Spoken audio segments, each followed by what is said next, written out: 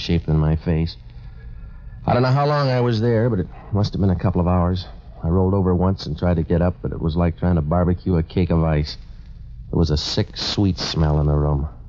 I tried to place it, but my nose was out on strike, so I went to sleep again. The next thing I knew, it sounded like New Year's Eve. Here you go, Patsy. Up on the couch. What's the matter? Nothing. If you're a kitchen stove, the room's full of gas. Oh.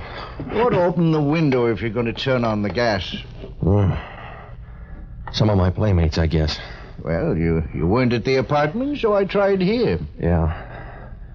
What time is it? 2:00. Who got the quaint idea of the gas chamber? A girlfriend. It was love at first sight. I see. Let's go home to bed. I'm getting used to floors. That old man started a ball game, Jocko. When I mentioned John St. John to this girl, she turned banker and brought in the Gunsels. Did she get the letter? I left it at home. Oh, you're getting smart. Yeah. $300 worth. They lifted my dough. Well, you couldn't have used it where you were going. Yeah. I've checked on that hit-and-run car. It's listed under the name of Sidney Bronson. Has he got a record? No. Everybody's a beginner. Well, let's go home. Oh, it'll be dull, but you'll get used to it. Wait till I wash my hands. Yeah, go ahead. Patsy? Yeah? What did your girlfriend look like? Was she the lively type? Yeah. Why? What's the matter? Because she's not anymore. Yeah. Those Gunsels play rough. She's kind of pretty. What did she do besides sending out vibrations? I don't know. But she knew all about John St. John. Yeah? She picked up the bait like a hungry bass. Also, look at that ring. How'd you get around to that? The insignia on it.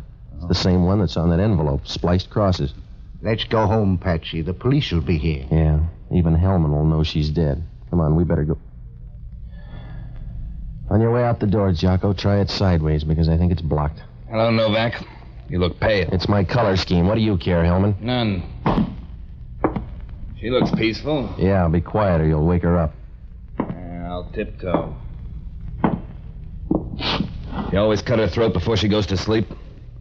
Who is she, Novak? I don't know. It's awful cozy here for a bunch of perfect strangers. I don't know every dead girl in town, Hellman. You'll have to check. You can still write, can't you, Novak? That's all you'll need down at headquarters. Come on. Oh, get out of the haze, Hellman. You don't know who's dead yet, but you're going to book somebody. Yeah.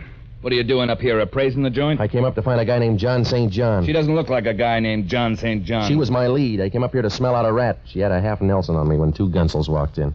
They came up to fix the gas meter, I think. You stay out of this. I'll make every effort. Now, if you're smart, you'll fingerprint this place, Hellman. These boys were cute. They've been in somebody's jail. I'll handle my job. You stick to murder. You'll go a long way to pin this on me, Hellman. I can go a long way, Novak. Not with what you got to drag. We get a call in the middle of the night. Come up here and find you standing over a dead girl. That's right. And you want me to sprinkle powder all over. Back up and take a better look, Novak. Oh, the view's fine, Hellman, and if you'll take a good look, you'll know why. You haven't got anything to give the DA except a slim lead and a fat hand. You're going to need help. Not on this one. You'd need help to find the street. Come on back to center, Hellman. Even with both hands, you couldn't find... Yeah? Forget it. So take the medicine like a good boy. I'm not going to walk out and let the two of you tour the town. I'm going to book one or both of you on a murder charge. All right. Book Jocko here, then. I love you in a generous mood. You got a string, then, Hellman. Somebody's got to find John St. John. Who's going to find Jocko? Oh, stop worrying. I'll bail you out. You haven't got the right size heart, Novak. You'll let him die on the vine. Hellman, sometimes you're guilty of unexpected wisdom. I know it's reflex action, but it's consoling anyway. I want you, Novak. I want you bad. I'll take this guy as a down payment, but I'm going to close out with you. Remember that. I will. All right. Come on, mister. Wait a minute. Patsy, you're not going to let him lug me off like this. What else can I do? The guy likes you.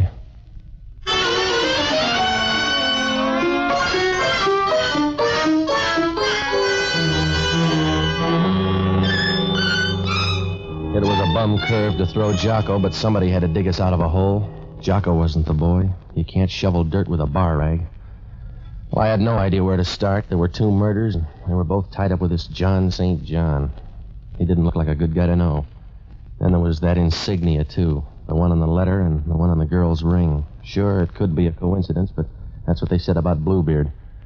The only thing I could do was open that letter, so I went back to the apartment.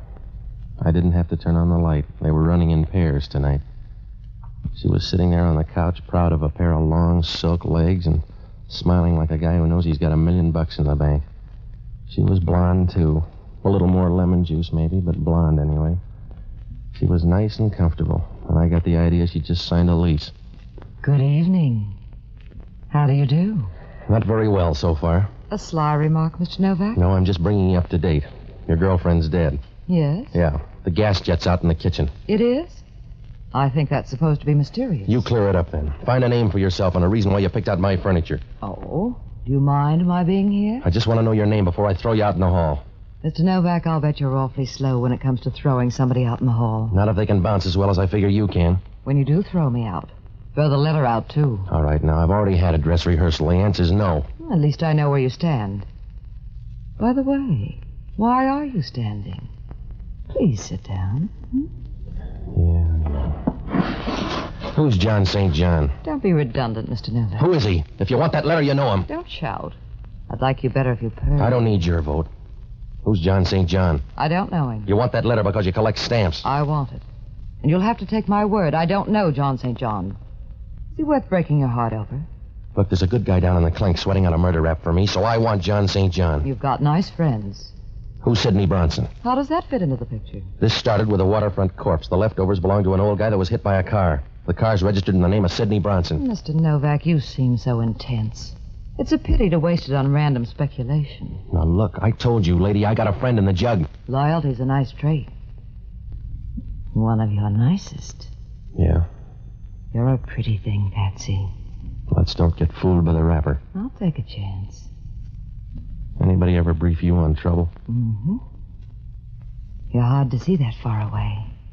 Come on over into focus, Patsy. Yeah. You're pretty, Patsy. You look like you want to bill a sale. I'm the gentle kind, Novak. I'd just like to break your ribs. Go ahead, I can get a brace. Come here. Yeah? What's on your mind? What you're going to say when you find out about this gun? Huh? That's right, sweetheart. My finger isn't hollow. Back up and take a look at the gun. You got to that purse, huh? That's right. You've ruined my confidence. I'll give you a testimonial. In the meantime, I want the letter. You go after everything the same way. I want the letter. It's in the desk. Come on. Right here in the top drawer. All right. Go, stay away from... I'm already here, lady. All right, now come on, drop the gun, sis.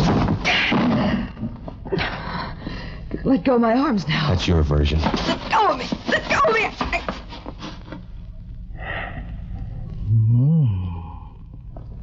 What was that for? A little something on the house. Now beat it. Well, you've ruined my confidence. You're lucky. Go on home. You won't change your mind about that letter? No. Suit yourself. I'll be going. Oh, Patsy? Yeah? I can't help you on John St. John, but I wouldn't worry about that fellow, Sidney Bronson. Why? Because I'm Sidney Bronson. See you soon, Patsy.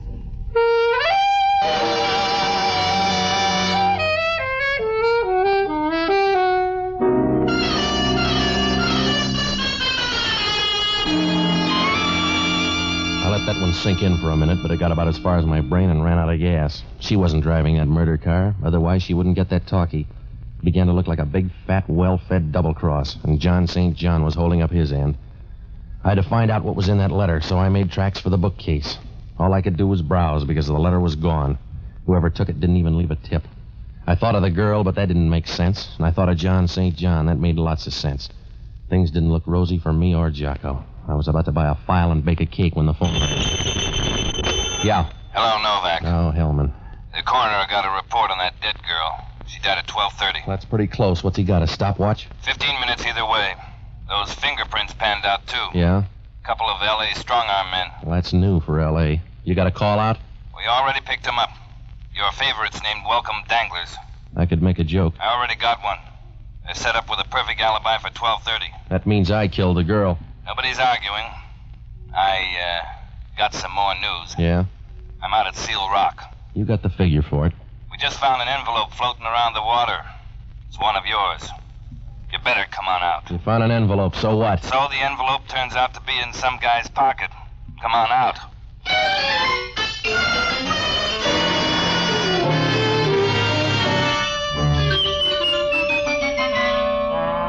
Well, that only meant one thing. Whoever took that envelope out of my place got popular.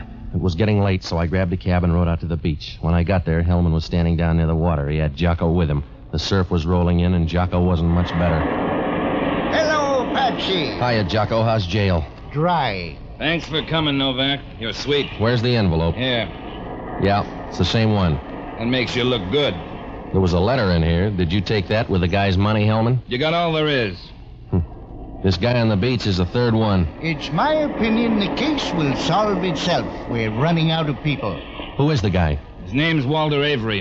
Here's his stuff. Yeah, what's left?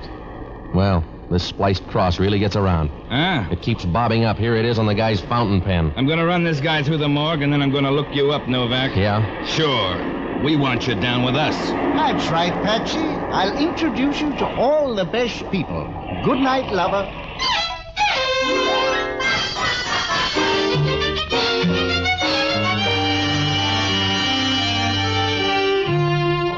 Well, it was close to 5, so I tagged by my place for some sleep. I tossed around like a fish on the living room rug. Hellman called about 9 to throw more dust in my eyes. He said one of the airlines had a passenger to Portland named Walter Avery. Just to make it tough, the guy made the 12 o'clock plane and got off at Portland. Well, I had left field all to myself. I got dressed and looked up Sidney Bronson's number. There was no answer, so I went over. The place was locked, and I looked up the janitor. He wasn't going to let me in, but it turned out his wife had a birthday coming up. Sidney's apartment was real high-powered. I don't know where she got the dough, but I knew I wasn't going to find a tin cup and pencils. What I found was lots better. A card with that same insignia, the spliced cross. The card said Bellcrest Sanitarium, and down in the corner there was a guy's name, Dr. Emil Schoenig, psychiatrist. Vienna without the walls. The Bellcrest Sanitarium was down near San Carlos, so I borrowed a new Nash from a guy I know and headed down that way. Everything was fine until I got in the front door. They didn't even let me register.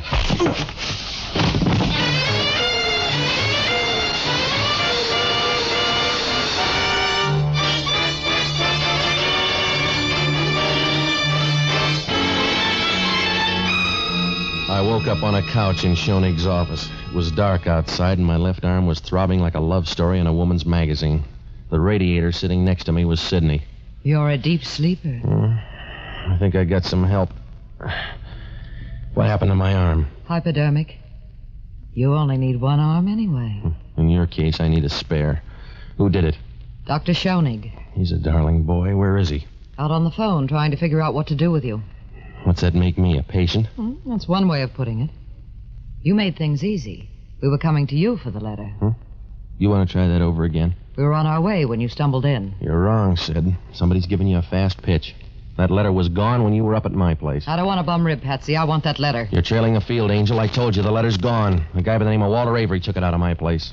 Walter Avery? That's right, and somebody thanked him. They found him this morning making like a dead seal. Walter Avery left for Portland last night. A plant, sweetheart. You better read up on your friends. Yeah. Thanks, Patsy. I told you to watch him, Sid.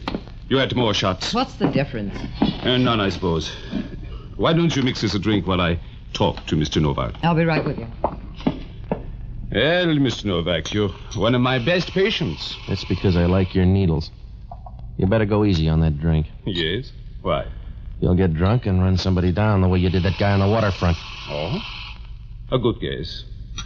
You should be proud. That's a good, sensible, final emotion. Here's your drink, Emil. Thank you, my dear. Here's to Mr. Novak. Sorry there's no drink for you, Mr. Novak. You probably will be. Huh? Forget it. Emil, I talked to Mr. Novak before you came in. He thinks you're a heel. He does. So do I. Oh, I can stand it. He told me about Walter Avery. I'm sorry about that. Walter got that letter. You killed him and took it. I was supposed to blunder around till you got rid of me, too. That's a bum joke, Emil. You're getting hysterical. With laughter, Emil. You put one of your boys on that plane. Only Novak aired the wash too fast. Suppose I did. Somebody ought to bring you up to date, Sidney. You've been hanging on too long. The free ride's over. Might as well tell you now, you're all through. I carried the whole bunch along. And I'm all through. Steady, Emil. What's the matter with me? What's the matter with me, Sid? Give him a hand, Novak. He just had a bad drink. You wouldn't do that, Sid. I'm full of surprises. You got a stomach full of poison. You got a stomach full of poison in 15 seconds, Emil. Put down that gun, Emil. I want you to sit. Please, Emil, put down the gun. I will tell this person.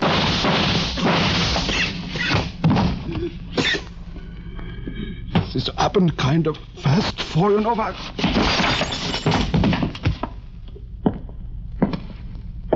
What's the noise, huh, Patsy? Yeah. I'll get you a pillow. I'd rather have your lap. You get mercy, not love, baby. Thanks for small favors. How do I look?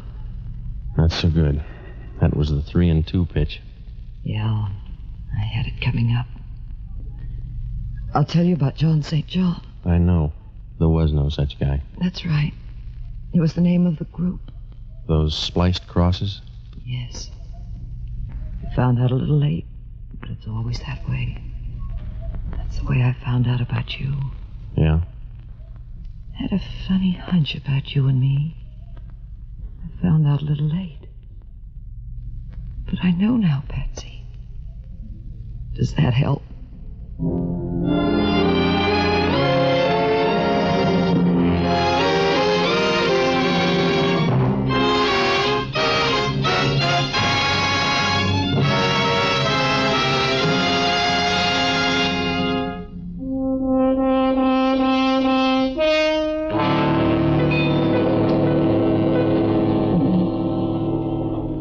John St. John was the name of an organization buying and selling government information. That old man tried to tell me, but he checked out too fast. I began to figure something like that when those spliced crosses started showing up. Schoenig killed the old man in Sidney's car. He couldn't stop because I was around. The two girls and Walter Avery were both in on the deal.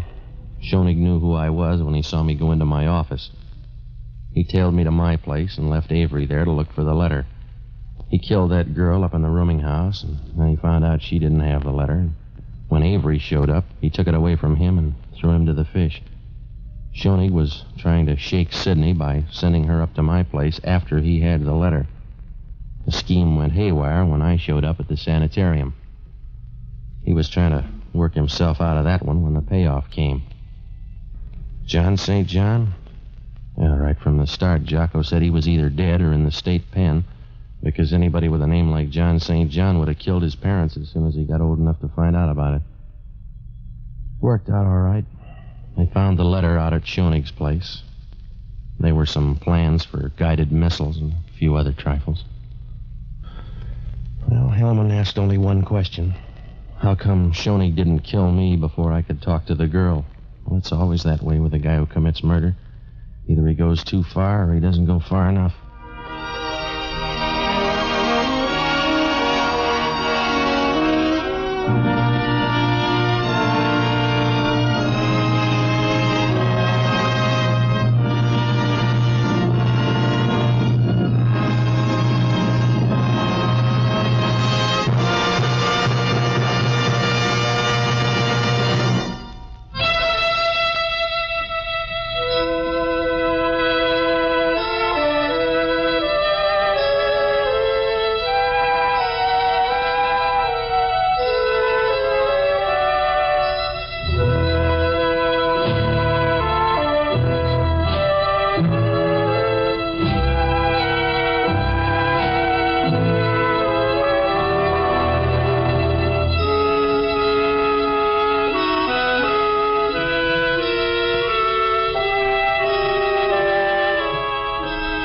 The Armed Forces Radio Service has just brought you Pat Novak for Hire, starring Jack Webb.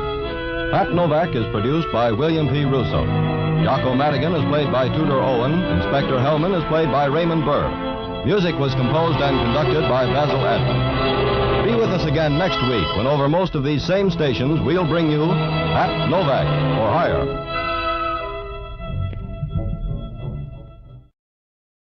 Get this and get it straight. Crime is a sucker's road, and those who travel it wind up in the gutter, the prison, or the grave. This started with a terrified woman lost in a maze of memories she couldn't explain. And waiting for her outside an open window was death.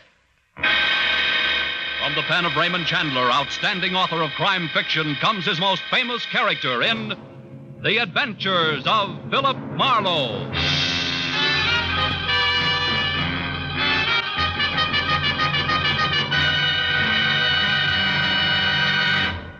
now, with our star, Gerald Moore, starred as Philip Marlowe, we bring you tonight's exciting story, The Open Window.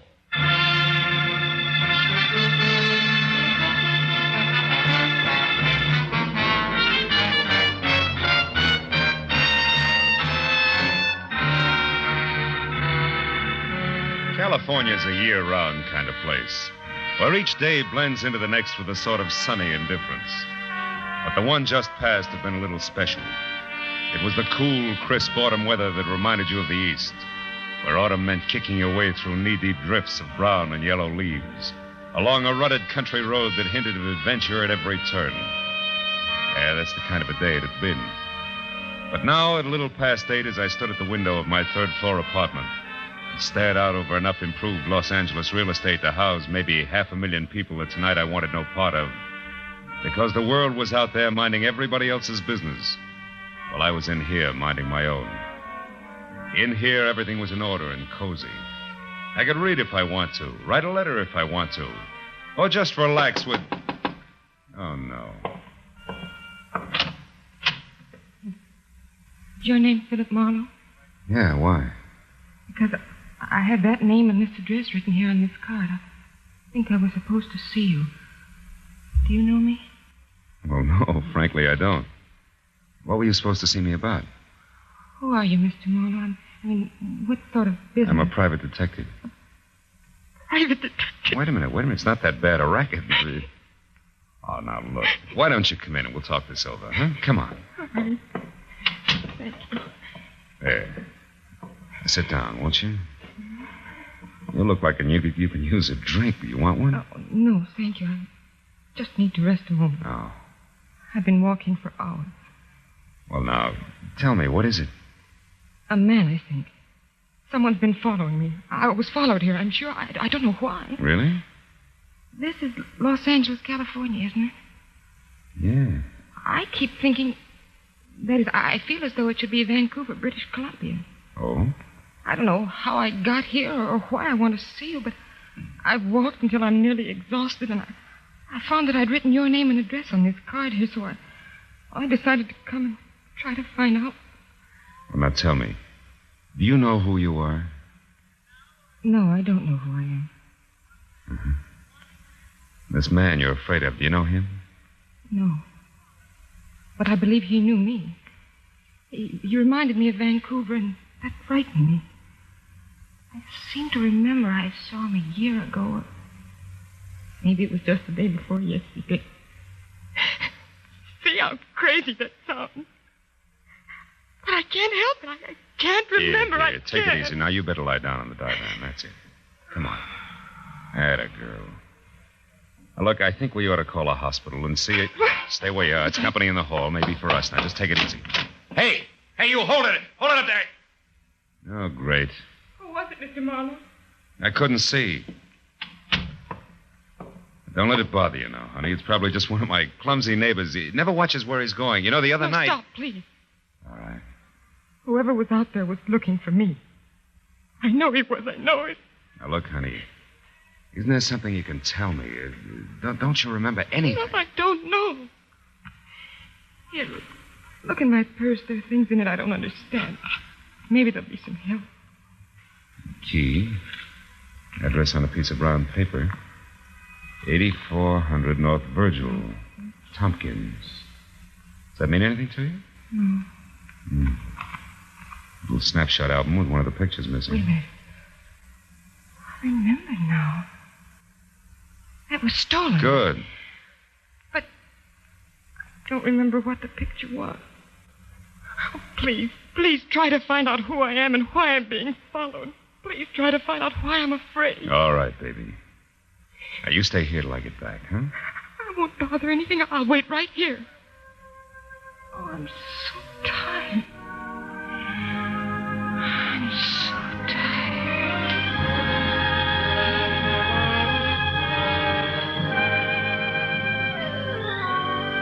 I figured what she needed most was rest, and she was getting that fast, so I dropped the items from her purse into my pocket, snapped the lock on my apartment door, and left.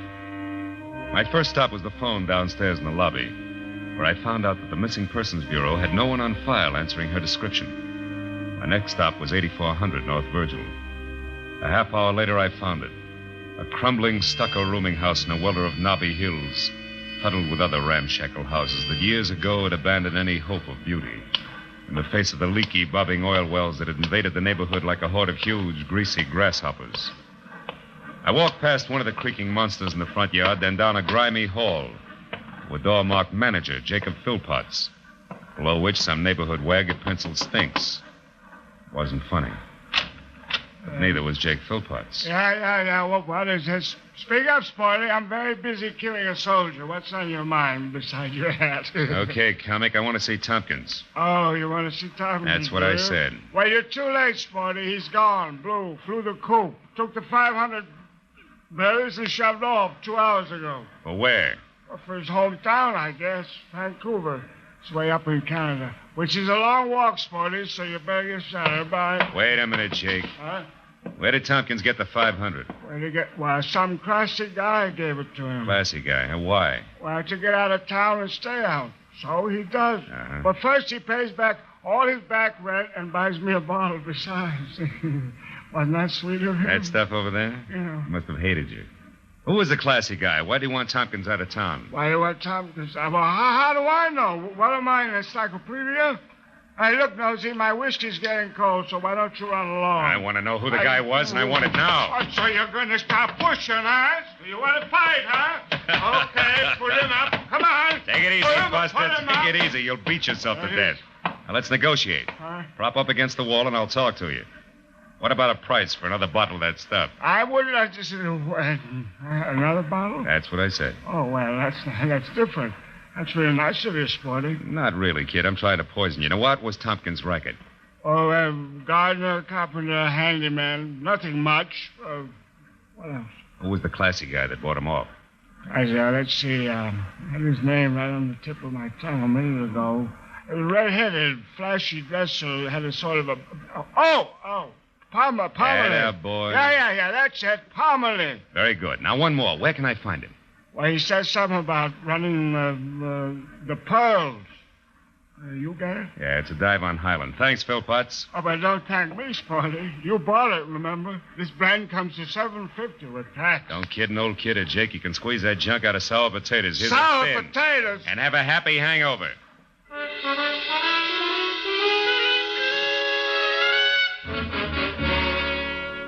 Outside, the smell of the oil well as I passed it was welcome by comparison to Jake, which made it tough to reconcile anything I'd seen at 8400 North Virgil with the girl asleep on the divan in my apartment. As I drove back to Hollywood, then down Highland Avenue, the night was still strangely quiet. Everything seemed to come in whispers. Even the hunch I had that the vanishing Mr. Tompkins had sold out dirt cheap to the boss of the Pearls. Near 3rd Street, I spotted the place, parked a ways beyond it, and walked back. It was one of those dumps that dealt in bad bar whiskey. Second-rate bop and a lot of darkness. I shook off a brace of lost weekenders on my way through. Made it up the stairs to the offices where a block of orange light on the floor and a two-tone conversation told me to stop, look, and listen. Time, baby. Alan, as they say in Missouri. Have to show you, huh? Uh-huh. All right, Norm, I will. You're not easy to get over. I still love you, and I've missed you. So when you dropped me for your stuffy broker friend, I did a little checking up, and I found out plenty. About Cooper? About Cooper Gerard. I don't believe you. Oh, but you should, honey. You see, Norma, it's not about him specifically, but about a woman. A woman who's all wrong, who spells trouble this deep, and I can prove it. I went to work on it tonight, and things are going to be different from now on. Hey, buddy, I want to Get out of here, get out of here. Go on. Now, wait a minute. All I want to know is I said beat it, and I meant... Never mind, Buster. It doesn't matter anymore. My presence is now known. Come on in, Junior. You can hear better inside. I doubt it. I'll inhibit the performers. But thanks anyway. Buddy, all I want to know Try is... the end of the hall, then left. It's usually there. Okay, thanks. That's all I want to know. Hello. Hello. What do you want, mister? Make it snappy. Okay. Why'd you pay Tompkins to leave town tonight? Tompkins? Who are you? Marlowe. Going to answer the question promptly? Why, certainly. I didn't pay him to leave town. I paid him for some work, carpenter work. Why? What's the matter, Alan? Feel the whip handle slipping? Not a bit, baby. Look, why don't you run along now? I'll call you later. Oh, here's your cigarette case. My cigarette case? Yeah. Take it with you. We'll get in touch later. Okay, Alan. Good night, Marlowe. Good night, Miss, Picasso. Not that it'll do you any good. That's a cute kid. Smart, too. All right. Why are you interested in Tompkins? Because a certain lady's interested. And the lady's name? None of your business. Okay. Go on. Miss Key. What door does it fit, Parmalee? How should I know? Have you got anything else? Isn't that enough? Not enough to worry about, Marlowe, so I suggest that you leave. And in case you have any doubts, this thing goes off awful easy. I see your point. Yeah. And I'd just as soon shoot as not, so start down those stairs and don't look back. I bust for a couple of the boys. They'll be at the bottom to help you out the front door. Oh, and Marlowe, take some advice. I don't like your type, so don't come back.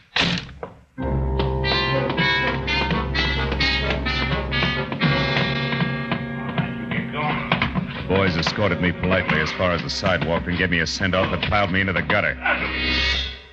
It's my own fault for letting Parmalee get the drop on me, but he was farther ahead of me than I figured. In fact, I was lucky all I got was the bounce. I limped back to my car, got in and started home, but something about the trio of Norma Lacasso, Parmalee, and a broker named Gerard was off-center. And Gerard's connections were too strong to pass up. So I decided to let the pale woman asleep in my apartment go right on sleeping while I stopped at a phone booth. Found only one Cooper Gerard listed, and he had 8112 North Orange Drive. It was a lonely house up in the Hollywood Hills. I tried the bell and got no answer, but I knew he was there. I slipped the enigmatic key out of my pocket and listened to the music coming from inside. I stuck it in the lock. It turned, just as the footsteps inside, so I pulled it out fast and let the party on the other side of the door do the honors. What is it? You're Mr. Gerard? Yes, I'm Cooper Gerard. What is it? I'd like to come in and talk to you. My name's Marlowe. I'm a private detective. I've got a key that fits your front door, plus a little photo album full of a girl. Here. Why, that's Margaret's album and her key. You found her. Where is she? What's happened to her? She's safe. Come in the upper room. Right. So her name's Margaret, huh? Margaret what? Vesey. Margaret Vesey. But where is she? I've been frantic. I just called the police. She left the house this morning and didn't come back. It's late now, and in her condition, I'm afraid that What is Margaret's condition, Mr. Gerard? She was injured in an auto accident a year ago last July, up near Vancouver. It affected her mind. Oh, but please, where is she? Just a minute. There are some questions that I'd like answered first. Exactly what is Margaret Vesey to you? Well, until July 9th, 1948, when that horrible accident happened, nothing. Merely a hitchhiker. My wife and I were motoring back from a vacation in Canada. We picked Miss Vesey up on the road. In the accident, Grace, my wife, was killed. Miss Vesey seriously injured. All I knew about her was that she was alone in the world, so there was no one to help her. Well, since I was driving the car, I assumed that responsibility. It was the least I could do. I stayed with her in Vancouver until she'd partially recovered and then brought her here. She's been with me ever since. Now, will you please take me to her? But the story doesn't end there. What do you mean? Margaret Vesey's in trouble and she's scared. What do you know about a man named Tompkins, for instance? Why? Nothing. I don't know any Tompkins. You do know a Norma Lacasso, don't you? Norma? Of course. Miss Lacasso and I are quite good friends. Mm-hmm. What about Alan Parmalee? Heard of him. He runs a nightclub, I believe. That's right. Now tell me, can you tell me why a third picture is missing in the album? What's that? Let me see. This is very strange. Margaret cherishes every picture in this album. She thinks that one was stolen. Any idea what the picture was? No. I can't imagine why it was stolen. All the pictures were simple, harmless snapshots. I can't remember the one that's missing, but... Marlowe, what does all this mean? What's it all about? Well, as near as I can tell, there's some kind of nasty shakedown brewing. I don't know how or why, but Alan Parmalee's behind it, and Margaret Vesey's caught in the middle, so it involves you, too. Come on, let's go get her. She's asleep in my place. You didn't leave her alone. Oh, yes, I did. Oh, you shouldn't have done that. Couldn't you tell from her mental state that she isn't responsible? For 2 days she's been moody. She's been talking about suicide. She might... Marlowe, if anything's happened... Come on, Gerard, let's travel.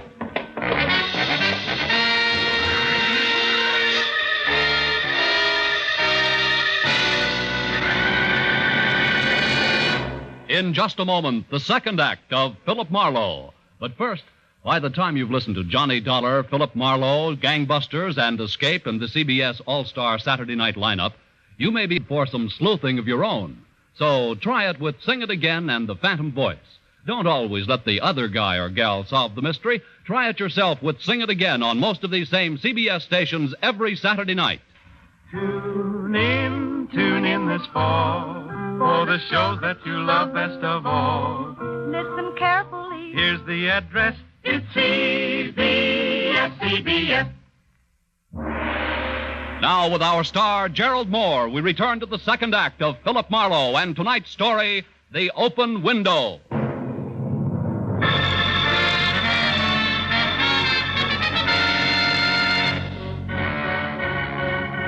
It took 10 minutes to get from Gerard's house to my place. I knew because he reminded me of each one as it passed. But when we turned onto Franklin, where we could see my apartment house, the word hurry stuck in his throat. An ambulance was pulling away from a tight knot of people standing on the concrete driveway beside the building. And 3 floors above them, glowing like a single ugly, unblinking eye, was the window of my own apartment wide open.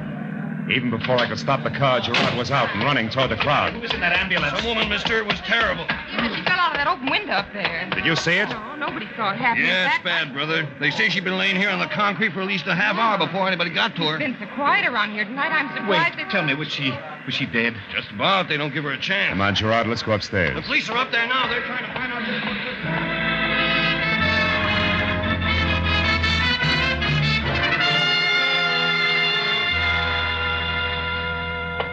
You say the woman came here to your apartment, Mr. Marlowe, and asked you for help. Is that right? That's right, officer. She was frightened and exhausted.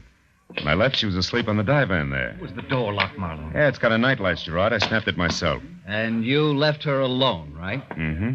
Well, take a look around, will you? See if you can find anything to indicate that an outsider came in while you were gone. What makes you think there was an outsider here? Because I don't think she fell. Margaret was in mental turmoil, officer. She's been despondent. It's possible that she jumped. Yeah? How many people have you heard of that jumped out of a window backwards, mister? I think she was pushed. Pushed? Yeah. Come here, both of you. I want to show you something. He went over to the window and pointed at 5 scratches where fingernails had clawed the paint off the casing. The one that had to be made by her thumb was the lowest. It was true. She'd gone out backwards. As the officer explained that to Gerard, I stared down at the dwindling knot of people 3 stories below. Then up again at the 5 jagged scars ripped deep by a terrified woman's nails. Stared at them until they screamed at me as a sick mind must have screamed when she fell. Now, Mr. Marlowe, what about this cigarette stub with lipstick on it? Cigarette stub? Hey, that's exactly what I'd like to know. Gerard, where does Norma live? Why, the Hillcrest Apartments on Sunset. But surely... Never mind what I think. You go to the hospital and find out about Margaret. I'm going to pay a call on Norma Lacasso right now. She's the type to be jealous enough to... Marlowe, listen. You're making a mistake. That cigarette stub must be Margaret's because Norma doesn't smoke. What? Norma doesn't smoke. And what about the cigarette case? Hey, Buster, you better check with Lieutenant Matthews at Homicide. I'll see you later. Hey, come back here, Marlowe.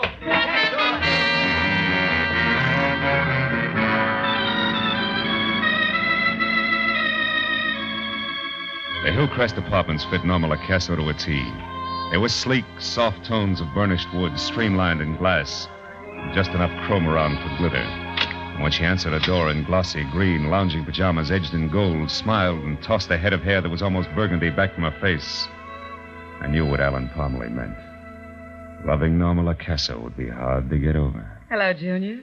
Don't tell me you're joining the league, too. It's fast, you know. Skip it, baby. I'm coming in. Do you mind? Will it do any good? Mm-mm. Get comfortable. I'll mix you a drink or something. Hey, Norma, you know Margaret Vesey, don't you? That peculiar girl that stays at Gerard's place? Yeah, I met her once. A little while ago, she dropped 3 floors from an open window to a slab of concrete. Oh. Lay there over 30 minutes before she was found. Oh, Marlowe, that's dreadful. I'm sorry. Don't look at me like that. I mean it. I like Margaret. So do I. What's more, she didn't fall. She was pushed. Oh. Got a cigarette? Sure. Here. Catch. Thanks. Oh, just one cigarette tossed like that? Your manners are lousy. You're supposed to pass the case and let the guest help himself. Marlowe, you're hurting. And I'm going to keep right on twisting until that solid gold cigarette case drops. That's what I adore about men. They're full strength. That's better. Rilla. All right, to help yourself. The picture's there under the bottom layer of cigarettes. But why it's important is beyond me. It's important to Parmalee, baby. He had you smuggled out of his office so I couldn't find it. Ah. Margaret and Gerard at some little amusement park, huh? Mm-hmm. Near Vancouver, probably. Told me how he used to take her out while she was recovering from that accident. So what? And the autographs ought to make no sense to me. Here, this one's hers. Yeah, we had fun this day. This must be his, even the hottest day in Vancouver's history. Now, that's it, Muscles, all of it. Now, will you apologize for these welts on my arm? I don't get it. The whole deal's screwy. The only way it would make any sense is if... Norma, where's your phone book? Over there under the phone. Mm-hmm. Why? What have you got, Marlowe? Just an idea so far. Stick around. That's the U.S. government. War assets, Weather Bureau. Climatological records, yeah. Mutual 64421.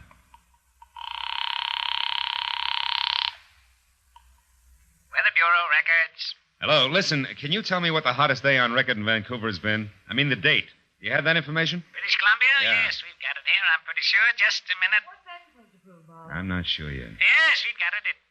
Hello? Yeah, I'm here. Go ahead. The book says the hottest day up there was on July 3, 1948, when the July temperature reached 3. 92 degrees. Some heat record, huh? That's a nice place, Vancouver. I was up there 1 year. Yeah, thanks, friend. The Weather Bureau has just lifted a cloud from a lady's mind. I hope you did it in time. So long. You found out something big, didn't you? No works. Well, aren't you going to pull a gun? They always do about here. Not me. I've got concealed weapons. You've also got dollar bills in your bloodstream instead of corpuscles. But you're smart, baby, so take a tip. Stick close to home. Don't even use the phone. You're a real nice, shiny item. I'd like to keep you that way. Thanks. I'm going to take your word, Junior. But what does it mean? Trouble. Just as soon as I can stir it up. Good night.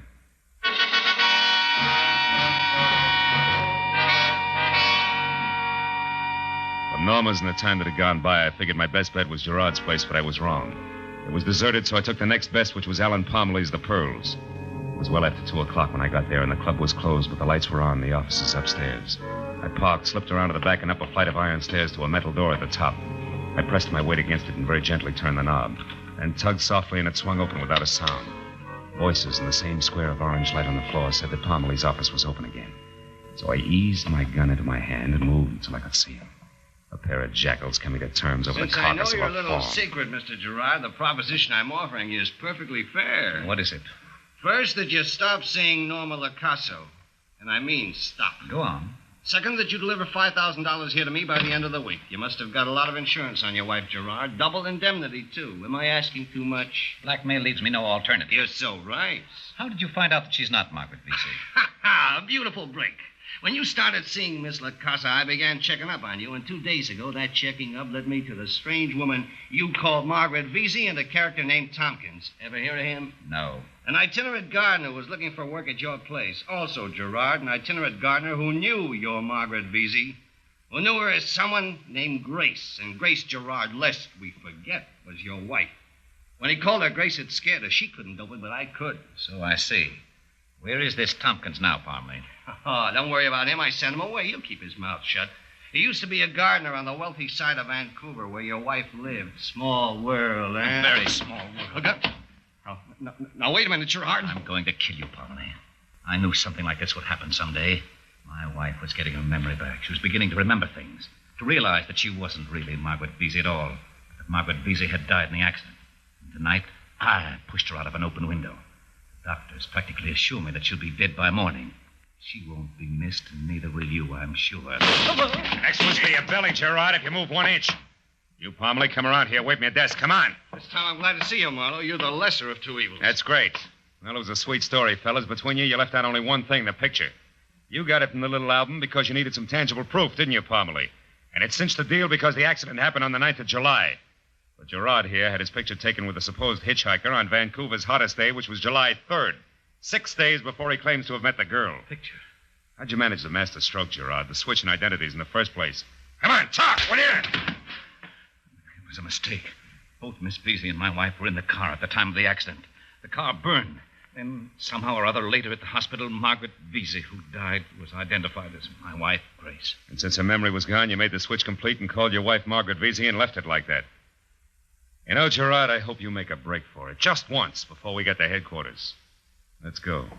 You too, Palmerley, move. All right, but you'll have a hard time sticking me, Snoop. I haven't done anything. Oh, yes, you have. Attempted extortion, and as of right now, you just incited a rat.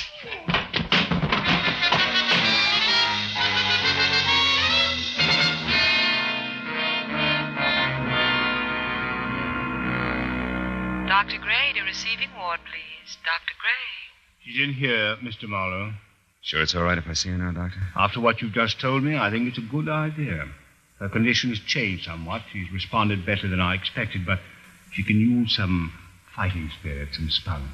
Maybe you can give her that. We can't. I hope so. Don't stay too long, that's all. Hello, Grace. I'm Philip Marlowe, remember me? What? Yes, I think I do, Mr. Marlowe. Glad to see you. Oh, good. I just stopped by to tell you that I have all the answers to those troublesome questions in your mind. You don't have to be afraid of them anymore. We got nothing to worry about now except getting well. Thank you. Oh, hazy back there. I can't remember where I've been. Now, you've been away, Grace, for a long time. But now you'll be going home soon to your friends. Believe that. I'll run along now and come back tomorrow when you're feeling better. We'll have a long talk then. Wait. Who is Margaret Vesey? Girl you knew once, briefly. And one I'll never forget. I went to sleep one night on my divan. I don't remember. You will. Don't think about it now. Just think about home in Vancouver. You'll be there soon, I promise. Oh, that sounds wonderful. It's lovely in Vancouver. Yeah. That's what the weatherman says. Good night, my dear.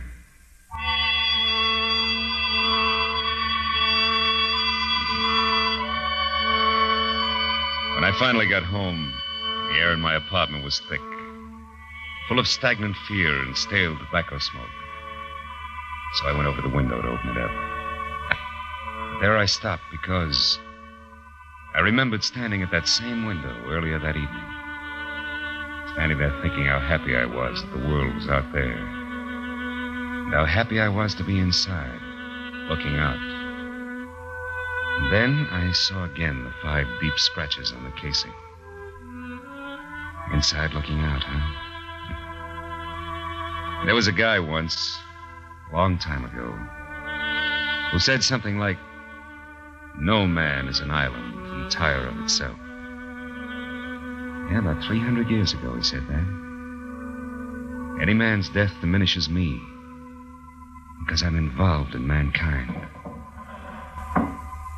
Yeah, sure.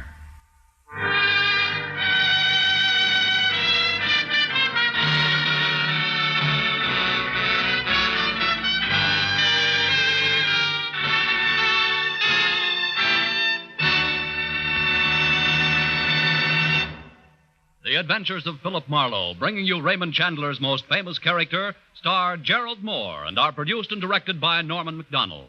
Script is by Robert Mitchell and Gene Levitt. Featured in the cast were Betty Lou Gerson, Ed Begley, Lillian Byoff, Paul Dubov, Jay Novello, and Harry Bartell. The special music is composed and conducted by Richard Orant. Be sure and be with us next week when Philip Marlowe says... This time it was a wrestler on the skids, a quick change artist in an alley, and a girl with an eye for angles. All met destruction because 100,000 easy bucks caught them in a stranglehold, which none of them wanted to break.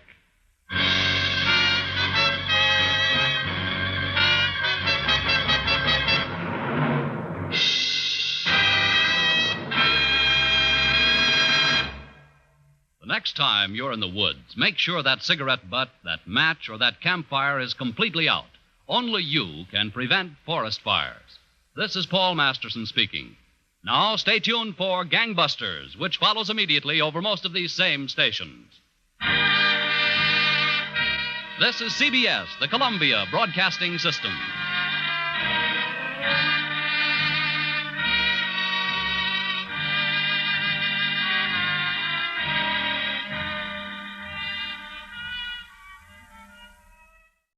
The National Broadcasting Company presents Joel McCrea in Tales of the Texas Rangers. Tonight, transcribed from Hollywood, another authentic reenactment of a case from the files of the Texas Rangers.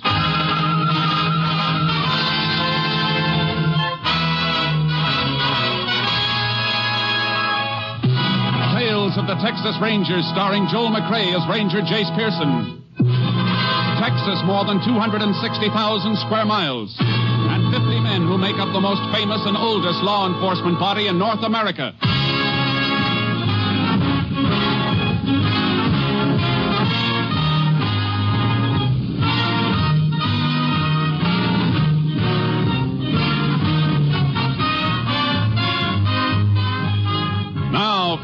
files of the Texas Rangers come these stories based on fact. Only names, dates, and places are fictitious for obvious reasons. The events themselves are a matter of record.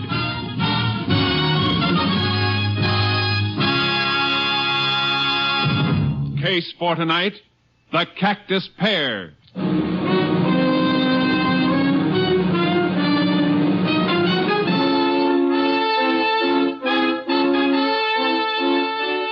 It is 4 p.m. the afternoon of March 28, 1947. Robert Coots, a new hand on the Triangle Ranch, is repairing a fence on the southeast range. He stops as a rider approaches. Oh, boy! Oh! Howdy, Breck. Oh, howdy me, Coots. Well, I see you finally got my job. I got a job because there was one open. If you left it open, that's your worry, I reckon, not mine. You've been making up to the old man trying to get me fired ever since you came into this country. That ain't so, and you know it. I've been looking for work, yeah. But you didn't get fired on my account. You got sacked because you can't leave a bottle alone.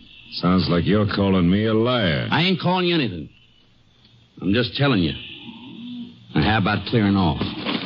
You telling me to clear off this range? All right, I'll get. But before I do, I'm going to whip your tail, Coots. You better not try it, Breck, because you ain't about to whip my tail. Oh, ain't I? No. You ain't. Yo. Now, clear off, like I told you. Don't come back. Ain't going to be no need for me to come back. Put that shotgun down. Get away from me. Get away. Here's the other barrel for good measure. All right, boy. Come on, get up. Get up.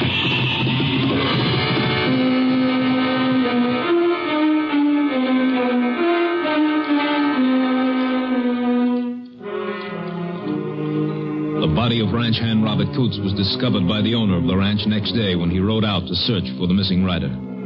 He summoned the sheriff, and the sheriff called for the assistance of a Texas Ranger. Ranger Jace Pearson was assigned to the case. You say you spotted the buzzards this morning, Mr. Galt? Yeah, and I found Coots. From the look of him, he must have been shot sometime yesterday.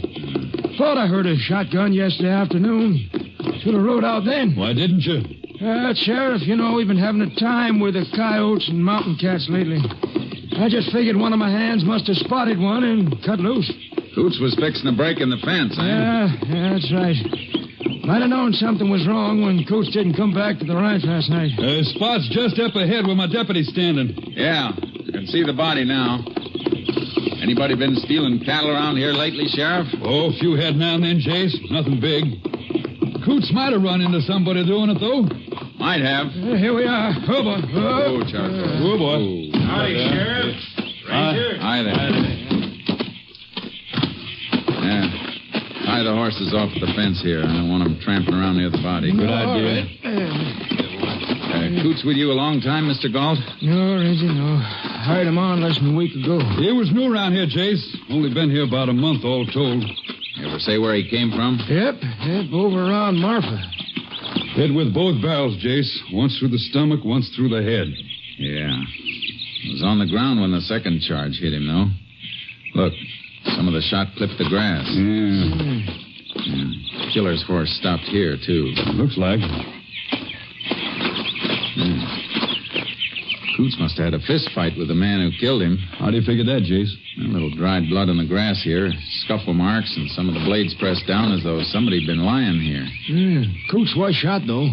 Might be his blood, you know. No. With his wounds, he was killed instantly. He didn't move 15 feet and then back again after getting blasted like that. Come on. All right. Yeah, what you looking for? Horse moved off this way. Prints mixed right in with some of your herd. They were grazing around here and then took off mighty sudden. See here where they dug in to get started? Yeah, that could mean a cattle thief, all right, chasing the stock, Jace. We'll find out. Let's get back to the horses and follow this trail.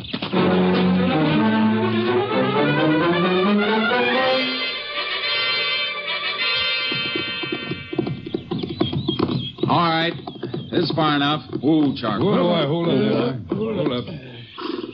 Whoever it was, he wasn't trying to steal cattle. He was following the herd tracks so the trail of his horse wouldn't stand out clear. I don't see how you can tell that.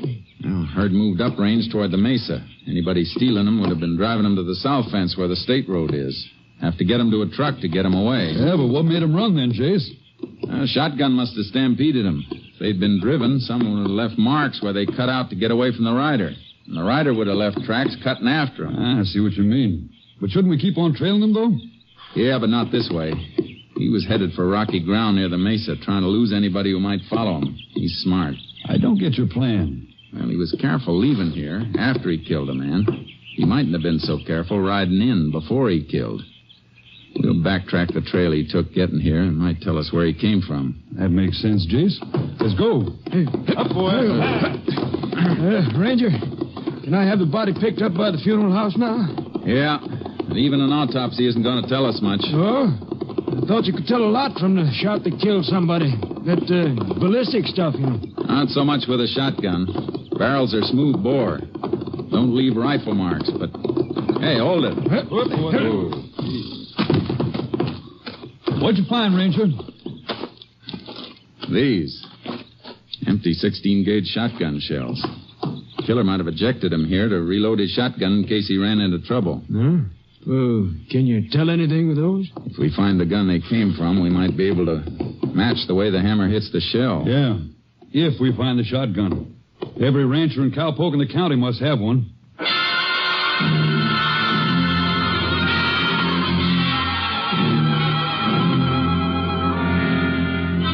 The sheriff and I backtracked on the approach the killer had used to get to the Triangle Ranch owned by Galt, but we came to a dead end. Well, Jace, guess this is as far as we go. Can't follow him on pavement or the gravel road shoulder. Rode out from town. That's too bad. I was hoping he'd come from a ranch someplace. Would have narrowed us down to one spot. Nothing much we can do now except go around examining shotguns. One other thing first. A couple of deep tracks in that ditch off the road. Must have had rain here recently. Yeah, day before yesterday. That's why he left such a clear print there yesterday, then. I want to get a kit from my radio car and drive back here. What for? Take a couple of photographs of that print. Make a plaster impression of it. Help us to identify the horse, if we find him.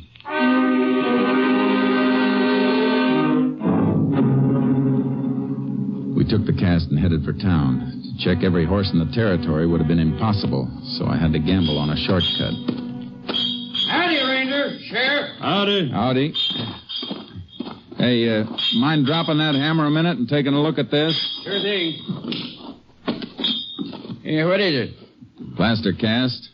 Shoe print of a left hind hoof. You remember making a shoe like this, Ed? Common plate, sir. It was caulked or something I might remember, but I don't know. I know it's a tough one, but all shoes are a little different. Wear in different places. Hoofs have to be fitted for slightly different shapes. That's true, all right. If I come across that shoe now, after seeing the cast, I might recognize it. Good. I'm going to leave this cast here. If anybody brings in a horse to be shod, and the left hind hoof looks like the cast, don't touch it until you call us. You're right glad to help. Keep my eyes open. Any other blacksmiths around here, Sheriff? Oh, not for over 50 miles. We going looking for that gun now? You start on it. I'm going to pay another visit to the Triangle Ranch. I want to talk with Mr. Galt again.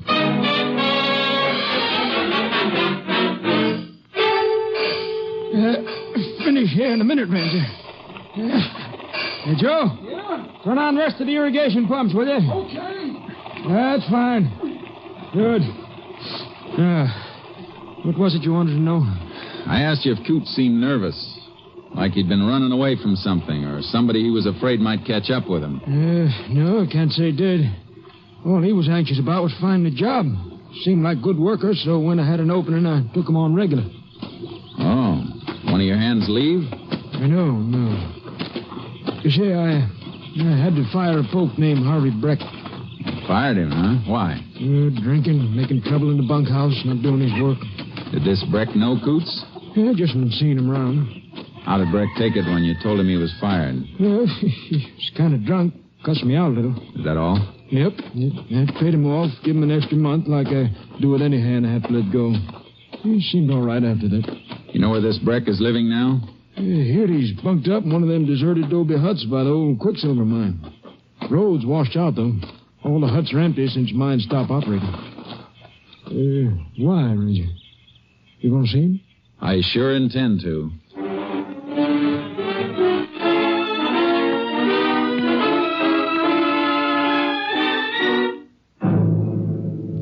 back through town and picked up the sheriff, and we rode our horses out to the abandoned mine. I've checked 100 guns today, Jace. Every tough and near tough I could think of. No good, though, huh? No hammer marks like the one we're looking for. You fire the guns to get a test shell for comparison? Sure. But I'd swear none of them was the gun we want. I kept the most likely ones and labeled them for you, though. Good. You can add one more when we test Breck's gun. I hear the shacks now. Oh, boy. Ooh, charcoal. Ooh. Must be that one. Little smoke's coming up the chimney. There's Breck. Heard us coming. You fellas looking for... Oh. Howdy, Sheriff. Howdy, Breck. Ranger wants a few words with you. Okay. Mind if we come inside? All right. I reckon you know that somebody killed the man who took your place over at the Triangle Ranch. Yeah, so I heard. Happened Tuesday afternoon. Where were you? I was right here. Anybody who says I wasn't is a liar. Nobody said anything yet. Where's your shotgun? I don't have a gun. You don't, huh? And where's the gun you cleaned not long ago? I didn't clean... Don't tell me you didn't. This oily rag in the corner says you did. This rag was used for cleaning a gun and nothing else. Better get the gun, Breck. We want to see it. It's under the bunk.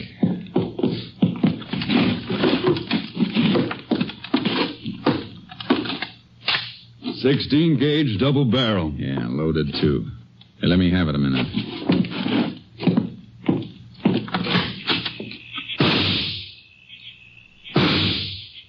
Let's match these with the shells you've been carrying, Sheriff. Hey, wait a minute. Shut up, Breck. Twins, all right, Sheriff. No doubt about these matching. Breck, we found these shells on the Triangle Ranch. Hammer marks match yours, and Coots was killed with a shotgun. Not that gun. Sure, you found shells from it on the Triangle Ranch because I worked on the Triangle Ranch, remember? You get laughed out of court with evidence like that.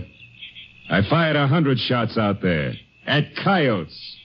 Your story could hold, Jace. Yeah, maybe, maybe not. Because there's one other thing, Breck. We're all going to take a ride into town after I check the shoes on your horse. Now, that's real interesting, Ranger. Because if we're riding into town, you'll be packing me behind you. I don't own a horse.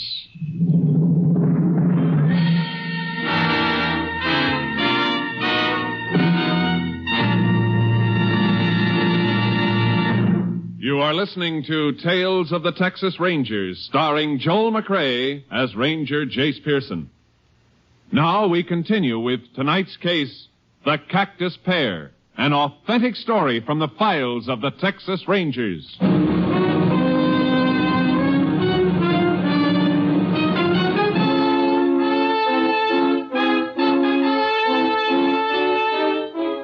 Breck had us stopped, and he knew it. His story about the coyotes and the empty shotgun shells covered him, and we didn't even have enough to take him in. We left him and headed back for town. If he is the one, Chase, we're going to have a time proving it. Gunn would have made a strong case against anybody who hadn't worked on the ranch, but he can alibi that. Yeah. You got something on your mind, Chase. What is it? He swore he hadn't been on the Triangle Ranch in a week, since Galt fired him. Yeah. We can't prove otherwise. I don't know. If he did shoot at a coyote, it must have been before Galt fired him. That means those empty shells would have been lying out in the ground when it rained 2 days ago. Cardboard portion of the shells don't look like they'd been wet. The sun could have dried them out after the rain, Chase. Yeah, there's some metal on the shell, too.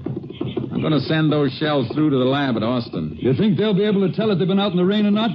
Metal gets wet. There's got to be some oxidation. Lab will know whether there is or not. And if there isn't, it'll mean the shells were fired in the past 2 days. Yeah, but he'd still stick to his story, Chase. You know how a jury is with scientific evidence. A little leery of it sometimes. I know we'll need more. I wasn't thinking of the shells as jury evidence. I was thinking of them as a time saver for us. Oh. If he's telling the truth, we'll have to start all over. But if he's lying, we'll have to trip him up.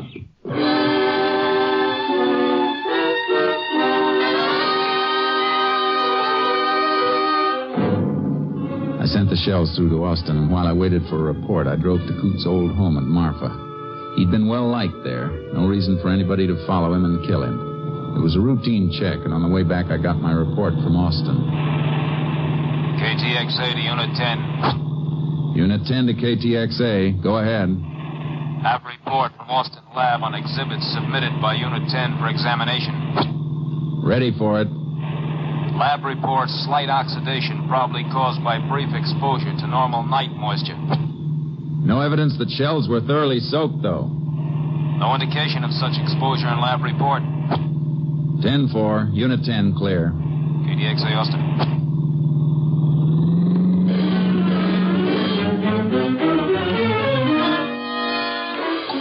I drove back south as hard as I could. When I got near the Quicksilver mine, I took charcoal out of the trailer and rode onto the shack Breck had been using to make sure he was still around. Oh, boy. Oh, charcoal.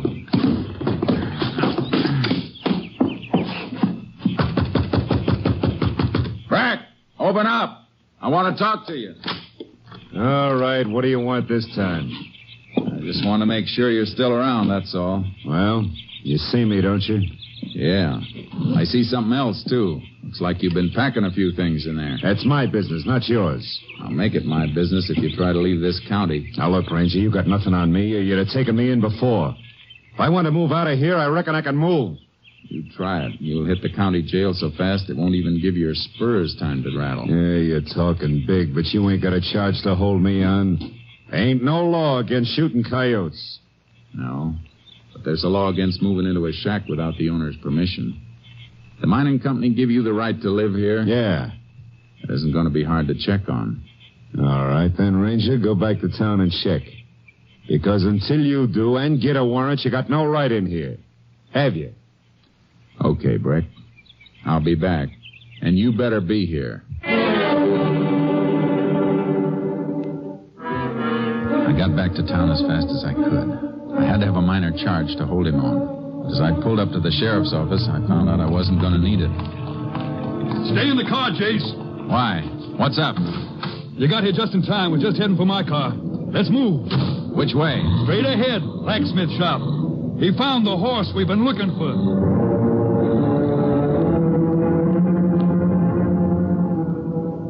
Oh, boy. Oh, there. Oh. Yeah. Here, Ranger, look. Just like the cast. Oh, boy. You see this nick in the left hind shoe? This nail bent a little? Same as the impression on the cast. That's it, all right. Who owns him?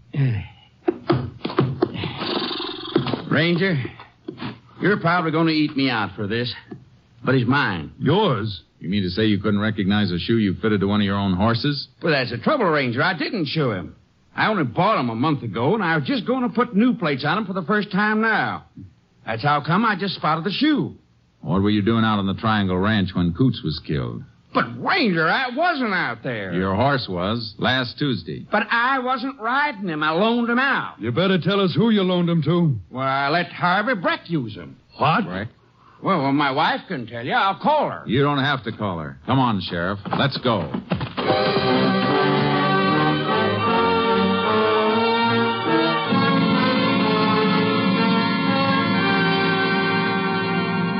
We stopped for the sheriff's horse, loaded him in the double trailer with charcoal, and then headed for the mine. We left the car at the washout, unloaded the horses, and rode to the adobe shack Breck was using. We got enough to take him in now, Jace. If he's still here, he was packing to leave. Look, he hasn't left yet. There's the hut he was using. Crack a light under the door. We're on time, then. Not much to spare. It's a cinch he figures to move out tonight. He won't move now. Stop here. Move, charcoal. He isn't going to come easy, Sheriff. Watch out for that shotgun. He wants gunplay. He can have it.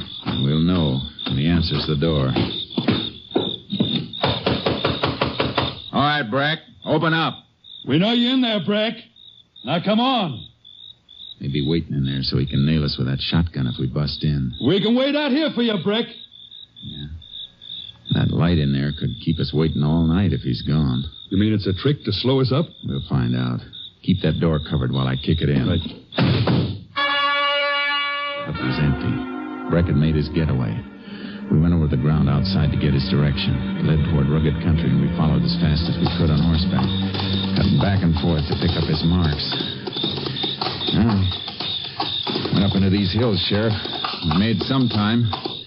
It was easy to trail this far, and he's on foot. Yeah, but we're going to be on foot, too, now. Why? He's headed for the border, Jace. Rio Grande's that way, but no horse can take this country between here and there. Oh, boy. Oh, Charcoal. How far is it to the river? 40 miles of country the devil won't have, and we'll have to cover every inch of it on foot. Well, that's what he's doing. Come on, let's go. We must be close to him by... Hey, look, Sheriff. That's him. Top on the ridge. Get to cover under that ledge. You better hide and stay there. I got you pinned down. Hobble the horses so they can move off and graze later. How are we going to get to him? Long way up that ridge, and we'll be moving right into his sights. You go around that way. All right. Crawl and hug whatever cover you can find. I'll go the other way and see if we can't circle in behind him.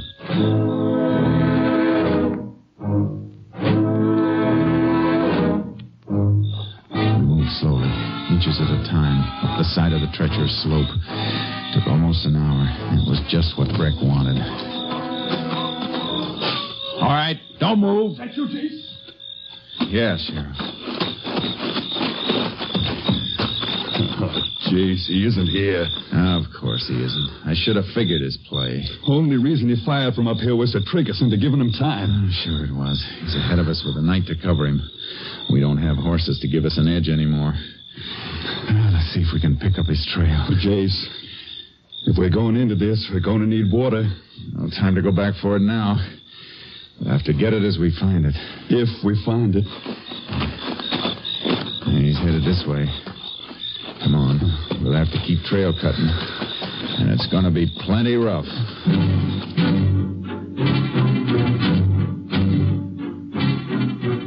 It's like the sheriff said. Country the devil wouldn't have. Breck was piling up a lead with every hour of the night. We have to cover 2 miles to his one, Jace. Every time we lose the trail, he gains ground. Can't be helped. We get to the top of this ridge, and it may be the wrong one again, like the last 2 we climbed. It'll be daylight in a couple of hours. We'll be able to spot his tracks better then, and we can move faster. Maybe we better rest until then. Can't. I'm counting on him having to rest. That's the only time we can make up on him. I reckon you're right, Chase. But it'll be another day and night of this without a wink, and no guarantee we catch him at that. He may go any direction to make us cross him. You want to rest a few hours while I go on ahead? If you're going, I'm going. Good. Come on. If we only knew which... Hold it, Sheriff. What? Scrub between the rocks. Here, throw your light on it. All right. Look. Barely grown in the earth between the rocks. Roots ripped out a little and exposed. Yeah. Fresh, too. Grabbed the scrub to pull himself up. Good.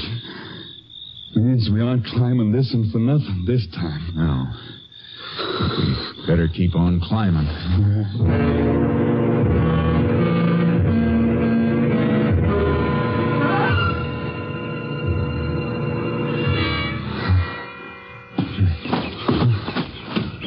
Almost 24 hours.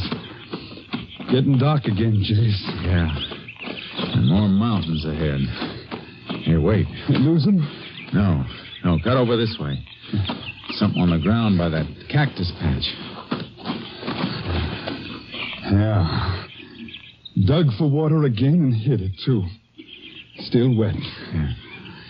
Dig a little. Get a drink for yourself. Knows the country all right. Never misses. Seems to know just where to dig if there's even a mouthful of water. What you doing over there? He ate here. Rested, too. Cactus pear's been cut and skinned. Sun hasn't dried the skins out yet. He's only an hour or so ahead now.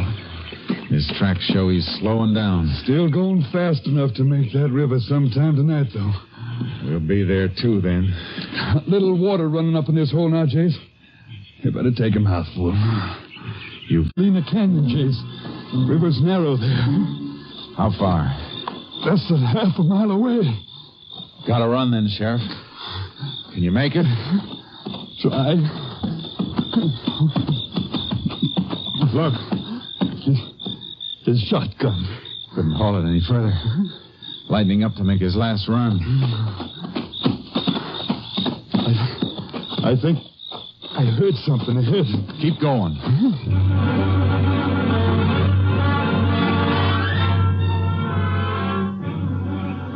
We heard him in front of us. And we broke through the brush at the river.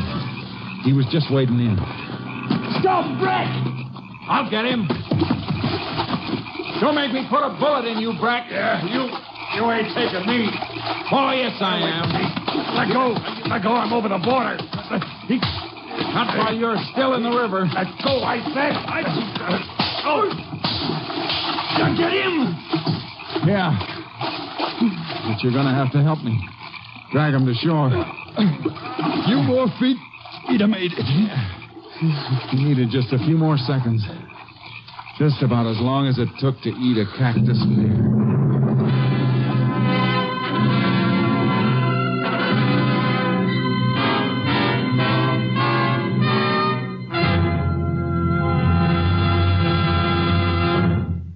Harvey Breck was tried and convicted for the murder of Robert Coates. His sentence, 99 years.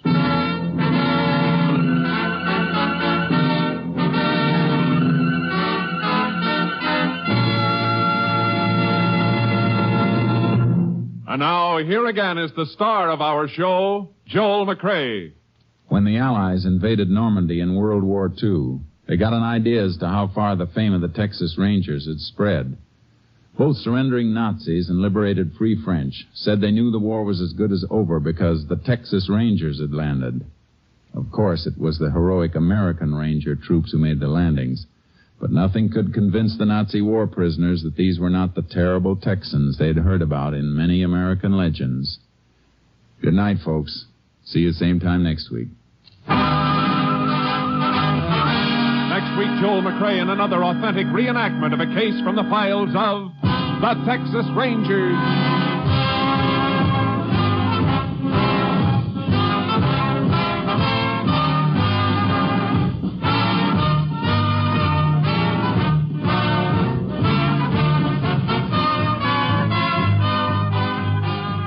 Joel McCrea is currently seen starring in the MGM production Stars in My Crown. Tonight's cast included Tony Barrett, Wilms Herbert, Tom McKee, and Gerald Moore. This story was transcribed and adapted by Joel Murcott, and the program was produced and directed by Stacy Keach. This is Hal Gibney speaking.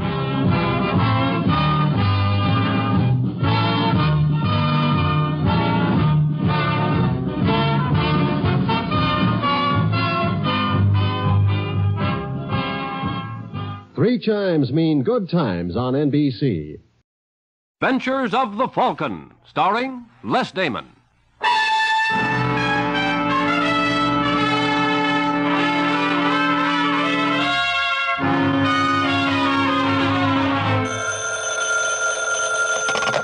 Hello? Yes, this is the Falcon speaking. Oh, Rita. I'm glad you called, Angel, but we'll have to make it another time. A man has disappeared with some of his company's money. His employers can't wait to find out what's become of him. In fact, it looks like the suspense may kill them.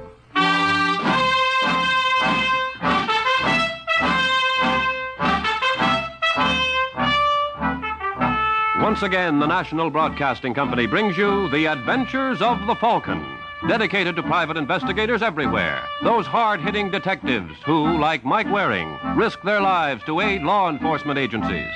You met the Falcon first in his best-selling novels. Then you saw him in his thrilling motion picture series. And now NBC is happy to bring you his adventures on the air. Yes, it's Michael Waring, that freelance detective who's always ready with a hand for oppressed men and an eye for repressed women. So join him now when the Falcon solves the case of the amorous bookkeeper.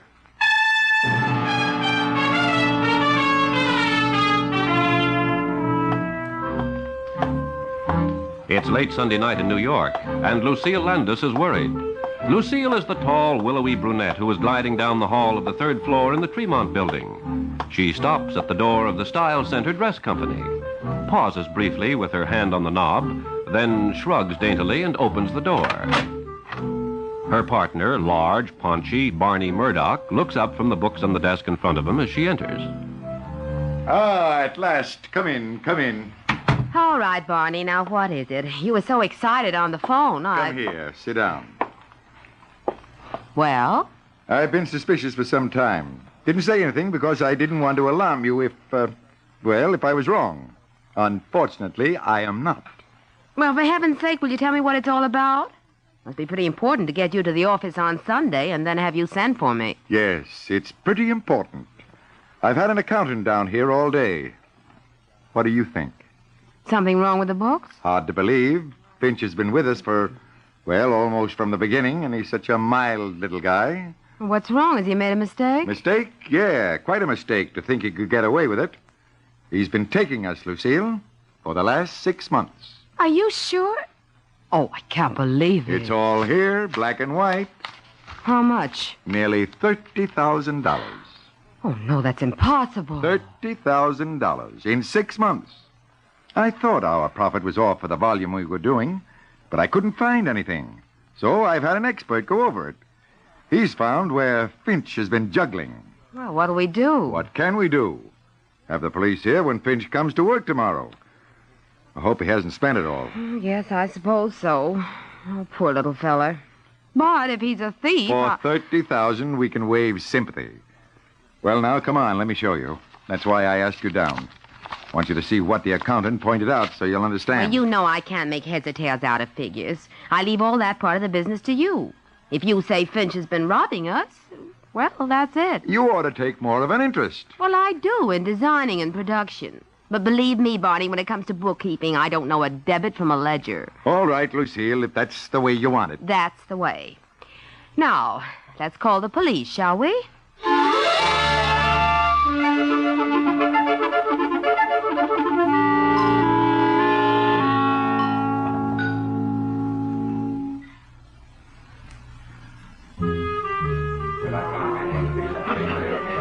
Here I am, Finchy. Oh, Lucille, I've been looking for you. I didn't see you in this back booth. Oh, that's why I picked it. I don't want us to be seen.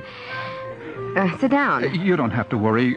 Cora doesn't know about us. It's not your wife we have to worry about anymore, Finchy. What do you mean? The jig's up. Barney had an accountant work on the books today. Oh, dear. To put it mildly.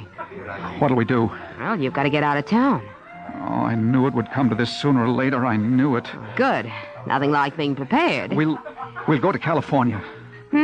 We? Oh, are you taking Cora? No, you. Oh, Finchy, don't be silly. What? But I don't want to leave you. Well, you don't have much choice. You'll join me later? Now, think about it. You won't join me. You want to get rid of me? Now, Finchy. Well, you're acting so cold. Well, I'm worried, that's all. I should think you'd want to go with me. If you really loved me. Let's not go into that now. Sometimes I think... Well, I just wonder if you've just been using me to juggle the books for you now that I'm no more use to you. I'm tipping you off, aren't I, so you can get away? Yes, but... Well, maybe you don't want me talking. Well, I don't, but... I've got to know the truth. I've got to... You let go of my wrist. Do you love me? Answer me, Lucille. Do you love me? Finchy. Do you? Well, you asked for it. I know it. I know it all the time. Look in the mirror sometime, Finchy. Did you think for 1 minute that Stop. Don't say it. I didn't think even for 1 minute. Not really. I pretended, that's all. The whole thing was just like a dream. Just a daydream. Now it's turned into a nightmare. Oh, I'm sorry. Honestly. You better be, for yourself. You're in this with me, Lucille. And I may decide not to go to California. I may stay, see? And I may talk. Oh, Finchy, don't be silly. You juggled the books, you took the money. And there's nothing to prove you gave any of it to me or that I knew anything about it. But you wanted me to get out of town. Well, partly for your sake and partly because I don't like unpleasantness. I can deny anything you say, but I'd rather not be bothered. A little unpleasantness, that's all you're afraid of. Well, just don't underestimate me, Lucille. I'm warning you now. Don't underestimate me. Thanks for the tip. Barney Murdoch underestimated me. It cost him $30,000. Cora underestimated me. She wouldn't believe I could ever have a woman like you. Well, I did. Maybe someday people will find out that Elliot Finch is... Oh, what am I talking about? Lucille, don't leave me, please. I'm scared. Good night, Finchy. Lucille. She hates me. No, she doesn't even hate me. What am I going to do? What am I going to do?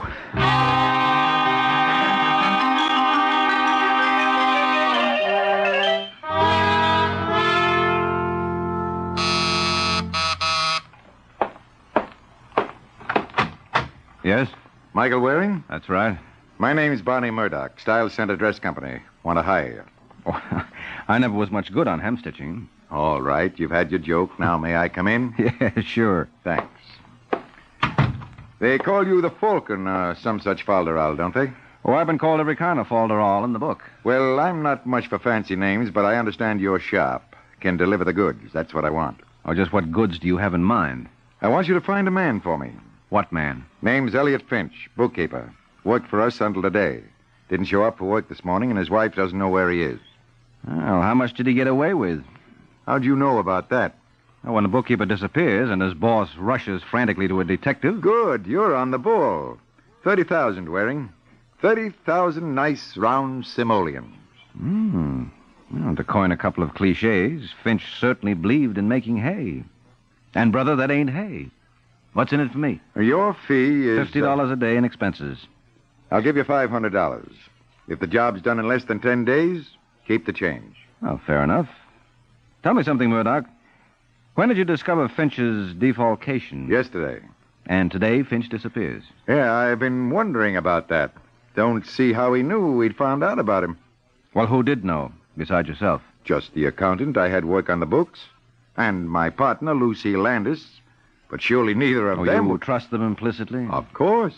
As much as you trusted Finch until this happened? What are you trying to suggest? Oh, just thinking out loud.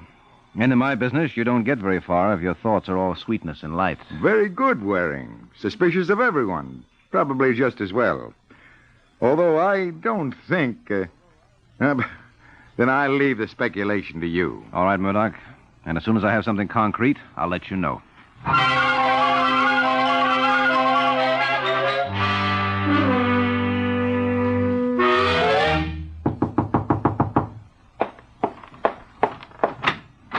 What is it? Are you Mrs. Finch? Yes. My name's Michael Waring. I'm looking for your husband. He isn't here. I know that. How do you know? What do you want with him? Are you from Style Center? In a way. Get out of here. Go on back to Mr. Murdoch. Tell him all he's lost is $30,000. I've lost a husband. Well, perhaps I can help. Help! Elliot's gone. Run away. And he's not too well, Mr... What did you say your name was? Waring. I'm telling you this. Jail would kill him. He's never been strong. But he was a good husband and a good employee. For 25 years, and then... Well, we all make mistakes. Temptation. Yes, I know how you feel, Mrs. Finch, but... Oh, no, you don't. You wouldn't be here. Trying to find him so you can take him to jail, so you can kill him. All right, Mrs. Finch. What was that? What? A door closed in the back of the apartment. I didn't hear anything. Maybe the wind. Maybe your husband. No, he isn't here. How do you know? Maybe he just came in the back. He didn't. He wouldn't. Come on, let's go see. No, Elliot. Elliot, if you're here, get out. There's somebody here looking for you. It's all right, Cora. Elliot, he wants to take you to jail. He's not going to take me to jail. But where did you get that gun? I found it. Now, look, Finch. Please, I don't want to listen to any lectures. I took the money, I admit it. I can't pay it back either. But I'm not going to jail. I'm sorry about this, Cora, but you know the whole story. You know there's nothing I can do. So this is all that's left. Goodbye, Cora. Finch, wait.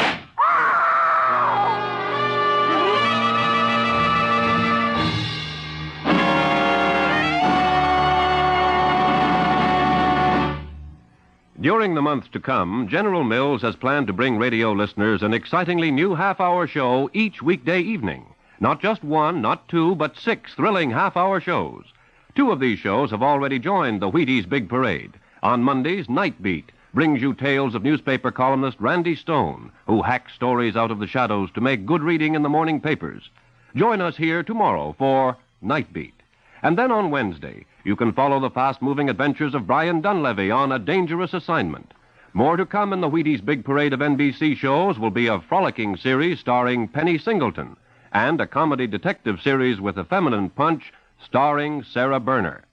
Dimension X, NBC's exciting science fiction series, will also join the big parade, along with true stories of North America's oldest law enforcement body, the Texas Rangers. You'll hear all of them in the Wheaties Big Parade of NBC shows.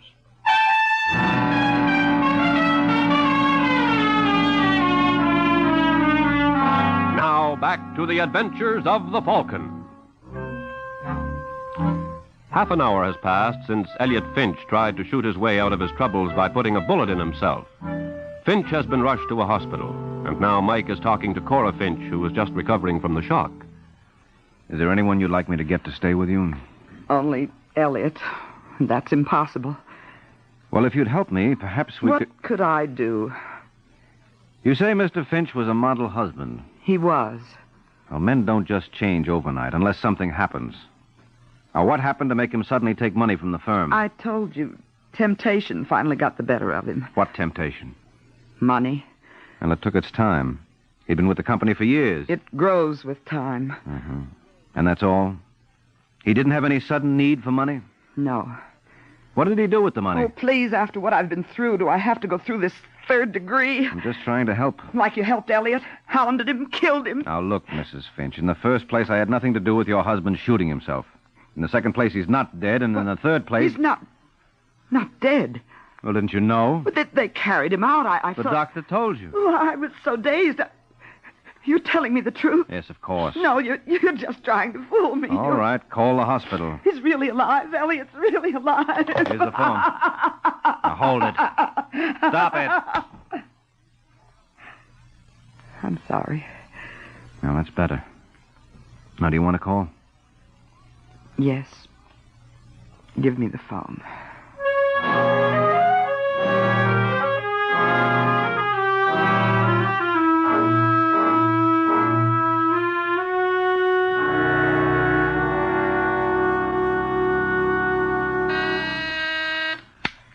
Yes? Mr. Waring is here, Mr. Murdoch. All right, send him in. Already. Oh, Waring, come in. Come in. Any news? Yeah, I found Finch. What? Good boy. That was fast. Well, I love to take bows, Murdoch, but I'm afraid I don't rate one on this. He walked in on me, that's all. Walked in on you? Where? At his home. I thought he'd skipped. No, he had no place to go. Well, where is he? In the hospital. He tried to kill himself. Tried to, you say? Mm-hmm. They're working on him now. He's still unconscious, but the doctors give him a good chance. He tried it while you were still at his place? That's right. Why'd you let him do it? He had a gun. What could I do? Guns don't usually stop the Falcon, do they? Well, sometimes. Don't want to get in a rut. Did he say anything about the money? To his wife. It's gone. All of it? So she said. Where? Gambling? So she didn't say. Another woman, maybe. Maybe. Where's your partner? Lucille? She hasn't come in yet today. Interesting coincidence, wouldn't you say? What? Day after Finch's dirty work is discovered, he doesn't come to work, and neither does Lucille. Oh, she often doesn't come in till afternoon. It's afternoon? You're hinting at something, Waring. You hinted at it before. I'm just trying not to overlook any possibilities. Well, but... Yes? There's a Sergeant Corbett of the police here. He wants to talk to you. Oh, just a minute. Must be something about the robbery, Waring. I'll see him in a minute. Well, it's first, not just the robbery, Murdoch. Corbett is with the homicide squad. Homicide? Mm-hmm. But who... What homicide? Ask Corbett. Yeah. Send the sergeant in. Yes, Mr. Murdoch. You said Finch tried to kill himself, Waring. Well, that's suicide, not murder. Besides, it didn't work. That's right. Hello, Corbett. Waring. Well, now my day's complete. Mm-hmm. And what can we do for you? You can sit tight and keep your mouth shut. I want to talk to Mr. Murdoch. Well, what's it about, Sergeant? Your partner, Lucille Landis. Lucille? She's been murdered. What? What do you know about it, Murdoch?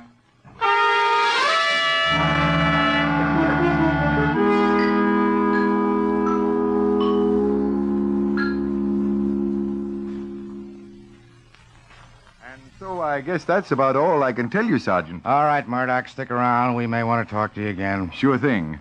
Good day, Sergeant. So long. Goodbye, Waring. Bye-bye, Corbett. I'll see you down at headquarters later. There are a few things I'd like to find out.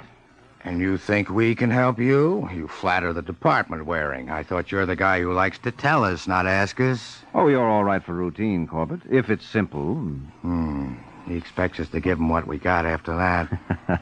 You will, Corbett, in spite of yourself. Your irresistible charm, no doubt. Why, Corbett, you do care. I've got work to do.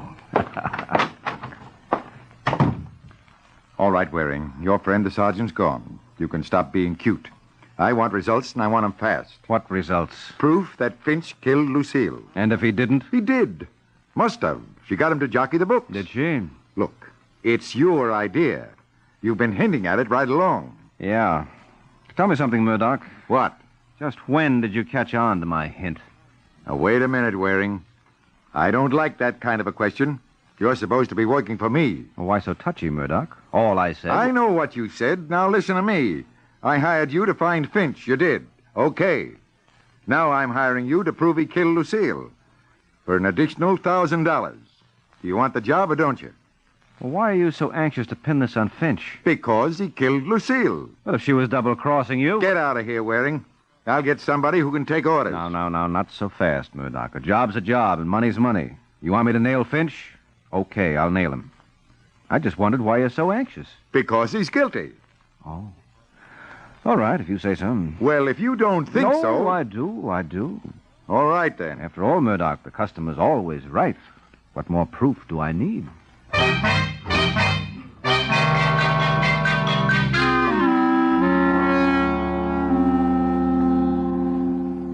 Hello, Sergeant. Told you I'd be around. Yeah, Waring. Well, what have you got for me? For you, nothing. Now, look, Corbett, if you want me to solve this case for You're you... a little late, Waring. We've taken care of that little detail already. You've made an arrest? We will. We know who we want. We know where to find him. You got the wrong man. Oh, we have. Naturally. How do you know who I'm talking about? Don't need to. I know you, Corbett. Bound to be wrong. I don't know why I put up with this guy. You can't do without me. Now, would you like me to tell you who really killed the Landis girl? Yeah, tell me. Elliot Finch. Oh, Finch. That's right. And just how do you know it was Finch? Because I know which side my bread is buttered on. That makes a lot of sense. Does to me. I like butter. All right. Now, would you like me to tell you who pulled the job? Yeah, who did it? Finch. What? Only I happen to be able to prove it. I don't believe it. They took the bullet out of Finch's shoulder. It came from the same gun that did the murder. Oh, no, there must be some mistake. There's no mistake, Waring. But, Sergeant, if you and I agree with each other, one of us is bound to be wrong.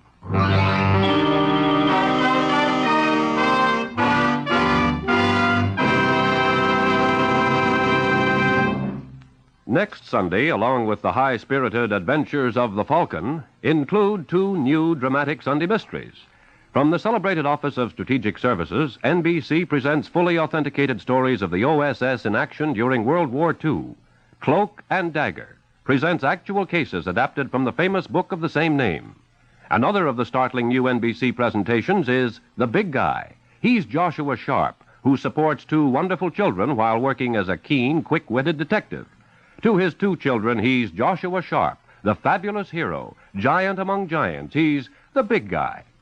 Next Sunday, along with the adventures of the Falcon, make a date to hear fully authenticated stories on Cloak and Dagger and a new and different kind of detective, Joshua Sharp, the big guy. Hear them all next Sunday over most of these same NBC stations.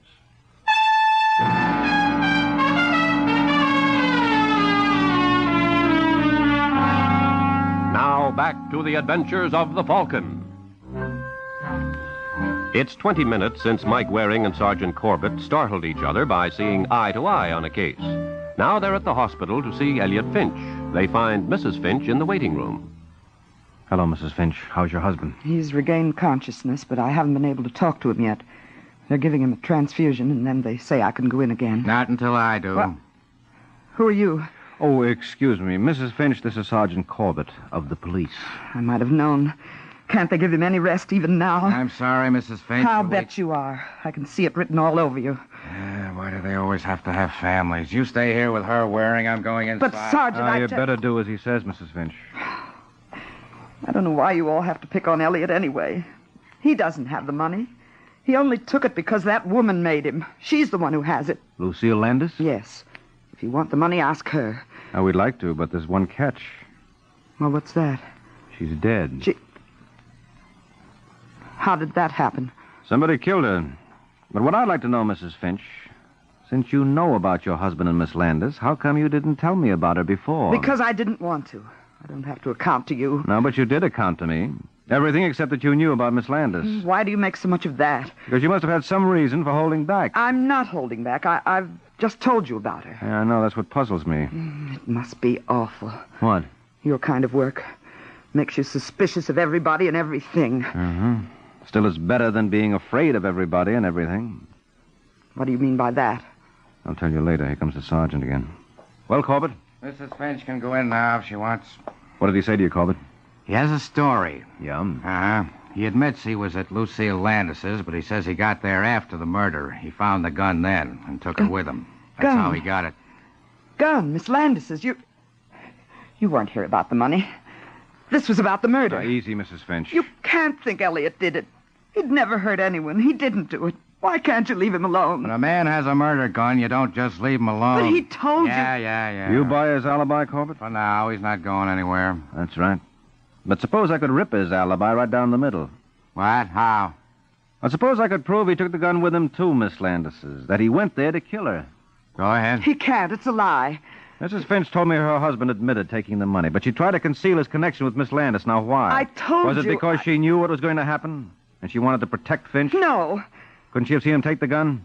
That would frighten her into trying to hide his affair with Miss Landis. No, you must believe me. I wouldn't shield Elliot. Not if he were a murderer. Well, you tried to protect him when you knew he was a thief. I didn't. You didn't want him jailed for it. You seemed to think it was all right for him to take the money. You said he was just yielding to temptation. Your only criticism was of the police and me for wanting to catch him. Well, what could I do? He's my husband. I love him. Naturally, I don't want to see him go to jail. Nice code of ethics. Anything he does is okay, as long as he's your husband. Embezzlement, murder. You don't understand. No, the trouble is, I do. Corbett, I think you have a case. You can make an arrest. No, Elliot didn't kill that woman, I tell you. He didn't. Now, we'll see. But he's sick. This might kill him.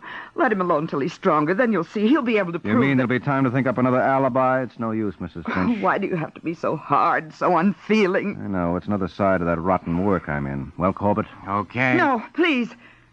If nothing else will stop you, I'll confess. I killed her. I did it. She's sure determined to protect that guy. Yeah, only she happens to be telling the truth. Huh? But you said... I didn't say anything. I simply asked some hypothetical questions. But now I am saying Mrs. Finch killed Miss Landis, Corbett. You said before I could arrest Finch for the murder. No. I said you could make an arrest. You can. So what are you waiting for?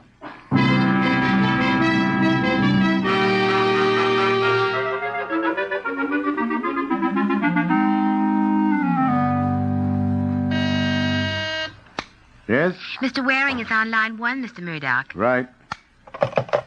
Hello, Waring. What news?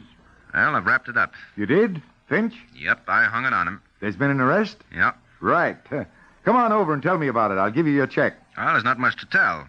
You wanted me to prove Finch killed Miss Landis, so I did. Good. Yeah, forced the real murderer into confessing. What? Yes, Mrs. Finch didn't like her husband being ruined by another woman, so she eliminated the other woman. Mrs. Finch? And that's right, Murdoch. She's the one who killed your partner. But I didn't think you'd mind it turning out like this. All you really wanted was for me to prove you didn't do it, right? Yeah, Waring, but I was so sure Yes, that... I know. You ought to be careful about that, Murdoch. You know, there's a theory we're supposed to operate on that a man is innocent until he's proved guilty. Not a bad idea. I'll see you around.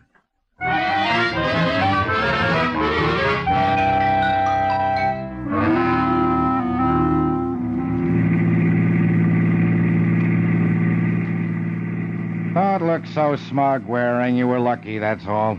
Was I, Corbett? You thought Finch was our boy. It just happened Mrs. Finch broke down. Mm-hmm. And I had nothing to do with it? Not intentionally. I suppose I tell you I suspected her almost from the first minute I met her. More hypothetical questions? No. On the level. Okay, you suspected her. You suspect everyone.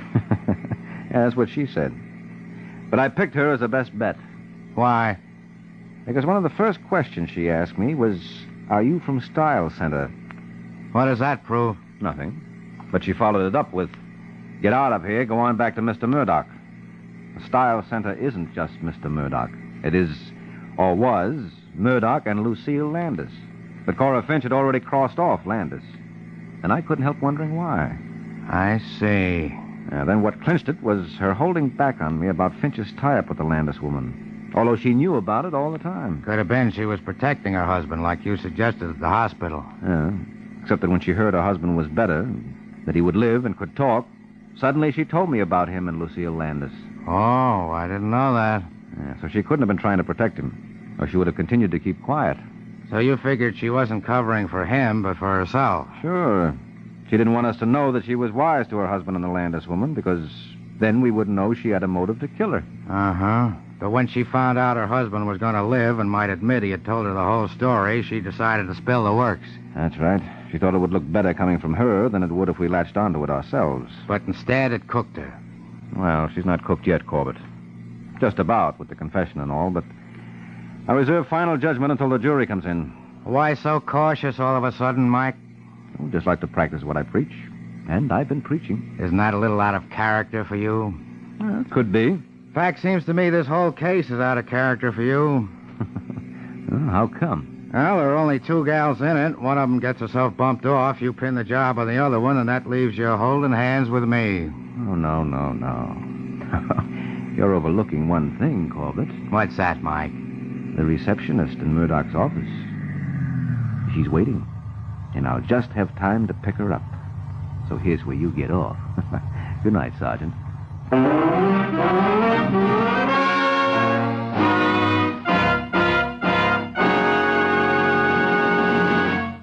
The Case of the Frozen Lettuce.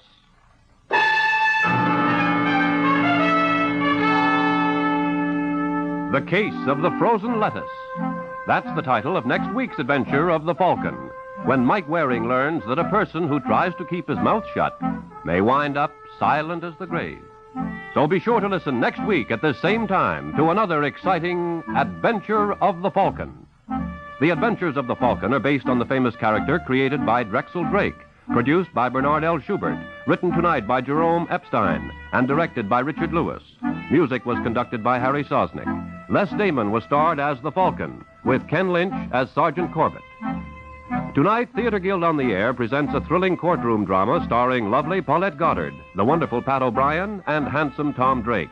The story is the highly dramatic Trial of Mary Dugan.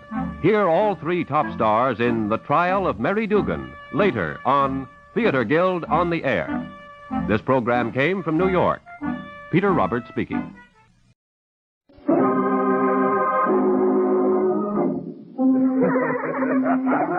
Tell us again, Daddy. Tell us again. Oh, no, not again. Please, Daddy, how tall are you? Tell us how tall. I'm 20'5" in my stocking feet. How big are your shoes? What size do you wear? Size 902 in a triple Z. That's our Daddy, the big guy.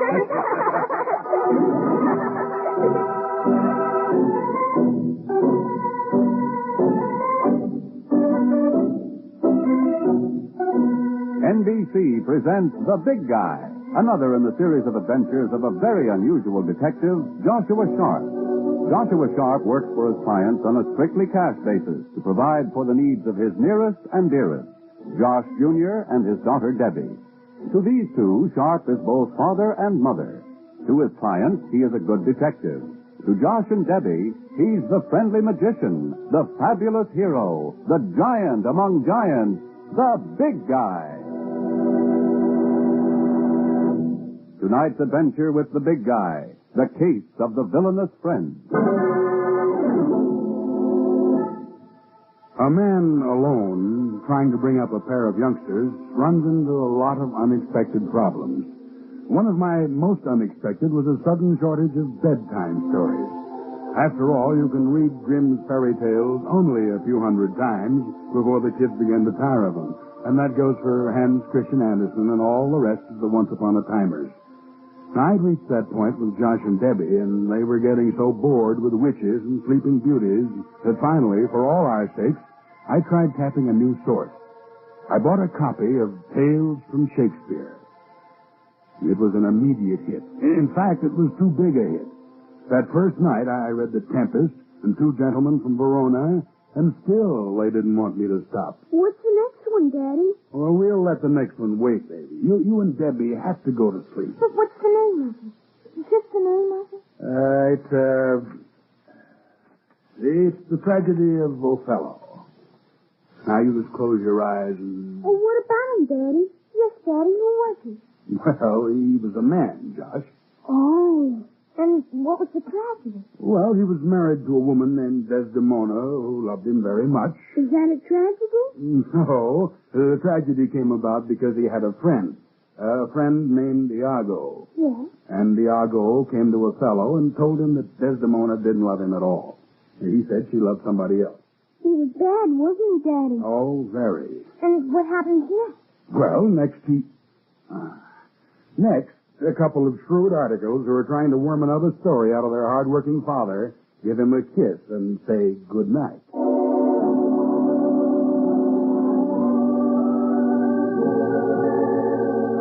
And it was a good night under my roof. But elsewhere, things were happening that were fated finally to intrude on my routine and make a shambles of it. The center of these events was a boy named Frank Gollard. I'd snagged the lad in question 2 years ago, after he'd assisted in the armed robbery of a filling station and committed assault and battery resisting arrest. My action in the matter came as part of my contract with the Mutual Indemnity Insurance Company. And I had been in the courtroom the day the judge passed a 10-year sentence on Frank Gollard. And then, the same evening, while I was telling Josh and Debbie about Othello, inside the drab gray walls of the upstate penitentiary...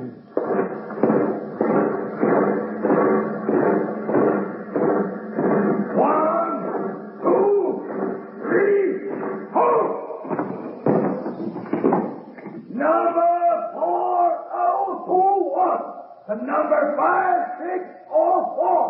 Separate the cell block A. Number 5645. The number 6059. Separate the cell block B.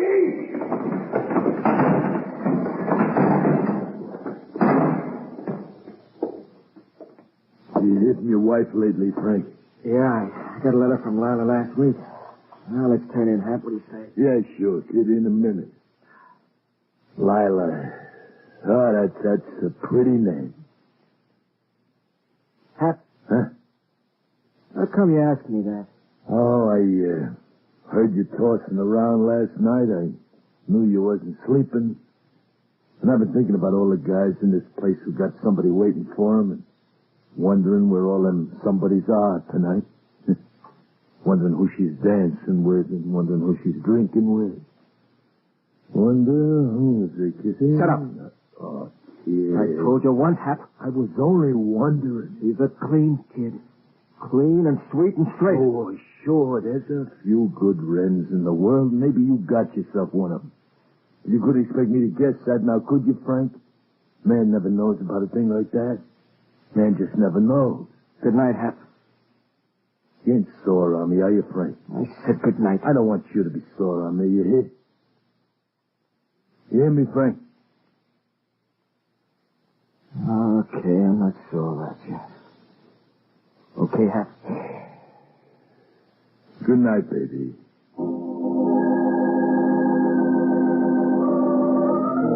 Hap was his cellmate, and Hap was his friend.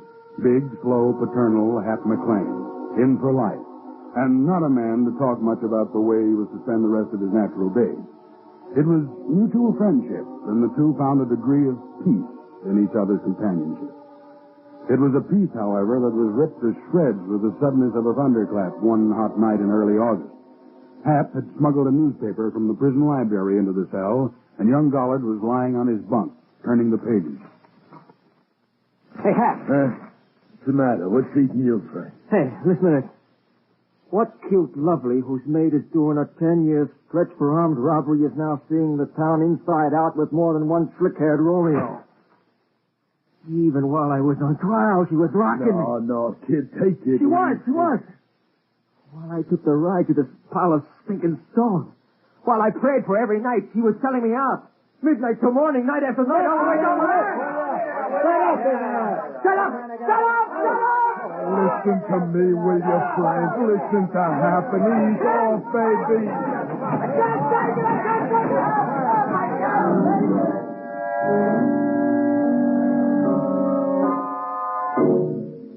But he had no choice about taking it.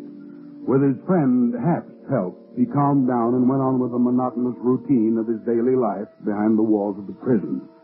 And then, late one night, weeks later, in the cell he shared with Hap McLean, he found that he didn't have to take it anymore. Frank, hey, kid, wake up and listen. Listen to what happened. Listen good. You got to get out of here. What's that? You're eating yourself alive. You got to move loose from this place. Oh, but I can't. I'm not up for parole. Forget the parole, baby. Hap's got it all fixed fine. You got it fixed? Yeah. Take a look, kid. Where'd you get the gun? Out of the arsenal, baby. It took me 3 months and a lot of doing, but I got it. And the trustee, the one in the laundry office, he's going to leave the laundry door unlocked for 20 minutes tomorrow night. There'll be a truck just outside. How'd you do this, Hap? Oh, look, I've been in this can 12 years. There are ways, baby. There are always ways. You come with me? No, I got nothing with the outside world, kid. Hap will rest easy right here. You go on out. You can still hate, and that means you can still live. Enjoy yourself. And don't get yourself snagged, baby.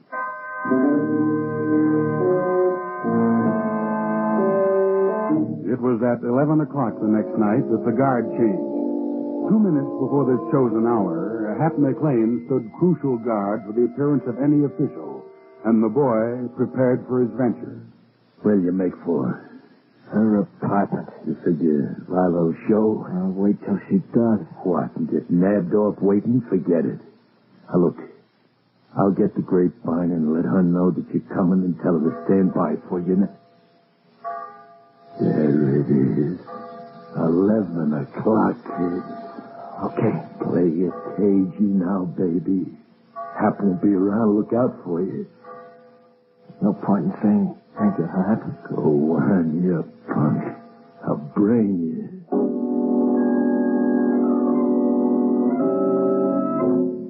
The boy was halfway across the prison yard when... Stop where you are! And the shaft of a giant searchlight struck him like the lunge of an angry lion. Darting out of its glare, he took cover behind an angle of the wall. Come out of the open! Come out with your hands up! The boy fired at the guard on the watchtower. He made a dash for the laundry building and found the door unlocked as scheduled.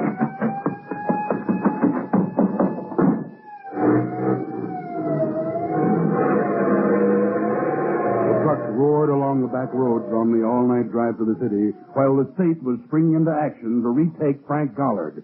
Retake him, dead or alive. Next morning, when I walked into my place of business, my own personal private eye, Risky Skinner, was waiting for me, as usual. But today, Risky wasn't alone. A young city cop, Tom Saunders by name, had dropped in to tell me about the Gollard escape. He was little more than a rookie, this cop. Green, but enterprising. So, knowing you were the man who put the finger on him in the first place 2 years ago, Sharp, it occurred to a few of the boys at precinct headquarters that you might have ideas about retaking Frank Gollard. They figure you dig up a few angles about the punk that could be maybe useful, Commander. Well, I'll be glad to do all I can. Tell me, how much action is underway now? Well, the state's being dragged from end to end. Even the Coast Guard's been alerted on this one. Any results yet? So far, we've drawn a goose egg. Just a second. Yeah. Sharp speaking. This is Lila Goddard, Mr. Sharp. What? Frank Gollard's wife. Where are you? I'm not calling from home, Mr. Sharp. I'm afraid to go there. Why? I'll tell you why. I got a call last night from the grapevine at Goldville Prison. Yeah? Frank is on his way to my place. On the way to his own home? Hello. Hello. Mrs. Gollard. Mrs. Gollard. Hello. Hello.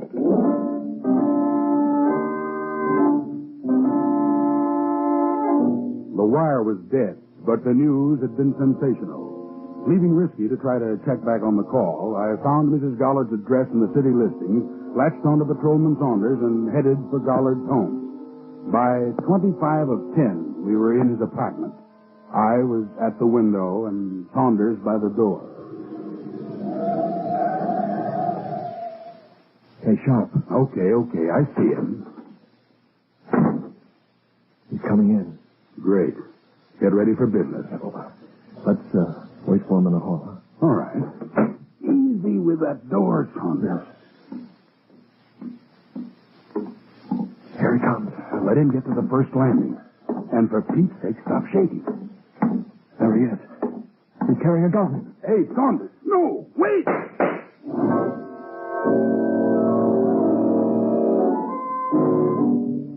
But I was too late. The green rookie, firing in panic, missed. And Frank Gollard went crashing back down the stairs, through the door, and out into the street.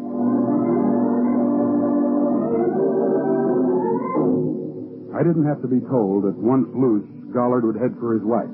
After all, Lila had tipped me off, and he probably knew that she was the only person on Earth who had been wise to his whereabouts. The immediate deal, therefore, was to contact her without delay. It was just about this time there came a knock on the door of Warden Jameson's office at the state penitentiary, and the cell block guard by the name of Spears walked in with the announcement that somebody wanted to talk to the warden. Who is it, Spears? Prisoner from cell block A. He yammered till I went to see what was wrong. Yes, Spears. And then he told me he could retake Gollard for us. Nothing's flat. And I can, boy. Honest, so help me now. I'm not kidding. I know exactly what I'm talking I told you to wait outside. All right, Spears. All right. I'll talk to him. Okay, Warden. You say you can recapture Frank Gollard? And be back before morning. Who are you? Number 5,200. I mean your name. Oh, my name is Hap McLean.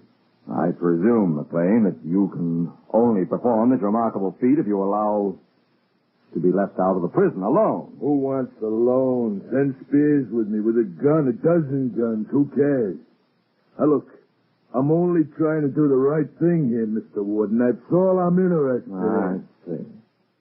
All right. We'll send Spears with you. And you won't regret it, I'll tell you what. And I'm telling you something, McLean.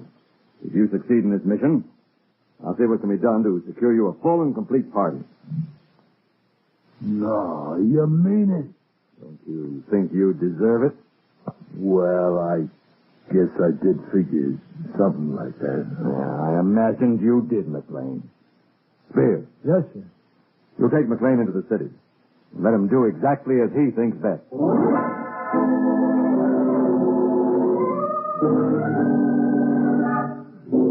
So, Hap McLean, informer and temporary public hero, passed out of the prison walls on his errand of black treachery. Meanwhile, we were still ransacking the city for Lila. And, as it turned out, Frank Gollard was doing the same. In the phone booth of a hole-in-the-wall cigar store on a side street. She must be at Summer Cottage at Riverview. Yeah, that's it. Probably where she's hiding out. Give me Riverview 534. Riverview 534. Thank you, sir. Hello? Is this you, Lila? Oh, Frank. How are you, Frank, honey? I'm fine. What's happened, Frank? I'm looking for you, Lila. Honey, I just turned on the radio and heard the news. I just woke up. I've been asleep. Why did you go up to Riverview to sleep, Lila? What's the matter, Frank? Matter? Nothing. I just wanted to see you. Where are you? I'll come right into the city. Stay where you are. I'll come to you. All right, sweetheart. You remember how to get here? Yeah, I remember. You were alone, Lila? Yes. A girlfriend was staying with me up until last night, but she had to get back to town. Oh, honey, I wish we could be together. I wish we never had to leave here. Stay where you are till I get there, baby. Maybe you never will.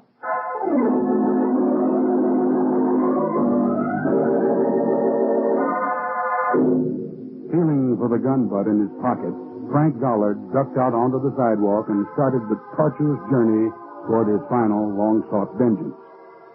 Later in the afternoon, back at the office, Saunders and I were checking the short-wave reports. You know, it baffles me a little, Sharp. What does? Gollard's wife turning him in. Why? She's a gunman's doll, isn't she? No, not quite. Anyway, she's not running true to form. Why not? A word around has been that she's almost arranged for his parole. Strange, huh? Yeah, very. Commander. Yeah, Risky? Oh, a little luck at last. Well, that we can use. I think I've found out where Mrs. Gollard phoned you from. Yeah? But I'm afraid it won't help any. It seems she rang up from a phone booth. Phone booth, huh? Where? In a place called Banner's Tavern over on Time Street, near the river. You know it? I said, do you know it, Commander? Huh? Oh, yeah, I know it. Risky. Yeah, Commander? Go get me a cap and a sweater. Huh? A cap and a sweater. What do you want them for? To wear. I'm going to Banner's Tavern, Risky, and I want to look like one of the boys.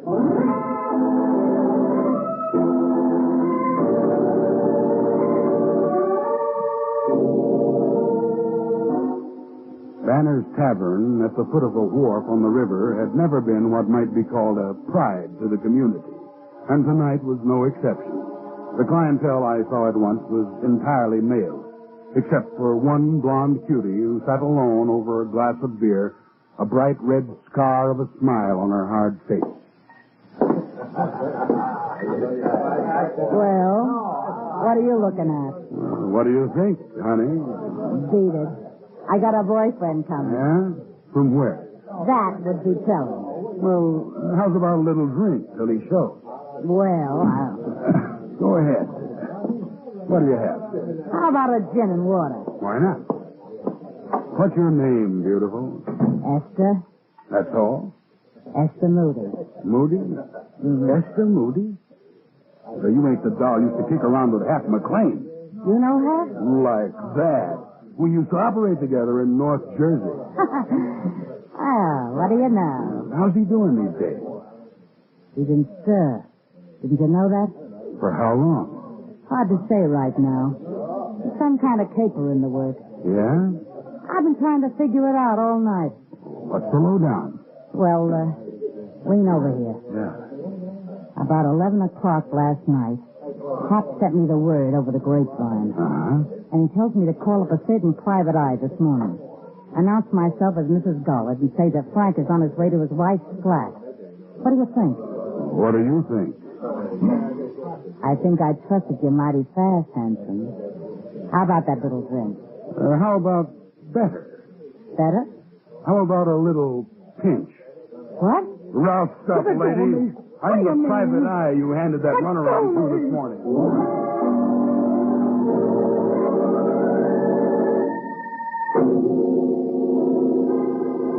I got her to headquarters. Not, however, without a set of fingernail marks down my cheek. And walked in on a bit of exciting news.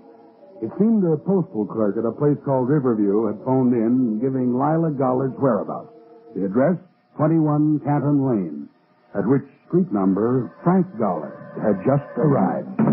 Oh, Frank. He sounded so strange over the phone. I don't understand. What have I done? You really want me to tell you, Lila?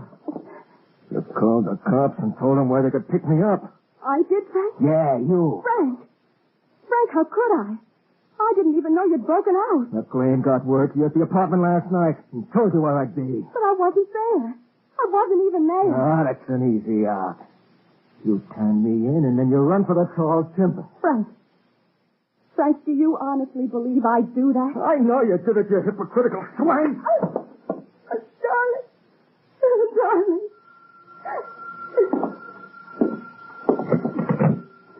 Yeah? Hello, kid.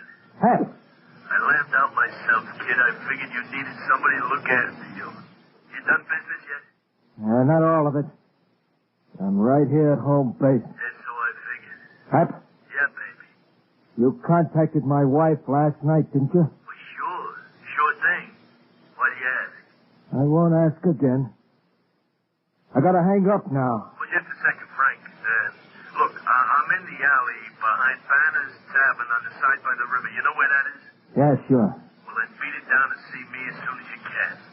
I got a pal along who's going to see you safe out of the States on a strictly credit basis. Okay? Yeah, thanks. Thanks a million. I'll see you, pal.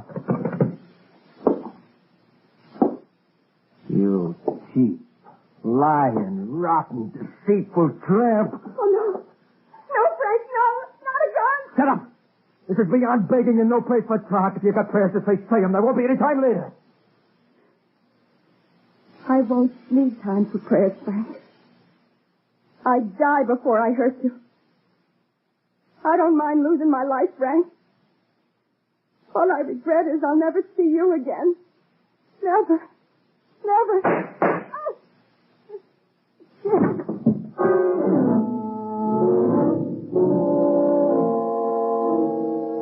It was at that moment that Risky and I drove up in front of 21 Canton Lane and heard the shots as we ran up the path to the house. That was it, Commander? Yeah. Gollard, you blasted fool. What did you do, you crazy punk? I just killed a liar, a stoolie, and a cheat. Let's go now without questions, huh? First, there's got to be a few answers given, boy. Such as, did you know this cheat here had just about arranged to get you paroled at the next meeting of the board? You're lying. Too bad for your peace of mind, I'm not. Not when I said that, nor when I say this. Your wife didn't call me and inform on you today, Gollard. She did? No, she didn't.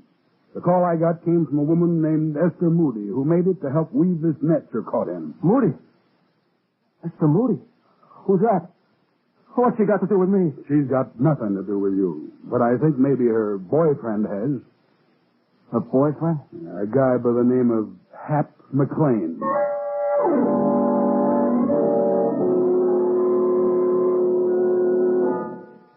For a moment, he stared at me like a wounded animal, and then his eyes closed slowly. He shook his head wearily, as if to come out of a sick dizziness, and neither Risky nor I caught the movement of his hand as he blasted the globe dangling from the ceiling, plunging us into blind blackness as he crashed out through the window.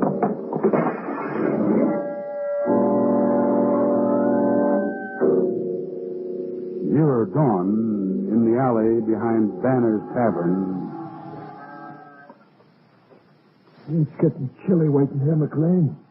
Where's your boy? Easy, Spears. Take it easy. He's on his way to us. Yeah. There he comes. You sure, Tim? Can't you see, Flathead? Hey, give me a gun. Let me take him in there. Yeah, thanks. Now, duck behind the lamppost so I don't see you too soon. Here I am, kid. How you making it, huh? I killed her, Sure. That's what you had to do. Come on. We'll go in Banner's and have a few snorts. That'll set you up right, eh? Hey, Hap. Yeah. Where's your pal who was going to help me lamb out of the stake? Oh, well, he had to go, Frank. He'll be back. Figured he was back now. That's him behind the lamppost, ain't it, Hap? I gotta get him, too. Kid. Kid, how much blood do you want on your hands, baby? Just a little more. Just a little more, you greasy, crummy stool pigeon.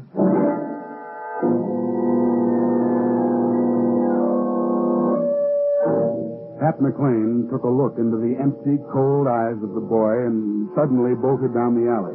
At the corner, McLean swung abruptly and fired. The bullet hit, and he waited for Frank Gollard to go down, but he waited in vain. The boy came toward him, head lowered, staggering. Baby, don't be sore on me. I don't want you sore on me, Frank. As he spoke, McLean fired again and found himself with an empty gun in his hand. And he blinked unbelievingly as the boy swayed with the anguish of the shot, and then steadily he plowed forward. Half crazy with fear, McLean stumbled into the darkness until he came to World's End at the edge of the wharf behind the tavern. Oh, baby, Frank, you gotta listen to your Hap. You gotta listen to your Happy. You can't be sore on me, baby. I'm for you, honest. Oh, don't shoot, kid. Let's talk it out there.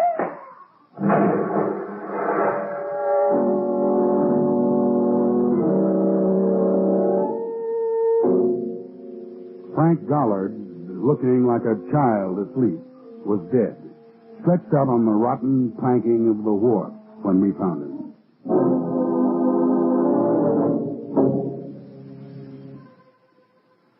Josh and Debbie were in bed when I climbed the stairs to our flat, and knowing nothing of what was going on inside of me, they clamored for the next story in the book.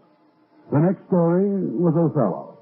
And as I read the tale of the tragic deaths of Desdemona and Othello and the final undoing of Iago, I shuddered with a kind of recognition. At the end of the narrative, there was silence.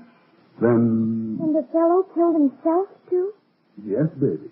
Gee, I don't see why he had to die. He didn't know what he was doing. It's all Iago's fault, wasn't it, Daddy? Yes. Yes, essentially, it was Iago's fault. Then why didn't he just explain and go on living? Maybe he didn't want to, honey. Oh, you mean because he'd lost Desdemona? Is that it? Well, that's part of it. Well, what's the other part, Daddy?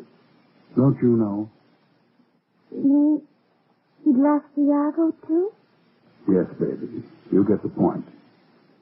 He'd also lost his friend.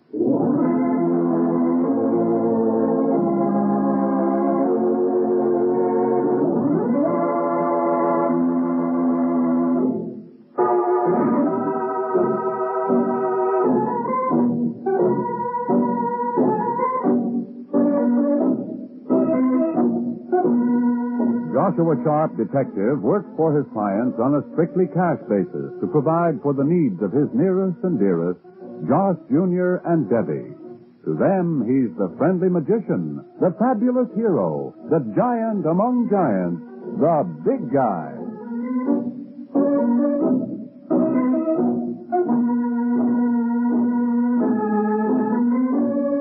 NBC has presented another in a series of adventures of The Big Guy, played by Henry Calvin and featuring David Anderson as Josh Jr. and Joan Laser as Debbie. The script was written by Peter Barry and directed by Thomas Madigan. The music was composed and played by Jack Ward. Members of the cast were Jim Stevens, Merrill E. Joel, Peggy Lobbin, Bill Duckert, Linda Watkins, Lyle Sudrow, and Sandy Strauss as Risky Skinner. Your announcer is Peter Roberts.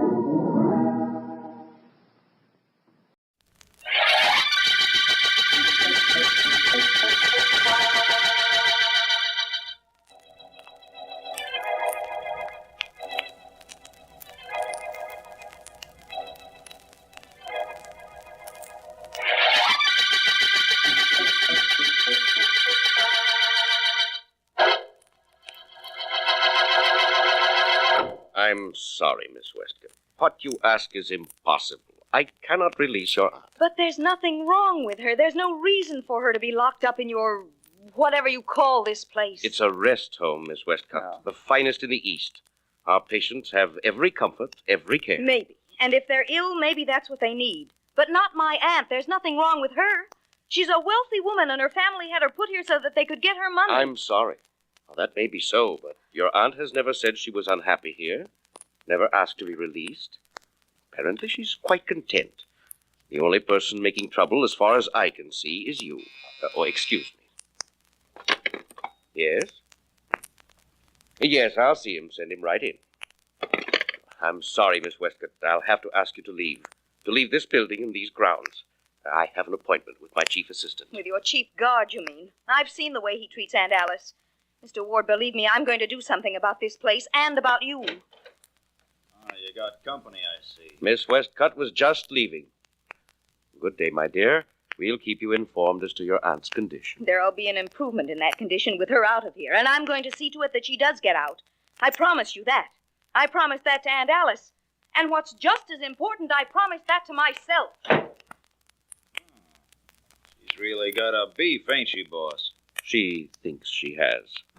Durant, I sent for you because there have been complaints about your tactics. You're a little too rough with our guests. Guests? Stop kidding. You know, I've been meaning for you and I to have a talk, Ward, and this is as good a time as any. Oh? You got a good racket here. I want in on it. Racket? Don't raise your eyebrows at me. I work here. That kindly little kisser of yours and your pretty snow-white hair don't fool me.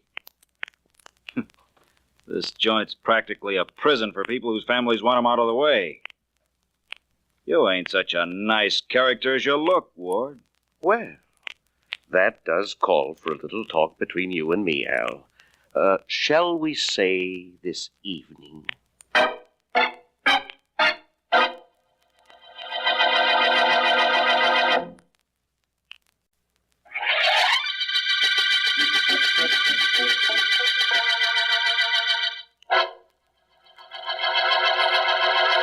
Look, Mrs. Westcott, I didn't bring your dinner up to your room just to have you sit and look at it. Eat it and hurry up. I just don't think I want it right now. I'll eat, Mr. Durant. I just don't care for anything right now, thank you. You don't, huh? Well, you better. I'm through for the night as soon as you eat. Now, Mrs. Westcott, I ain't got much patience. Start eating. Thank you very much, but I really couldn't have a thing. I said start eating. You mustn't hit me like that. I'm an old woman, and I've done nothing to you. I'm just starting. Now eat. Well, what's going on here? Quite a slugger, ain't you, Al? Like any woman your weight, I bet. What's it to you, Bill? Nothing.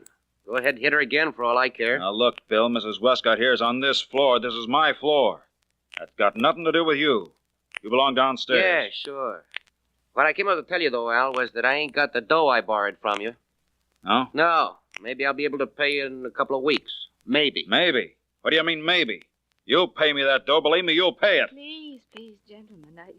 You're giving me a headache with all that arguing. I'd much rather you didn't argue. It ain't making Al very happy either. Just to make him just a little bit more unhappy, take your time about eating. He'll wait. I'll make him wait for his dough. You make him wait, too. Now, look, just because you work here, too, Bill, don't give you any license to hold me up for my money or try to run this floor. Maybe I ought You won't. You ain't got the guts. You wouldn't take a chance of taking a poke at me. After all, I ain't an old lady. And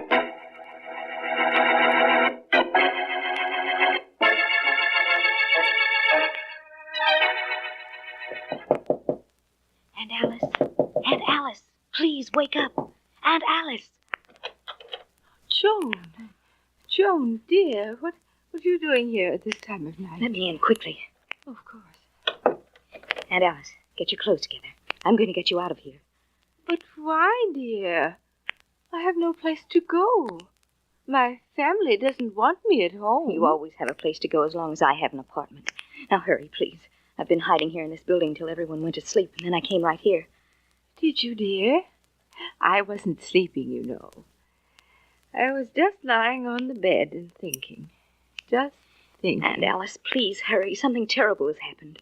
But he deserved it. We know he deserved it. You mean that Mr. Durant, who is supposed to look after me?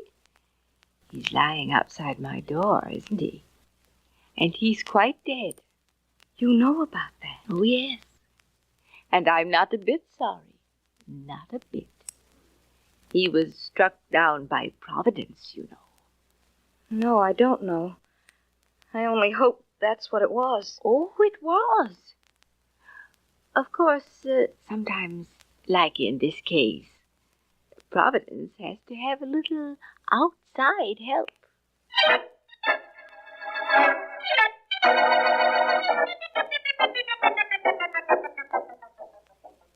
The solution of murders lies not so much in the mistake made by a murderer, but in the ability of the investigator to find that mistake. Well, I got that, Mr. Vance. That's good, Miss Woods. Now, let me see. How am I doing since Miss Deering's been away seeing her mother, Mr. Vance? Great, huh? Adequate. Adequate but refreshing, Miss Woods. Mr. Vance, you seem a little unoccupied. Something on your mind? No, nothing. That's the reason for my being preoccupied, I imagine.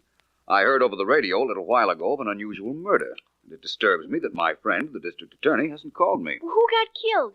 The guard at a private sanitarium. I don't understand why Mark... I'll get that myself, Miss Woods. It's probably Mr. Markham. Hello? Mr. Vance? Yes? This is Joan Westcott. Mr. Vance, there's something you must do for me. Is there? Yes, I'm calling from the Ward Sanitarium where that guard was murdered. I'm being held here because I tried to get my aunt out last night. Mr. Markham is here and Sergeant Heath. I heard Mr. Markham say that he was going to call you. And you're calling for him. No, I want to beg you not to work on this case, Mr. Vance. Please, please don't. The man who was murdered deserved to die. I'm afraid that isn't within your province to judge, Miss Westcott. I'm glad you called and told me Markham was there, though. It gives me every reason to go up. Goodbye, Miss Westcott.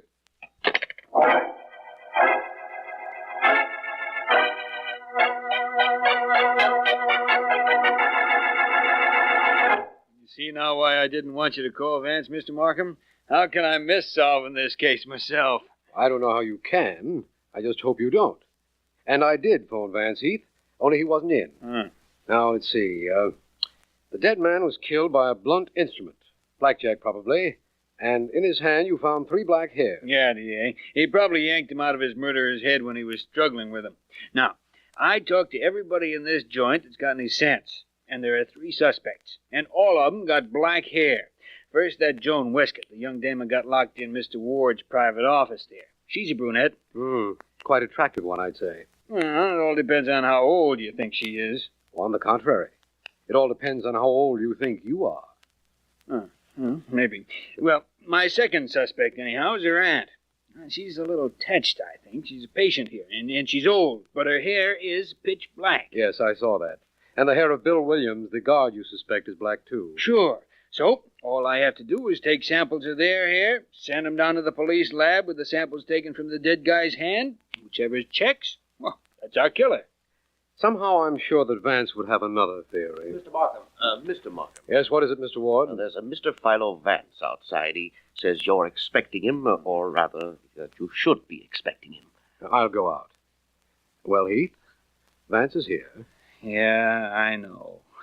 But am I happy? No. Hey, wait a minute. Sure, I'm happy. Now Vance will have a chance to see how I work. Hey, Mr. Markham, you tell Vance I'm glad he's here. I'm very glad. I'm overjoyed. Please, Heath, don't overdo it.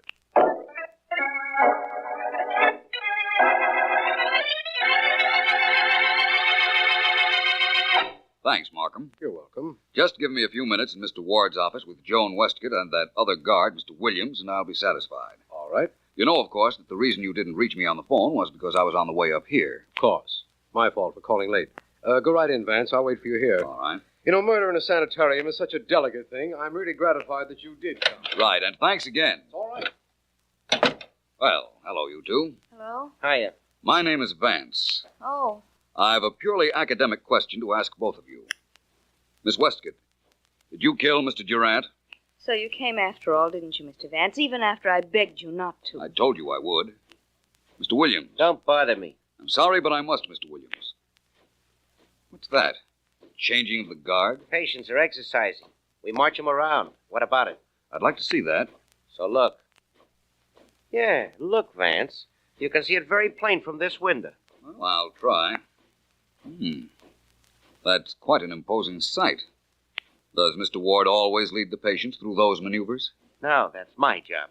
I'll show you where I generally do it from. You see, right about... I've got him, Miss Westcott! Oh! Clipped him. Now, grab that towel and cram it in his mouth. Get that towel, hurry, or I'll take care of you, too. Oh, here it is. Good. Now get that roll of wire from the top drawer in Ward's desk and step on it. We'll tie him up good and get out of here. I don't want to get out of here, not this way. Do what I tell you. Get that wire. Well... Make it quick. Okay. That's better. I don't like doing this. Who cares what you like? Do what I tell you so I can get out of here. You want to stay, stay. I'll tie Vance up and then go to work on that window. Here's the wire. Okay. Vance guy just walked in here. Wrong time for him. There, that takes care of his hands. Now use my handkerchief to make sure that towel stays in his mouth. Tie it. Good and tight. All right, but I... Hurry up and shut up. Feet. There, one more turn to make sure. That does it. Well, you coming with me? No. Well, then, so long, sister. I'm getting... What's going on in here? Sergeant Heath. I guess that's that. Seemed like a good idea at the time, though. Hey, come on in, Markham. Take a look at your friend Vance. All he needs is a spit, and he's ready to be barbecued. Vance, what happened? What? Just a moment. I'll have this. Look. There you are. Thank you for removing that gag, Markham. It's all right. Please get to work on my hands. Of course. Now, what happened here? Well, Miss Westcott and Mr. Williams didn't want to be questioned, I imagine, so Mr. Williams knocked me out. Oh, thank you, Markham. I'm all right now. Oh, you are you? I'm going to show you how all wrong you are, Vance. I'm solving this case myself. You can watch if you like. I'd like to, very much. Okay. Now, Al Durant, the dead man, had 3 black hairs in his hand when we found the body. So, a black-haired guy, or gal, killed him. That's entirely reasonable. Sure it is. Now, I'm taking samples of the hair of this black-haired gal and this black-haired guy. Here, hold still, you. Hey, what are you doing to my head? Just taking a couple of hairs off it. You won't miss 'em. Now, you, miss. Don't you dare use that scissors on my head. Okay, do it yourself. Here. Oh, all right. This is all completely ridiculous. Perhaps not, Miss Westcott. Sergeant Heath is going to have your hair compared down at the police laboratory with the hair found in Al Durant's hand. And if it checks, I'm afraid you're in rather a serious spot. I'm not afraid. Heath, let me ask you something. Yeah? Suppose, just suppose, mind you, that you find that neither of those hair samples match the ones you took from Durant. Then what? Well, then that old Mrs. Westcott's hair will match. It's got to be one of these 3. Just supposing it isn't, though, Heath. Well, then I'll take samples of every black-haired person in this place. Even you agreed it had to be somebody here who killed Durant. Yes, we're reasonably certain of that. Well, okay, then. One of them killed that guard, and that one's hair will match the sample we got. Then we got our killer. As simple as that, eh, Heath? Sure. How much longer are you going to keep me here, Sergeant Heath? I don't know. Miss Westcott, you're a rather contrary person. As I understand it, you wouldn't leave this place before Mr. Durant's death. Now you're quite anxious to go. Yes, I am. I want to get out of here and take my aunt with me. I never want to see this awful place again. Well, Miss Westcott, I wouldn't be so anxious to leave here if I were you. In the event that Sergeant Heath's hair test points to you, you'll be going to a much more uncomfortable place, I assure you.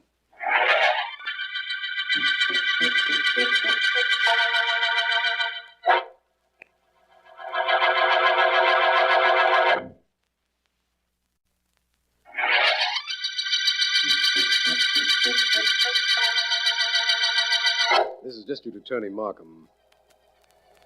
The Blackjack murder case began when Al Durant, a guard in the private sanitarium run by a Mr. Ward, was found dead.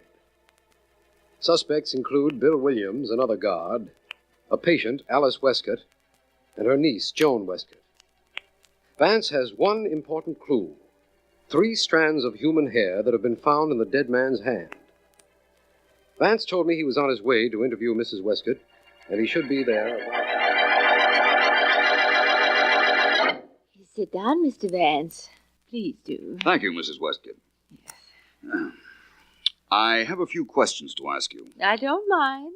Really, I don't. Only you won't slap me if I don't answer them, will you?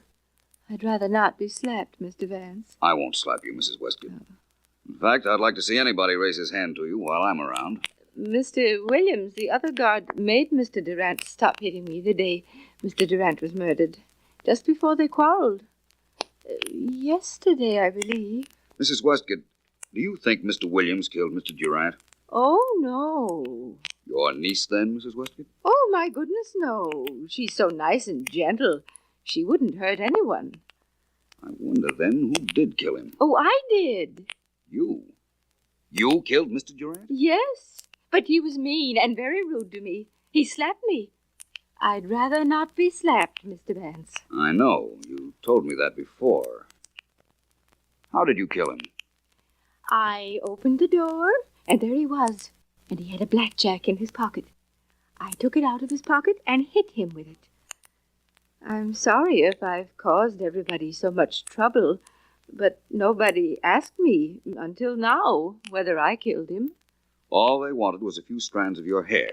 Is that right? Yes, but I don't know why. You're sure of what you just told me, Mrs. Westcott, that you hit Mr. Durant with his own blackjack? Oh, I'm positive. I used to kill him very often. Every night, right after I fell asleep, I used to kill him. And always the same way. So you see, I know I did it. I see. I'll tell you one thing, Mrs. Westcott. You've confused me, and very nicely. I wonder how ill you actually are, how imaginative you actually are, and above all, how clever.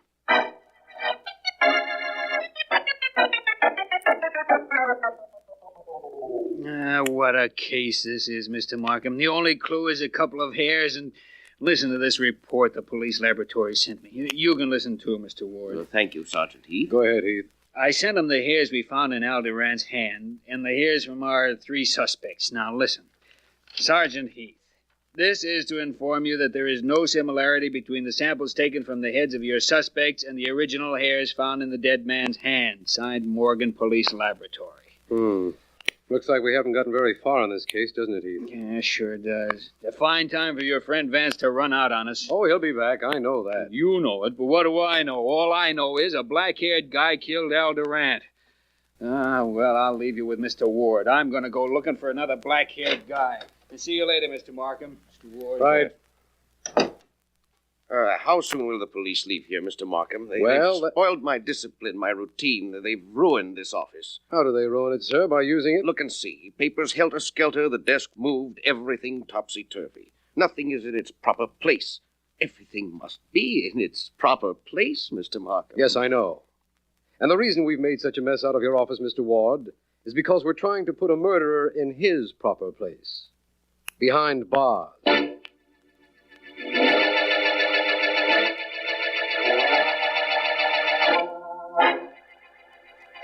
Very well now, Mr. Vance. You may look through the microscope now, if you like. Thank you, Doctor.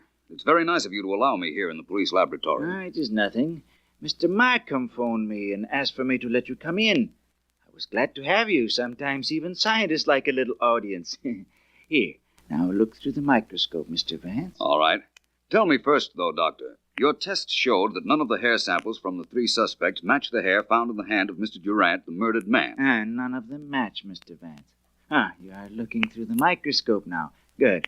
The single hair on the right, that is the one which was found in the murder man's hand. The one on the left is one of the samples. Vast difference, isn't there, Doctor, under a microscope? Definitely.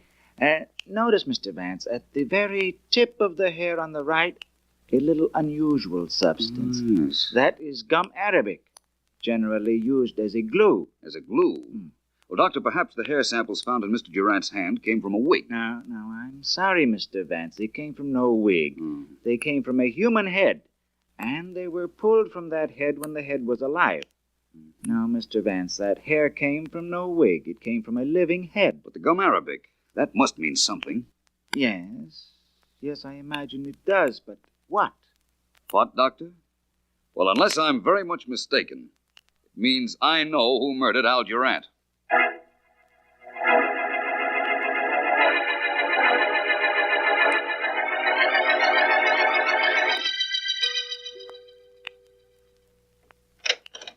Well, Vance, welcome back. Thank you, Markham.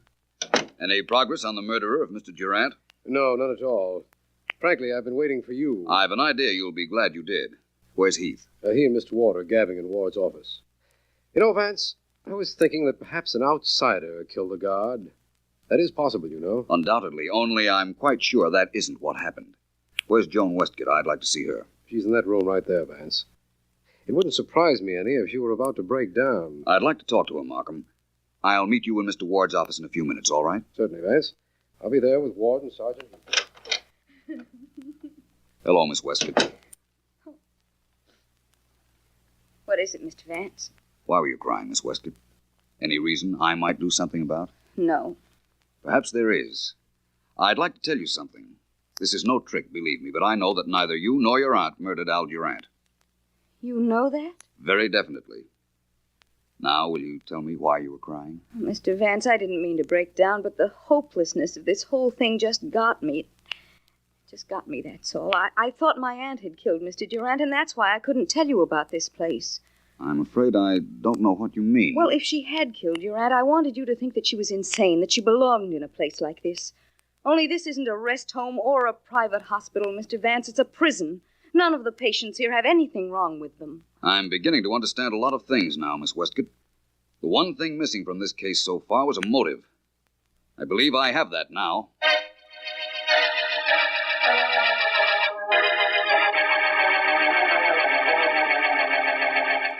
You'd do all of us a great favor, Mr. Ward, if you'd cooperate with Sergeant Heath and me. I'd be glad to, Mr. Vance. How can I help? I'll get around to that in a moment. First of all, as I understand it, Mr. Durant, the murdered guard, wasn't too gentle with his patients. Well, In this sort of institution, sometimes it's necessary to use force. Of course, Mr. Durant knew what kind of institution this was. What? I don't understand. I think you do, and I think he did. I think he knew you were operating this place as a wide-open racket, keeping certain people in it because of the convenience that might provide to others. Mr. Vance, do you know what you're saying? Sergeant Heath. I don't know either. All I know is he generally does. Thank you, Heath. Mr. Ward, this Durant came to you the night of his death. Probably came to your room and demanded money in return for keeping his mouth shut. What? You quarreled, and you killed him. Then dumped his body outside Mrs. Westcott's door. Ridiculous. This guy's the murderer, Vance? That's right. Joan Westcott thought that perhaps her aunt had done it, so she wouldn't talk, and in fact tried to keep me off the case. The aunt thought Joan had done it, so she pretended to be slightly insane and confessed. But I have proof that it was Ward. Vance, the murderer is a black-haired guy. That much we know. Ward's hair is snow white. I think Mr. Ward's hair, what's left of his own hair, is black. Take that toupee off his head, Heath. Keep away. Don't touch me. Vance says that's a toupee. Now get your hands down or I won't touch you. I'll scalp you. Hey! Hey, Vance. It came off in my hand. It is a wig. So I see. What's left of his original hair is black. And I think you'll find the black hair matches the ones you took from Durant's hand. I'll get you for this, Vance. If you live to be 1,000, I'll get you. I doubt that, Mr. Ward. I doubt your getting me. I doubt my living to be 1,000. And I doubt that you'll live to your next birthday. See to that, will you, Heath?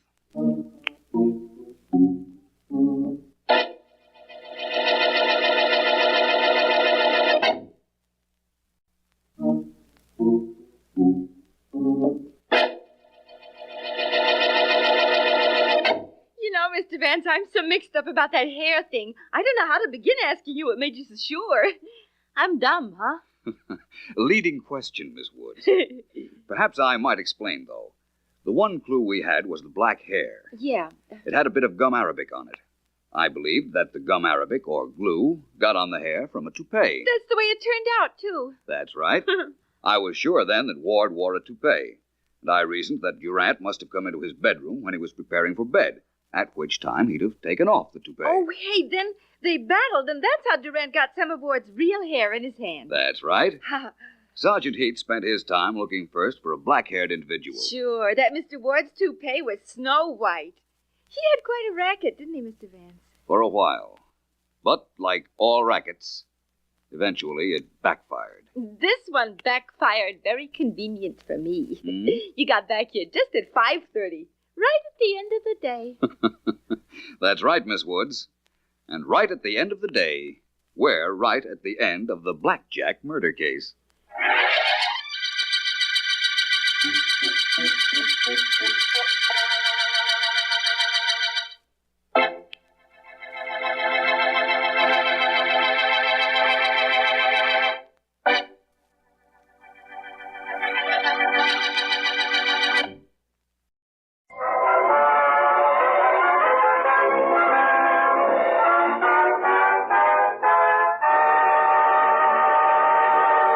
Mr. Keene, Tracer of Lost Persons, is on the air.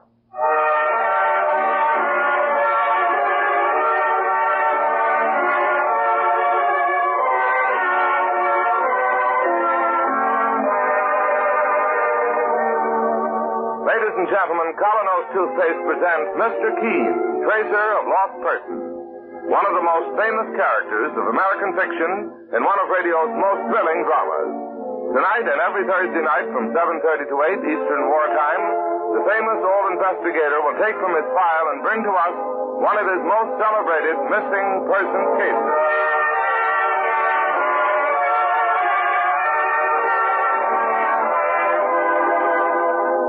When you buy Colonos toothpaste, you get 4 big advantages. 1, flavor. It's peppy, minty, refreshing. 2, foam. It's bubbly, busy, alive. 3, feel. It's soft, safe, non-abrasive. 4, results. It helps brush your teeth immaculately clean. Who could ask for anything more?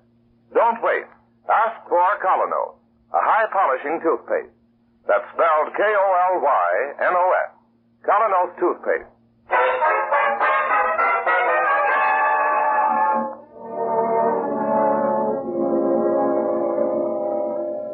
And now, Mr. Keene, tracer of lost persons, who tonight brings us the case of the leaping dog. A strange and baffling story that began on a street corner in New York near the tracer's office. There was a modest little apartment house on the corner. And outside, a large Belgian shepherd dog stood looking up at a ground floor window and baying unhappily.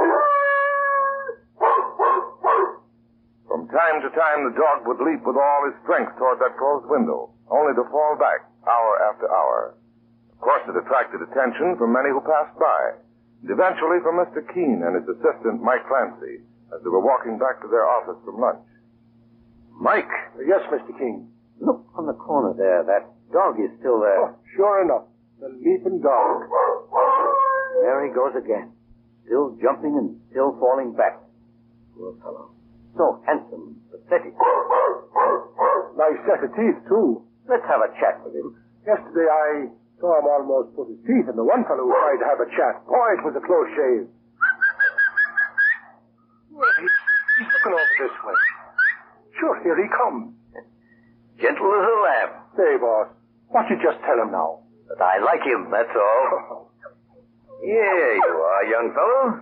Oh, what's the trouble? Locked out? Somebody forget you? No color on him, no identification. Oh, something you're trying to tell me, eh? Well, let's go inside and see what we can find out. Inside?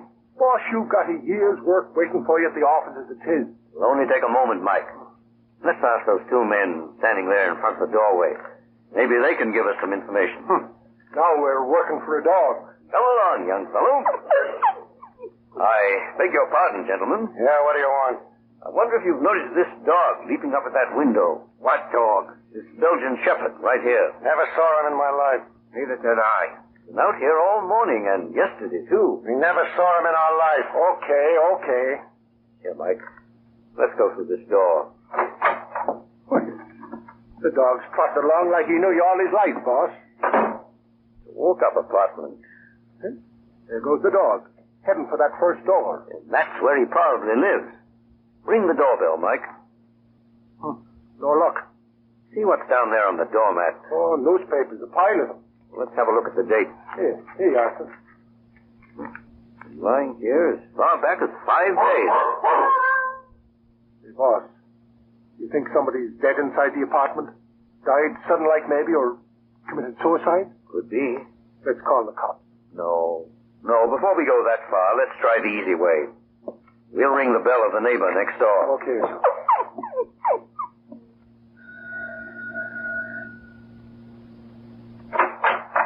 Yes? Something you want? I beg your pardon, Mrs. Briggs is my name. Mrs. Briggs, I happen to notice this dog out on the street. Oh, sure, that's Tony. Tony, eh? I gather he belongs in that apartment next door. Yes, to the old couple, Mr. and Mrs. Godwin. Well, I rang their bell and there was no answer. They just went away. You're sure? Yes, on a vacation, I guess. I saw them get into a taxi last Saturday it was. Both of them, with the dog and a couple of suitcases. They did take the dog with them? Oh, yes. Then all of a sudden, Tony showed up here yesterday. I tried to coax him inside to give him some food, but he just kept growling. Very strange. Yes, I was wondering. Mrs. Briggs, you wouldn't by any chance remember what kind of a taxi they went away in? No. I happened to be standing by my window when I saw Mr. Godwin at the curb shouting for the taxi. They got in, all of them, and went away. If I may trouble you with one more question, can you tell me anything about what Mr. Godwin does for a living? He's retired, I guess. They moved in here about 6 months ago, and they never went outside their apartment much, except to walk the dog. Oh, excuse me. I've something on the stove cooking now. Go right ahead and take care of it. Thank you very much, Mrs. Briggs, and goodbye. Goodbye. Well, boss? Mike, scribble a little note and shove it under the door. Say we've taken Tony to the office. To the office? Do as I say, please, Mike. Okay. Dear Mr. Godwin, if you are looking for your dog. Poor fellow. You're very upset. So am I, Tony. There's something about this situation I just don't like. Well, you come back to the office and we'll fix you a bite to eat. Do a little thinking about this funny business. Okay, Mr. Keene. I put the note under the door. Let's get along, Mike. I beg your pardon, gentlemen. Come on, Skinner, out of the way. Okay. Thank you, gentlemen. Here, Tony. Come along. This way.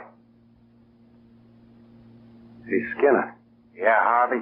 Did you hear what name that Irishman was calling the old guy before? Sure, Mr. Keene. There's an investigator by that name. Famous.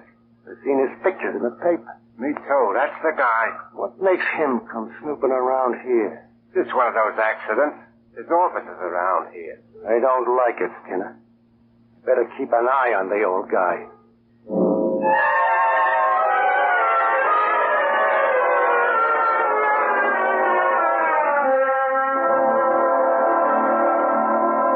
Well, boss, 2 days gone by and you're still hanging on to this dog. You take him home every night, you bring him back in the morning and keep him by your desk. He's becoming a regular member of the staff. Not a bad idea, Mike. Why don't you turn him over to a cop? What are you up to anyhow? Mike, I'm convinced this isn't any ordinary case of a stray dog. I don't believe the Godwins went off on a vacation. Why not? They're obviously people in modest circumstances. If they'd gone off on a vacation, the first thing they'd have done would have been to stop the daily newspaper. Maybe so, but... Something tells me the Godwins left in a hurry, in a panic. They were running away from something. Why should 2 old people run away? I don't know, but I'd certainly like to find out. There's still no answer to our note. We haven't got a thing to go on. Just one clue. They left in a taxi. Mr. Keene, New York's full of taxis. True, Mike. And every driver is required by law to keep a trip record. Oh. Yes, a police regulation. Every time a driver makes a trip, he must keep a record of when and where it started, the number of his passengers, when and where it ended. Sure, that's right. You always see them cabbies writing things down on a card. Well, it may be a long, slow process, but if we were to check every major cab company in New York, we might pick up the trail of the old couple. Sure, but nobody's asked you to check, boss. That's just what intrigues my imagination. Mike, get your hat and coat. Good sign, Mike. Tony approves.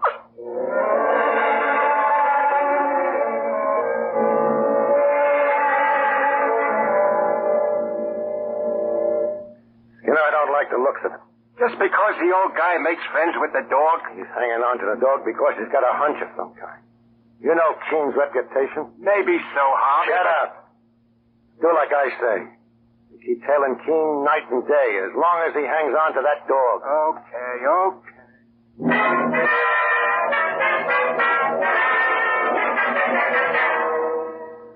That's right, Mr. Boyle. I'm looking for a cab that picked up an elderly couple at that address just a week ago today.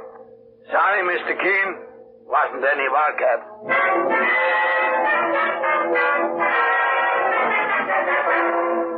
You say it was 8 days ago today, Mr. Keene? That's right, Mr. Horton. No, sir, it doesn't show on our record.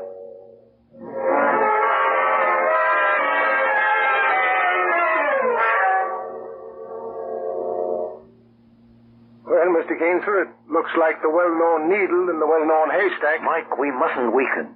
Sooner or later, we'll find the right cab. But how do you know it'll be worth finding? How do we know there's any kind of a case? We've got to take the chance because... 1 second, Mike. What's up, boss? Look, they're across the street. 2 men walking along. So what? Unless I'm very much mistaken, it's the same 2 men we ran into in the hallway the day we first started this search. Mr. Keene, you're right. Mike, they're shadowing us. Yes, sir. That's the way it looks. And that convinces me. There's a case, all right. And we must get to the bottom of it.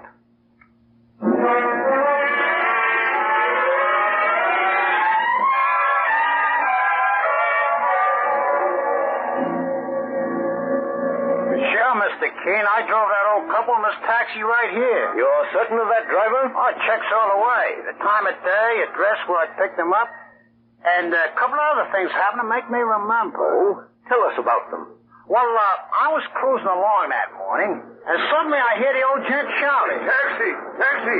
I look over to the curb, and there's the old gent and the lady, a dog to it, a couple of suitcases. I pull over the curb, and they get in. Yes, sir, where to? Grand Central Station. Okay, Chief. Just a second, please. Change your mind? Better make it 125th Street, the 125th Street station. Okay. Yes, Sam. I think that would be safer. Poor Alice, I'm sorry this had to happen. Oh, I'll be all right, Sandy. You don't look at all well. If only we'd had time to see the doctor again. Now, please don't worry. That reminds me. We forgot to pick up your prescription at the drugstore. Driver, stop. We've got to go back. So, driver, you turned around and went to a drugstore? Yes, Mr. Keene. That's when the trouble happened with the dog.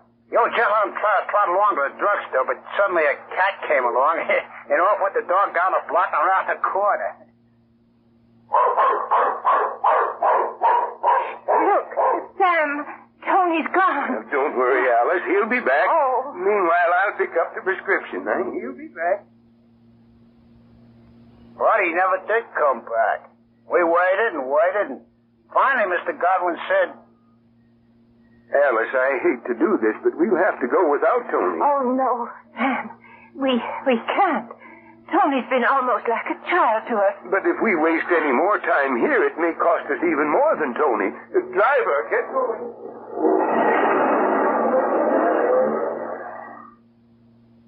You got them to 125th Street all right? Yeah, but the wife was so upset, Mr. Keene, and when she started out of the cab, she went into a faint. Well, I'll be darned. I helped get her into the waiting room of the station to a woman on duty for the traveler's aid. What happened next? I don't know. A cop asked me to get my cab going. That's the last you saw of them? Right. Obviously, they were very frightened people. Sure thing. Driver, if you're free to take a fare now... I am. All right, the 125th Street station then. Come along, Mike.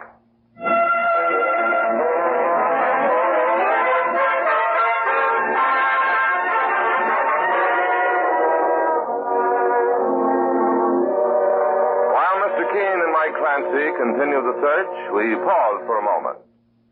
Every day, thousands and thousands of people are discovering they can get almost incredibly fast relief from the pains of simple headache and minor neuralgia with a remarkable product called Anacin.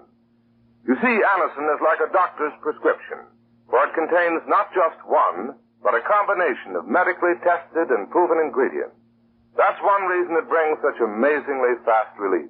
Many have discovered this right in their own physician's or dentist's office, where they've been given an envelope containing 2 Anacin tablets. Get Anacin at your druggist next time you have a headache pain or the pains of neuralgia. Take only as directed. Anacin. Anacin.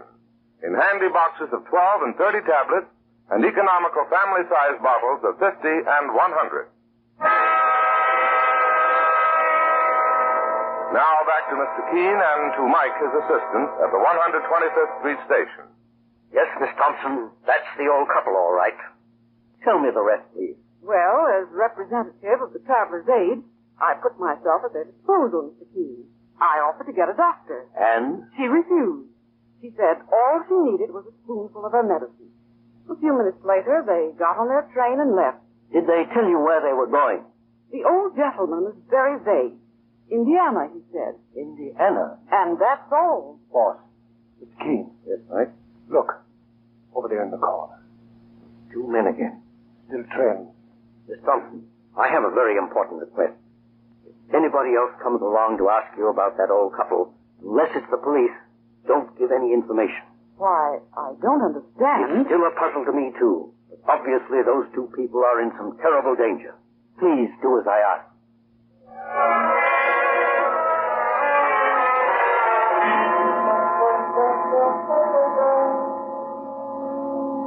No, Harvey, that dame from the Traveler's Aid wouldn't tell me a thing. Not even where Godwin and his wife went. Not a word. We're stymied. No, we're not. Not with a guy like Keene working for us. Who says he's working for us? He will, if we fix it right. And we won't have to pay him a cent. Listen to this.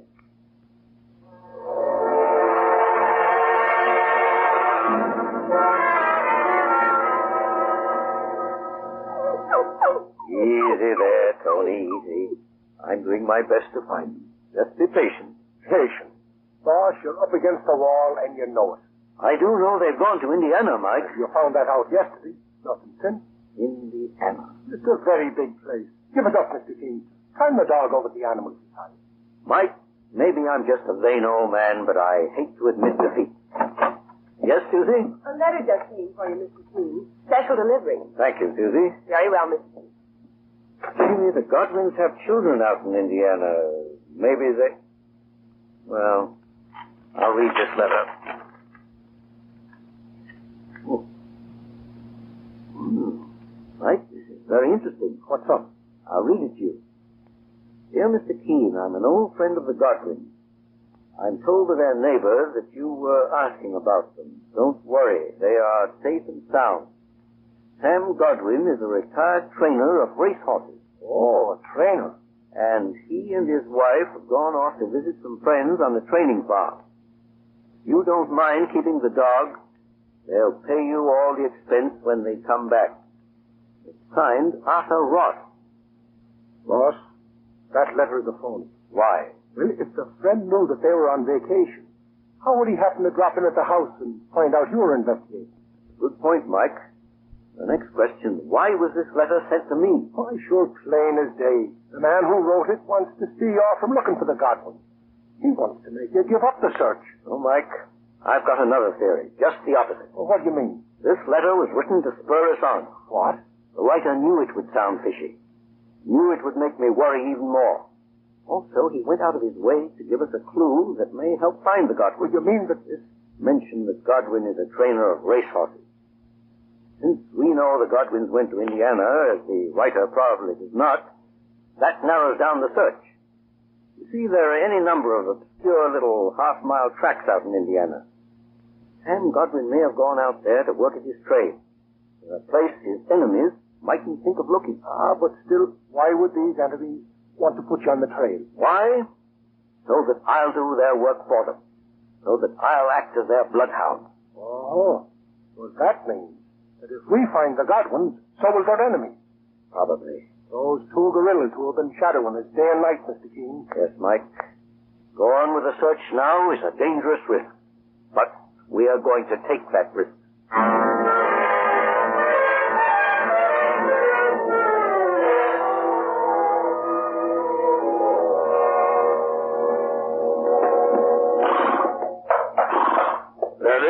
Steady there, Lightning. This gentleman wants to talk to us. Mr. Williams, if you'd rather I came back after the race... No. My name is Keene. I'm an investigator from New York. Oh, yes. I'm trying to locate a trainer by the name of Sam Godwin. I wonder if you know him. Sam Godwin? Oh, sure.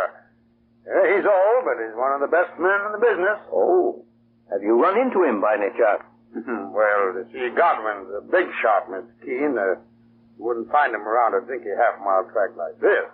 Not here. Well, are there any other race meetings going on in the States? Yes, there's a small one over here at Haverford. And there's the spring carnival over at Beresford. But I don't think that you'll find it. Well, thank you, Mr. Williams. I'll have to check that for myself.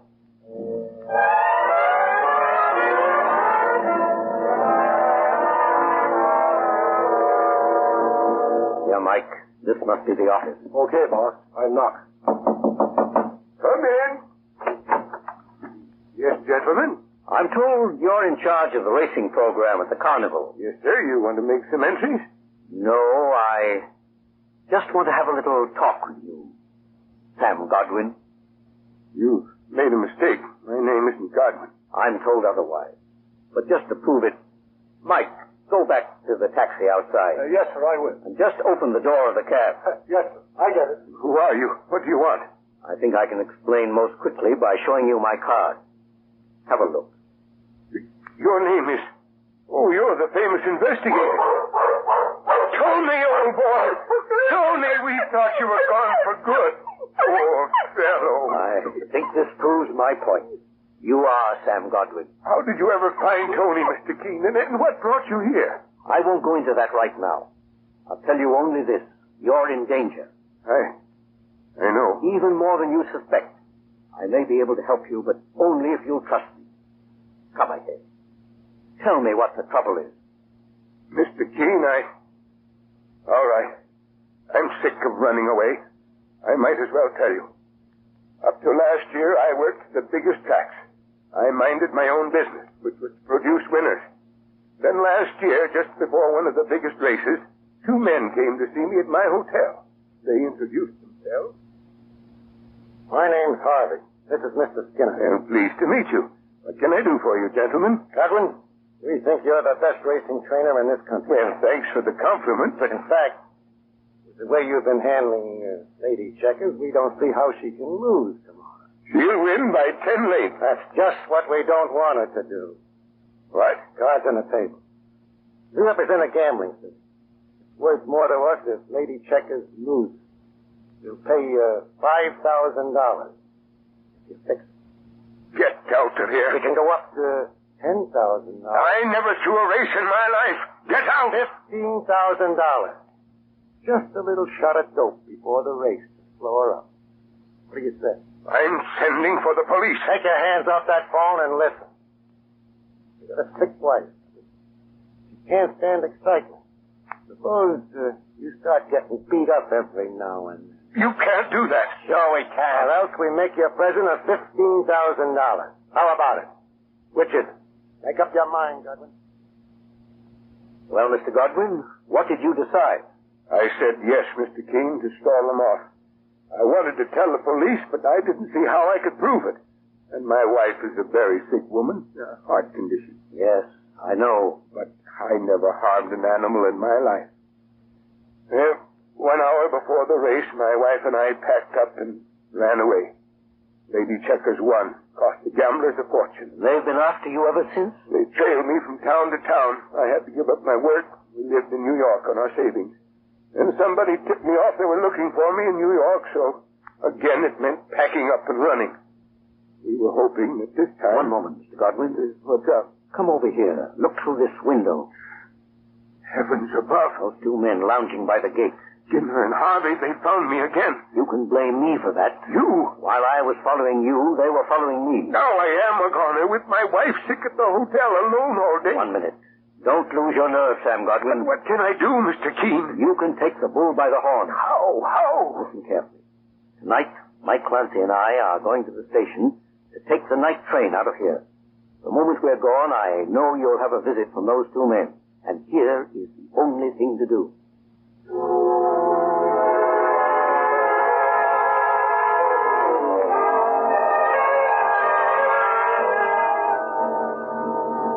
Poor Alice.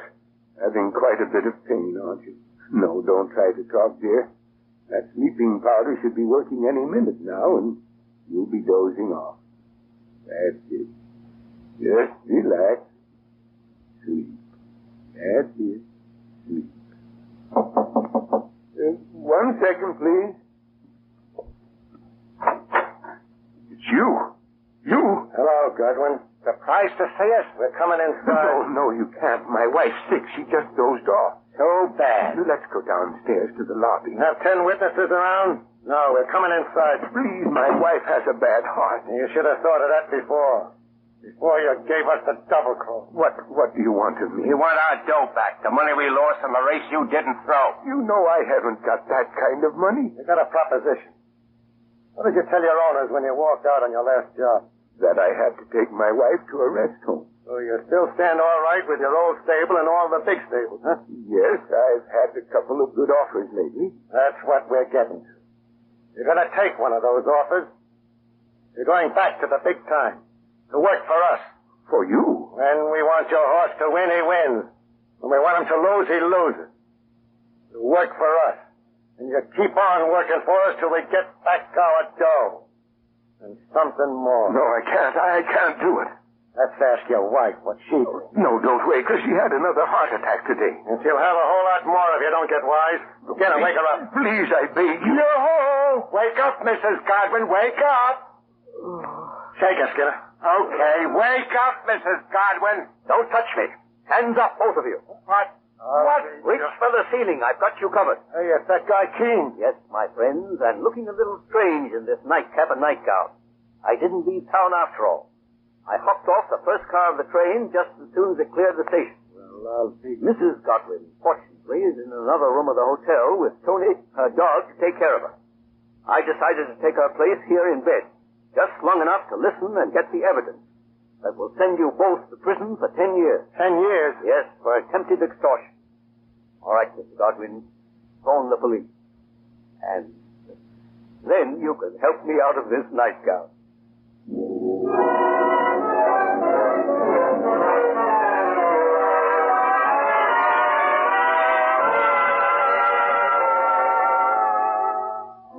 Listen next week at the same time as Mr. Keene brings us The Case of the Little Black Book.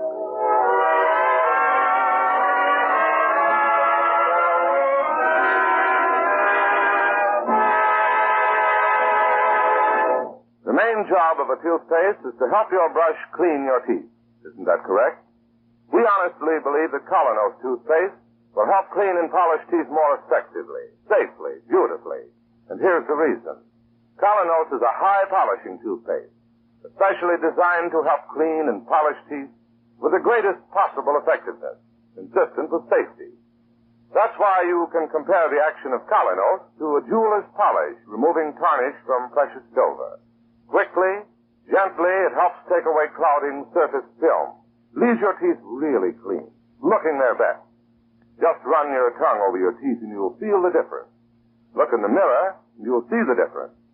So start each day the Colonos way, and let Colonos toothpaste help you keep smiling. That winning, successful smile that pays big dividends in business and social life.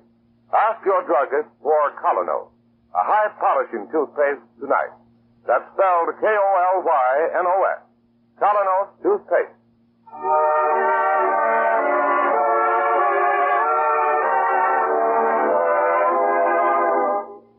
You've been listening to Mr. Keene, Tracer of Lost Persons. On the air every Thursday, 7:30 to 8 Eastern Wartime over this network. Don't miss Mr. Keene next Thursday night when the kindly old Tracer turns to The Case of the Little Black Book. This is Larry Elliott saying good night for the makers of Colonos toothpaste and inviting you to listen to Friday on Broadway at 7:30 p.m. Eastern Wartime over this network tomorrow night.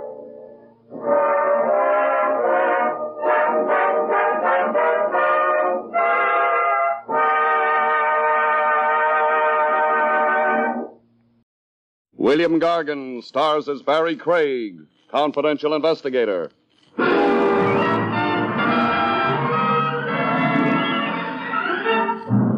Murderers really have a hard time. In other fields, if a man's work is properly appreciated, he gets higher pay. All a murderer gets is higher voltage.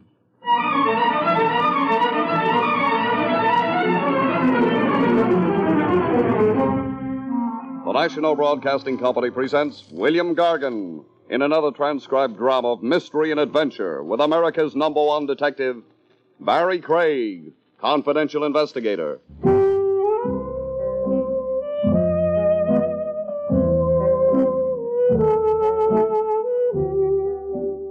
Barry Craig speaking. It all began quietly enough. He walked into my office, stared contemptuously at the rug, sourly at the furniture, and coldly at me. He said, "Good afternoon, Mr. Craig. I am W. Stubbins. How do you do? I am an attorney.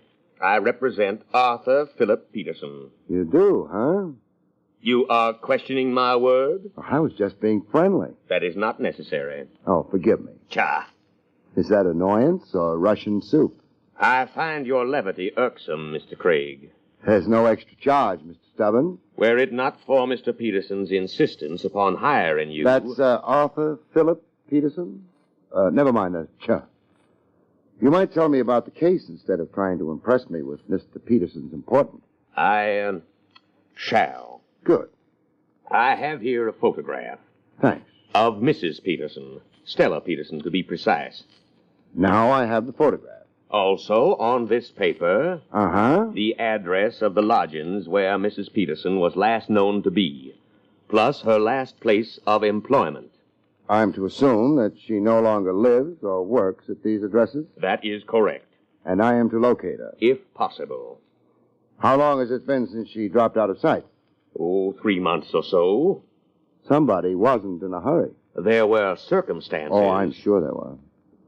The photograph's nice and clear, I but, have also here a physical description of the lady. Age, coloring, height, weight, and so on. Well, that might help, but it isn't exactly what I had in mind. Says here she was 24. How old's Peterson? 61. Well, now we know a lot more. How well do you know Mrs. Peterson?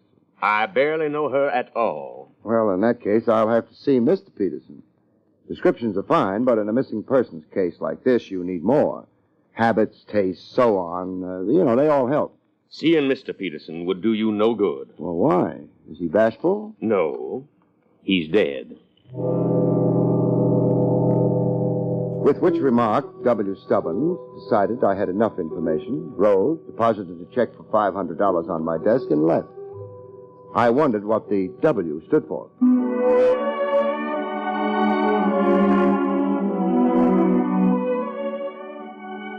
The address of Stella Peterson's last known lodging was 1217 West 29th Street. The neighborhood wasn't nice. Unless the photograph was telling lies about Stella's appearance, it wasn't the right neighborhood for her. As a matter of fact, it wasn't the right neighborhood for anyone. Yeah, You're Mrs. Cole, the janitor? superintendent. Sorry. I've been checking the mailboxes in the hall. Stella Peterson's name isn't on any of them. Why should it be? Well, she lives here, doesn't she? No, Oh, she must have moved then. not from here she didn't. Not from here. Mrs. Cole, you trying to tell me Stella Peterson never lived here? I told you. Oh. She may have been using a different name. If you'll take a look at this photograph, you might recognize her. What would a girl like that be doing in a house like this? Well, that's one of the things I wanted to ask her. Don't bother dropping around with the answer when you find out. You don't recognize her? No.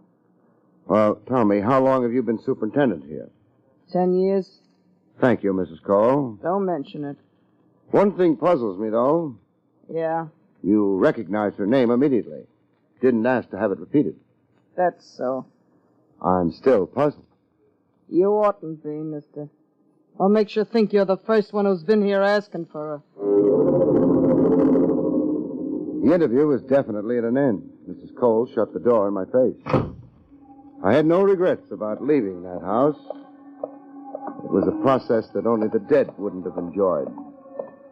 I climbed into my car and went away. I wondered how big a liar Mrs. Cole was.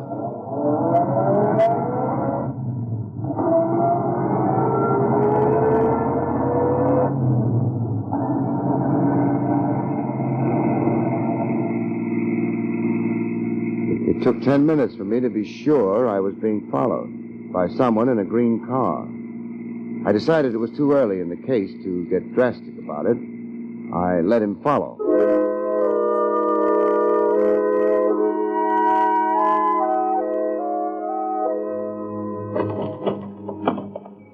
Stella Peterson's last known place of employment was in the low 50s. It was also something they called itself the 1020 Club. I had the feeling that the only qualifications for joining consisted of being alive and foolish. Hey, you're a little early, pal. If you was a bird, you'd get the worm. And if I were a worm, the bird would get me. I'm looking for Stella Peterson. It so happens I ain't got her on me. Maybe I left her in my other suit. Does the name mean anything to you? It's a girl's name. Well, she may have worked here under another name. Take a look at her picture. Oh, let's you and me both go look for her. Then we'll toss a coin. Why don't you save it for the customer? No sense of humor. Recognize this? That there is a beautiful shade of green. I like the way they engrave those 20s in the corner. Let me have a closer look, huh?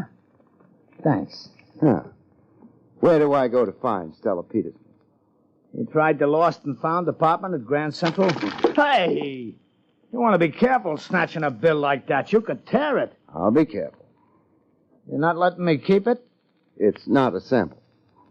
Well, like the guy said, easy come, easy go. Which guy? I never heard of him. Well, it's been fun. The last customer offered me 50. He did? Yeah. But I like you better. Why? He only let me look at it. All you come up with was a 20, but at least you let me touch it. So long, pal. The nice thing about being a confidential investigator is you get to meet such lovely people. Even policemen. Well, Lieutenant Rogers. Hello, Barry. Buying me dinner, or are you working? Well, maybe we can combine the best features of both, Trav. Name one good feature of working. Well, you get paid for it. I keep forgetting that. Working for the department, it's easy to do. Wouldn't your boss object to your eating on his time? He's dead. I guess he wouldn't object. He must be a lively corpse if he's going around hiring investigators. The name's Arthur Philip Peterson. Oh, very impressive. What's he hired you to investigate? Well, I've got a picture here. See? Didn't anyone ever tell him he couldn't take that with him? He's not really trying. He died sometime last week. Heart. That's his wife. She left him more than 3 months ago. Uh-huh. What information do you want stolen from the department? Anything the department has on her, if it has anything. We'll see. What's the front name? Stella. I'll feed it to the gallery, boys. What else? A green car keeps driving around behind me. License number 1W 17660. You want us to discourage him? No, I'd feel lonely without him. I'd like his name, though, in case we ever meet socially. 1W17660. I've got a couple of hours' work here, Barry. After that, I'll be your guest. Fine. I'll go back to the office. You can call me there. Maybe we'll eat at Willie's Wagon. No, thanks. I've still got scars from the last hamburger I tried to eat there. Well, you can't say the meat isn't fresh. But does it have to be alive? In a couple of hours, then. All right. Keep out of trouble. I intend to be very hungry.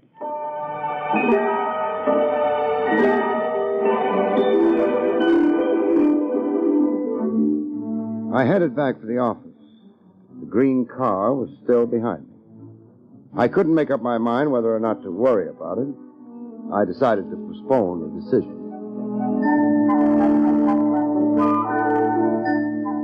But I didn't use the front entrance to the building.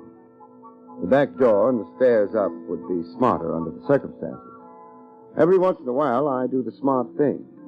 It always leads to trouble.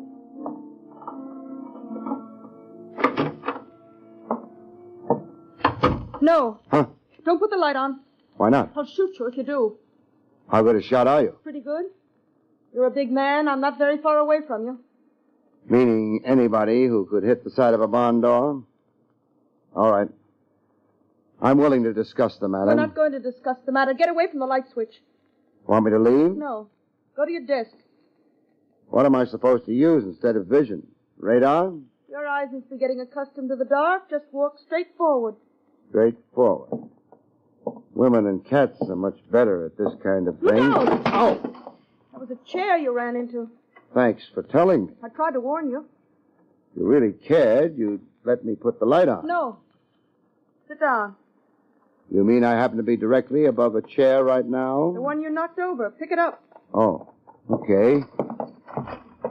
If I knew exactly where you were, I could throw this chair at you. That wouldn't be nice. It might be.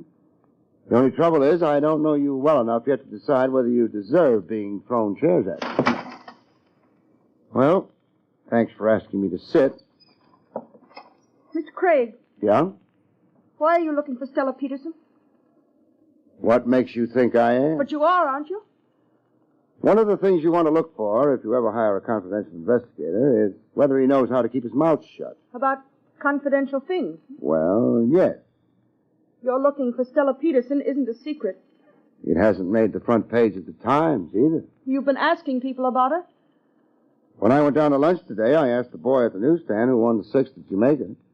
I'm not investigating a racehorse. That's not the same. No, it isn't. But there's nothing you can do about it. Look, Why not try telling me why you're so interested in anyone looking for Stella Peterson? I'm interested because Yeah? I'm Stella Peterson. By this time, my eyes had adjusted a little better to the absence of light. I could see her, but not well enough to tell whether or not she was lying. If you want to stop a search, the best way is to indicate that the object searched for has already been found. I wasn't satisfied. You may be Stella Peterson, Don't you think I know who I am? but I don't. Well, I am Stella Peterson. Repeating a lie doesn't make it into a truth. I'm not lying. I didn't say you were. I'm not saying you're telling the truth either. One way or another, I've no way of telling. Why should anyone imitate me? Why should you be afraid of letting me look at you in the light? It's too dangerous. Someone outside should see the light go on here. Sooner or later, it'll have to go on. But not when I'm here. Okay. Good night. But you haven't told me why you've been looking for me. I haven't told you that I am looking for Stella Peterson either. Shh. Too early for Trev. Someone's out there. Yeah. Outside the door. What are you doing? Moving up to the door. On one side of it. Door isn't locked. We're going to have company. Don't use that gun of yours.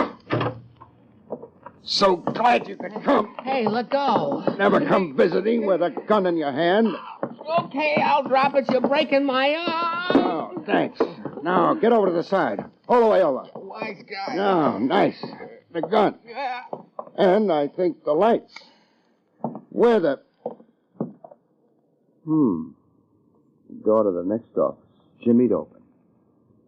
That's how she got in here. How who got in here? You don't see anyone here now, do you? She could have got out through that door to the next office. Who could have? The one who got in. And who was that? Well, that's what I asked you. We're back at the beginning again, huh? Yeah, it looks that way, don't it? All right. So far as you're concerned, it began with your walking in here, carrying a gun in your hand. Why the gun? I thought the joint was being burgled. I am a public-spirited citizen.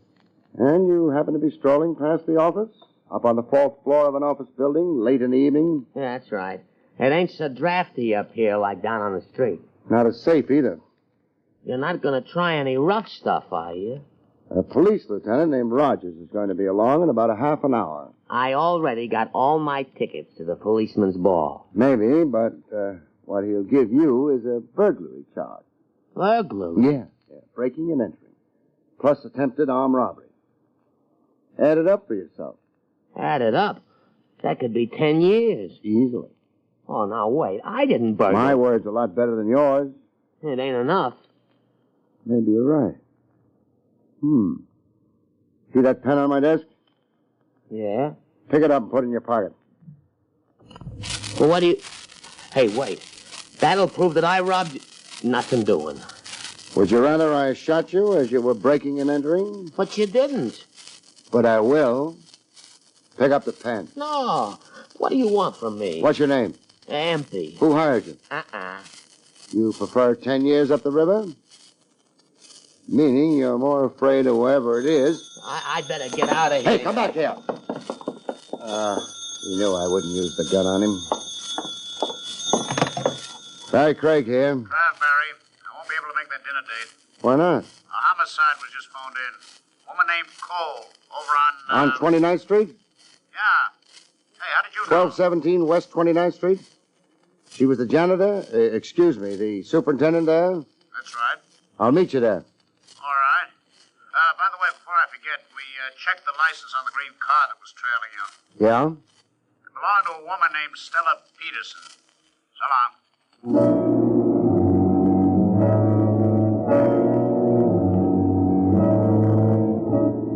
I didn't waste any time standing around and looking surprised. The green car was registered in Stella Peterson's name. That might be important later on. Right now, a woman named Mrs. Cole was more important. She was dead. But I thought she might have something to say to me anyway. Hey, Lieutenant. Oh, hello, Barry. How was she, Strangled? Not pretty, but quiet. Yeah. Body was discovered fast by accident. Grocery boy walked in, found her. Break, maybe. Not for Mrs. Cole. I wasn't thinking of Mrs. Cole. Could I have a look at her, Trav? Yeah, sure. As soon as I brush a few photographers aside. Come on. I don't know why you want to look, though. I expect her to tell me something. Our boy's out of the way. There she is. Yeah. I don't hear her talking. She's telling me plenty, though. Like what? Look at her wrists. Interesting. You hadn't got around to noticing details like that yet. I expected them. Burns on her wrist and forearm. Yeah. Kind that would result if you pressed lighted cigarette ends there. She was tortured before she died. That's right. I'm leaving, Trev. Barry, you know more about this than Well, it's not a police job. It can't be. You'd only slow things up. There isn't time enough for that. You sure? I have to play it the way I see it. Okay, Barry. Luck. Thanks.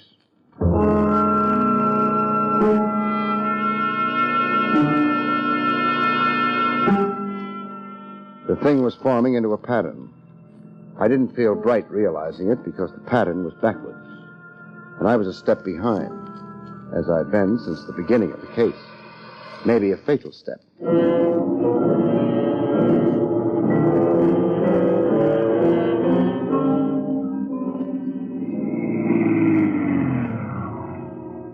The 10:20 club was open for business. I went around to the back. The green car wasn't anywhere, so I went inside. Hold it, huh? Hey, it's the pal with the $20. You still got it? What's your name? Wendell. Is that the name that wins the 20? Mrs. Cole is dead, Wendell. Mrs. Cole? This conversation is getting out of hand. Who's Mrs. Cole? Janitor over on 29th Street. The house Stella Peterson stayed in for a while before ducking for cover. Yeah, well, janitors don't lead healthy lives. Lots of them die. Of strangulation? Well, maybe she was cheating on her husband or not emptying the ash cans right. She was tortured before she died. Tortured? Yeah. The way I figure, whoever tortured her got what he was after. How do you figure that? He wouldn't have killed her otherwise. She was a lead. Maybe the only real lead he had. That could be. Where's Stella? Out on the island. A beach shack. Phone? No. Neighbors? Not for miles. Come on, we're in a hurry. A big hurry.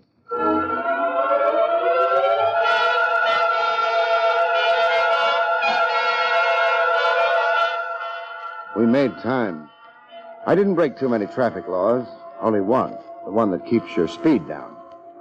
We were lucky. We didn't pick up any traffic cops on the way. Or were we lucky? How much further? Oh, maybe another 10 minutes at this rate. You carry a gun? No. Then don't try being a hero when we get there. You ain't expecting anything good, are you? No.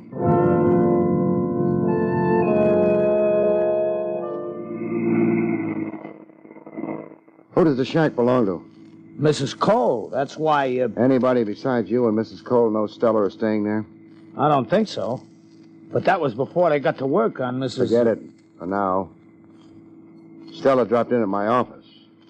Huh? She had some idea of forcing me to tell her who'd hired me and why. Once she found out I was looking for her. I know. Sure. You were driving the green car. The one that was tailing me. Yeah. Stella took it to drive out to the shack? Yeah, after she ducked out of your place. Too bad you didn't know about Mrs. Cole then. Yeah, too bad.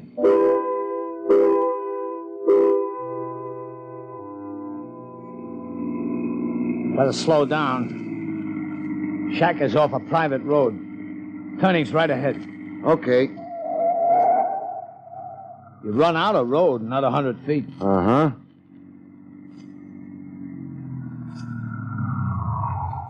All right, now. Come on. This time of year, the beach is deserted. That's why Stella figured it was safe. It was for a while. That the shack? Yeah. The light's on. Odds are against her being alone. Wendell, maybe you better get back to the car and... Oh, no, I'm in this with you. Okay. Stella's a good kid. She must be, to get this kind of loyalty. Although, would the fact she's inheriting Peterson's dough make a difference? She's inheriting it. But the old man said he was going to cut her out of his will. That was when she left him? Yeah, he said if she did... He changed his mind. The window. Yeah, Stella and Empey. The guy? Yeah. He must have picked up another gun someplace. He may be jumping. We'll have to handle this carefully. Is there a back door? Yeah, leads to the kitchen. You can see the kitchen door from here. Now, give me a count of 30. Then knock at the front door. Count of 30. Okay. Think it'll work? It'll have to. 10, and I made the back door. 5, and I had it open. Crossing the kitchen without knocking over the pots and pans took 8. That gave me 7 seconds. I used them in getting the door to the living room open a crack, and then I waited. Wendell knocked on cue, and I moved fast. Empey had turned to the door. He heard me coming, but before he could get around, Mr. Crane. Yeah. That's Wendell at the door. Open it for him, huh? Yeah, all right. That was when I heard the sound of the car. I didn't hang around. I ducked into the kitchen. Hi, Stella. Wendell. Mr. Craig knocked the man out, the one who... Mr. Craig? What happened to him? I don't know. He was just here. He must have gone out the back way. Oh, I better get this boy's pop gun. He's coming, too. I got it. He'll be all right. He'll be fine. Mr. Stubbins. Mr. Stubbins, drop the gun, you. Me? Yes. Oh, I didn't know you meant me. Yeah, better. Empey? He don't feel good. The idiot. How he ever let you get the best of him, well, never mind. Mr. Stubbins, what are you going to do? What do you think? But why? What have I done to you? It wasn't you, my dear. It was that blithering husband of yours. I don't understand. You left him, justifiably enough. He was turning into a senile idiot. You left him, and he threatened to disinherit you. You ignored his threat, for which my compliments. Thanks, but Of course, he tried to get you back. We did discover your address, the place you worked, but I made no great effort. I was waiting for Peterson to carry out his threat. But why did you care? He planned to leave his money to various charities, of which I would be sole administrator. I counted on that. As a matter of fact, I rather anticipated the event. I borrowed some of the money. And then the idiot decided he admired you for your courage in leaving him. Oh, and then... And he did not disinherit you after all. I faced jail, my dear. I kept hoping until the last moment, but then he died, leaving you his money. And if I die too? The money will revert to the estate. I can arrange matters to my satisfaction there. That is why I persuaded Mrs. Cole to give me this address. Why I sent Empey on ahead to hold you, and why I shall now... Oh, no! Sorry, my dear, but it's oh, yeah. Wonderful kitchen you've got back there. Mr. Stubbins is all right. He'll live to die.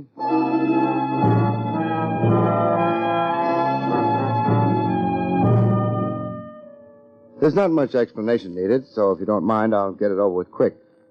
With Peterson's death, Stubbins had to move fast. But he didn't dare move without confusing the trail. That's why he hired me. If I could find out, fine. If I failed, there was always Mrs. Cole and torture. In either case, the trail would be confused. Why didn't it work? Why did I expect him to be the killer? Because he was the only one who could have sent Empey to my office. Dad, I owe you everything. Not really everything. Well, enough so that I want to give you this. This is why I wanted to get the explanation over with quick.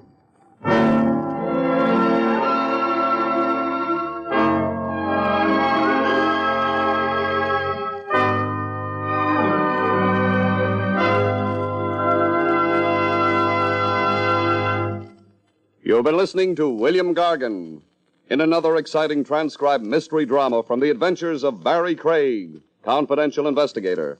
Tonight's story, The Corpse Who Was Wrong, was written by Lou Vittis. Next week, it's the strange story titled The Corpse Who Stayed for Breakfast, about which Barry Craig has this to say. Next week's story deals with at least 2 corpses, a house on the river, a midnight swim accompanied by bullets, and, the corpse who came to breakfast didn't eat a thing. Good night, folks. See you next week.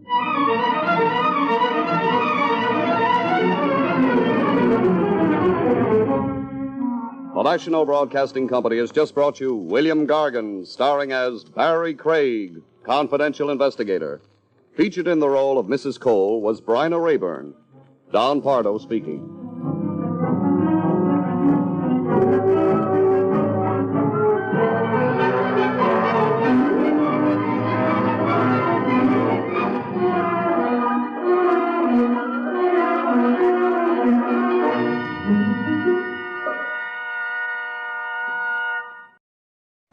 I've been through hard times. Oh, come on, Ben. Do it for a pal. I'm sorry, Joe. Really, I am, but you're asking the impossible. Apart from the fact that your kind of act went out with high-button shoes, you're expecting me to lose money. Joe, get wise. Who pays to see vaudeville today? I'm telling you, television's killed the business.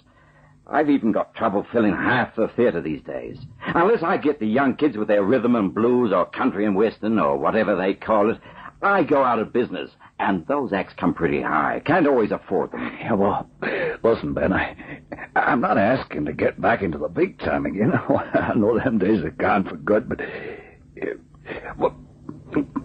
can't you fix me up in between 2 big acts? Just 6 minutes. Sorry, Joe.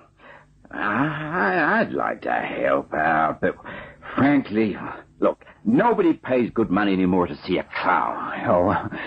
Well, at least take a look at my act, will you? I've worked out a pretty snappy routine. Brand new, I promise you. And Okay, Joe, okay. Drop by some time, but it's still no dice. Now, if you'll excuse me, Joe, I'm pretty busy right now. Why, sure.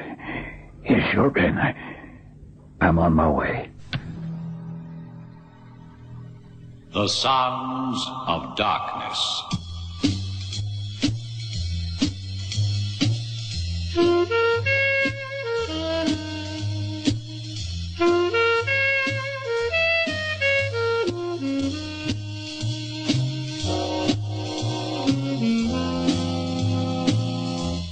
Lee Masters, FBI, who wages relentless war against crime.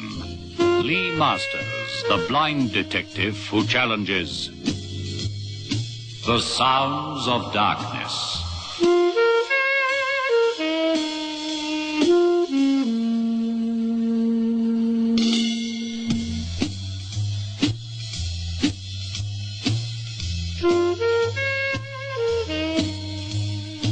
Playing with fire.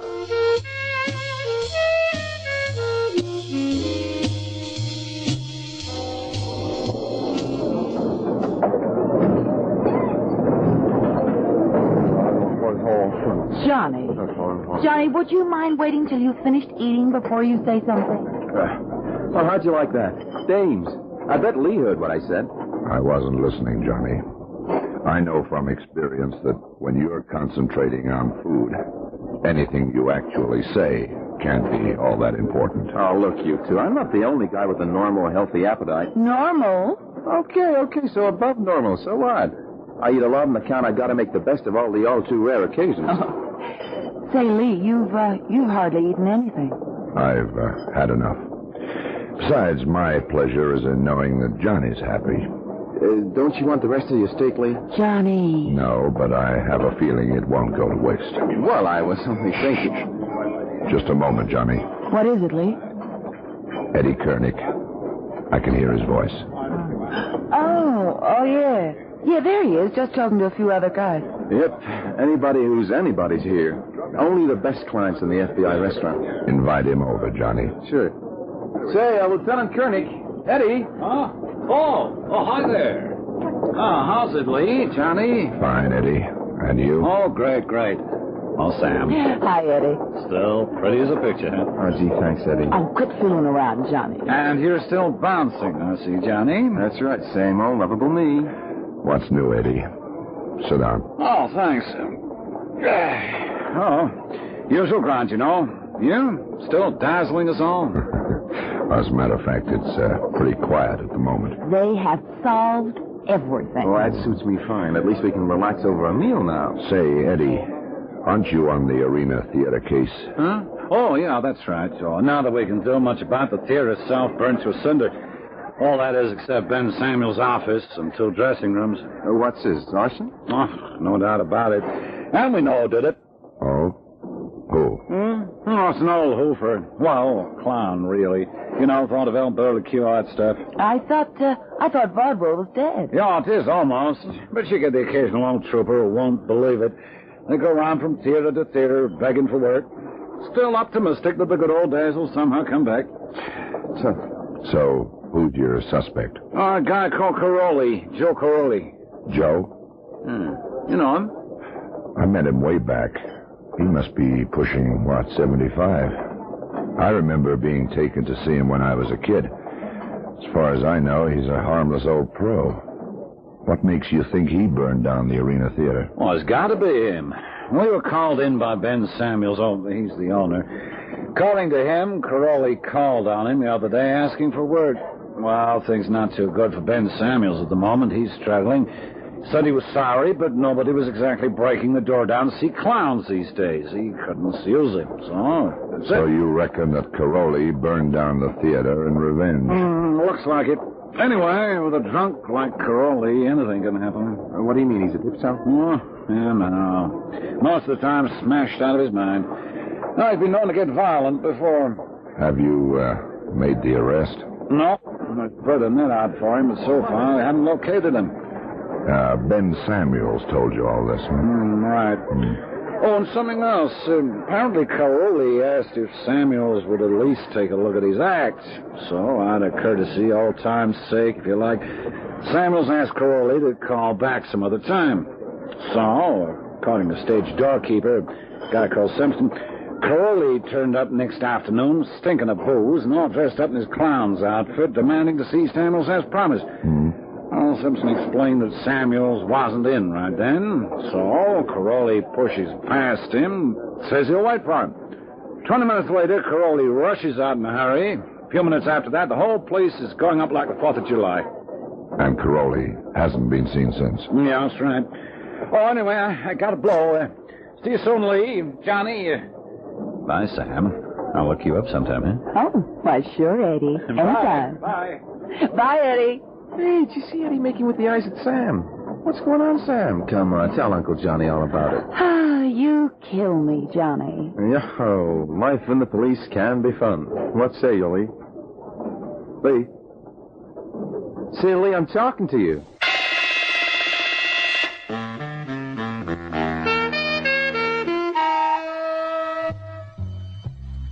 Boy, what a meal. I couldn't eat another thing. I'm glad to hear it. For at least 3 hours. Not even a cup of coffee? Oh, well, now, if you're making for everyone, I'll be sociable and join you. How about you, Lee? Coffee. Coffee. Sure, Sam. Well, I'll take that as an affirmative. Okay, Lee, what's on the agenda this afternoon? I thought we maybe start with... Get me Eddie Koenig, will you please, Johnny? Eddie? But we've just seen him in the restaurant. I know. Get him. Well, what's the matter, Lee? Joe Caroli. The guy who burned down the Arena Theater? I can't believe he did. So he didn't. It's not our baby. Get Eddie, Johnny. Okay. So you don't think he did it, huh? Well, let's say I think Ed is jumping the gun a little. That is on the evidence he has. Caroli may be a drunk. He may have some kind of a record, but arson, that's something else again. What? Lieutenant Koenig, please. It's Lee Masters. Right. They're just getting Lee. Right. Hello, Eddie. Lee for you. Here, Lee. Thanks. Hello, Eddie. Yeah. Listen, Eddie, the arson case, Arena Theater. I know it's not our baby, but would you mind if I did a little investigating? Kind of interests me. Yeah, I know. Looks like it, but... Oh, you haven't found him yet? Yeah. Okay, thanks. Sure, Eddie. Yeah, thanks again. Bye. I guessed it. Just because we're not particularly busy right now, so we have to stick our fingers into something. Well, it's not even our baby. But justice is our baby, isn't it? Yeah, but... You know, Johnny, you remind me of the waiter who's asked the time by one of the customers. The waiter says, I'm sorry, I can't tell you. You're not on my table. Okay. Look, Ed is a great guy, a good policeman. But he's known to be a little impulsive on occasion. And you think this might be one of those occasions? Right. Right. So where to? Arena Theater. Here's your coffee. I've just got... You've just got time to drink our coffee before Afterwards, Johnny. Let's go.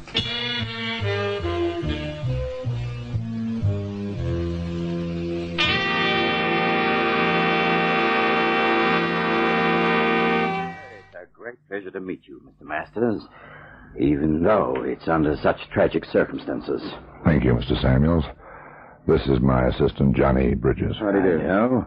Naturally, I've heard of you. Who hasn't? But I don't quite understand why the FBI... We sometimes take an interest in a case that doesn't technically fall into our domain. Lieutenant Koenig suggested that this was one of those times. Oh, I see. Well, do you want to see the theater or what's left of it? Well, later, Mr. Samuels, if you don't mind. I understand that Joe Caroli called on you day before yesterday and asked you for work. That's correct. As I told Lieutenant Koenig, naturally, I couldn't give him anything. Clowns, well, you know how it is. I got a big enough struggle keeping in business without taking any chances on the acts. Television, you know. Yeah. Anyway, well, I felt sorry for Joe. He's a nice old guy, an oaky, sure, but then, well, he must have been having a pretty rough time. He's 74. I explained that I just couldn't use him. It hurt me to say it, but, wow, what could I do? Do you believe he burned your theater? Well, I find it hard to believe. I knew it wouldn't be easy to tell Joe there was no work for him, but, setting fire to my building, I don't know. Didn't you ask Caroli to call back sometime and you'd take a look at his act? That's right, Mr. Masters. But I made it clear that it was only out of courtesy. I still couldn't use him. So he came back yesterday in full clown's getup, told your stage doorkeeper you were expecting him, went round the back of the stage and... made with the matches. Used gasoline. I always keep a supply of this stuff for winter. How come? Well, I'm not a rich man, Mr. Bridges. The dressing rooms and offices are heated by those gasoline burners. Old-fashioned, I know, Mr. Samuels, you are insured against fire, I presume. Well, as a matter of fact, funny you should ask that. I always keep the theater adequately insured, of course, but the policy had lapsed about a week ago. Slipped my mind, I guess, off with one thing and another. So you're not insured? Oh, yes, thank goodness. About 4 days ago, I had a visit from Dick Garner. He's an insurance representative. And it was him who reminded me that my premium was due. Which you remedied immediately. That's right. For the same amount? Well, no. I intended it should be for exactly the same as I'd had all these years, but Mr. Garner persuaded me that a new theater would cost about double if I was ever forced to rebuild through fire damage. So you doubled your premium? But you know what these insurance salesmen are, Mr. Masters. How does that saying go? There's no one with endurance like the man who sells insurance, eh?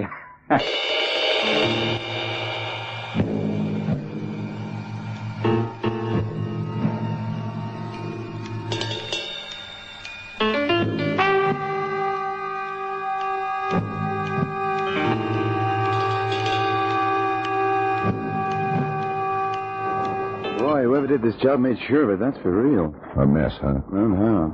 Still, it'd make a good open-air theater. Everything burnt? Almost. Curtains in shreds, seats just empty shells. All the scenery charred, and a great burnout hole in the middle of the stage. Can we get round to the back?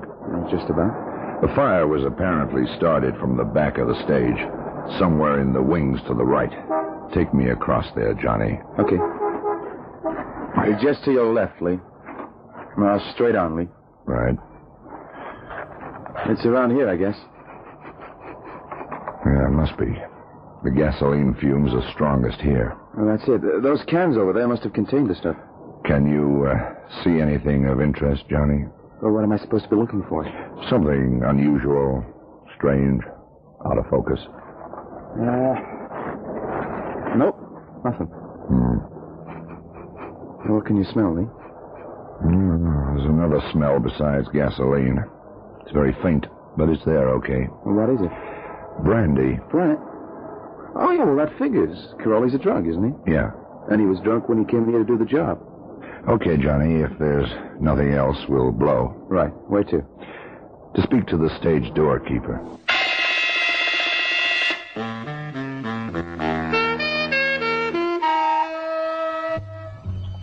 FBI. Yes, sir. Your name, Simpson? Yes, sir. How long have you been stage doorkeeper at the arena? 18 years, sir. The name is Masters. Lee Masters. Yes, Mr. Masters. I believe that somebody, assumed to be Joe Caroli, came here yesterday. Oh, it was definitely Caroli, no doubt about that. How can you be certain? I understand he was all dressed up in clown's regatta, grease paint and all. Sure, but there's only one Joe Caroli. I've seen him hundreds of times.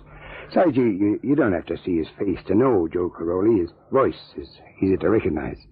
So this guy comes up to you, and then what? Well, this guy, Joe, comes up to me and tells me that Mr. Samuels is expecting him. He wants to see his new act. Whew, you could smell the booze a block away. Loaded, huh? Loaded. He was smashed to here and gone. Aggressive, too. I was in two minds whether to let him in or not, but Mr. Samuels had told me he was expecting him. Well, in the end, he pushes past me kind of rough. I was about to stop him when I thought, oh, what the heck, it's only old Joe. And then? Well, then I settled down to read Variety. I always like to read it. It keeps you up in the world. Yeah, sure. What happened? Oh, yeah, well, 15, maybe 20 minutes go by, and suddenly Joe comes rushing downstairs, and as he goes past me, he mutters something about he's not going to wait around all day for some two-bit producer, and the next moment he's gone. Well, it can't be more than a minute later, and I smell this burning, see. Well, it gets stronger and stronger, and then I see smoke coming up from the stage. So I run over there, and the whole place is going up like we were rehearsing for Quo Vadis, only for real, see. Tell me, Mr. Simpson, how long have you known Ben Samuels? Oh, must be 25 years now. That long? Oh, must be. I remember him when he was in vaudeville. Samuels was in vaudeville? Sure. I were artist. Good, too. But for some reason, he lost his nerve and changed his act. Well, I lost touch with him for a few years, and then I think he went to Europe, touring the halls there. What did he change his act to? Well, like I said, I lost touch with him. Next thing I knew of him, he was going to open the Arena Theater and wants me to be stage doorkeeper. I was glad to take the job. Things weren't going too good for me at the time. Can we use your phone? Oh, sure, help yourself. Johnny, get Sam for me, will you? There are one or two things I want her to do.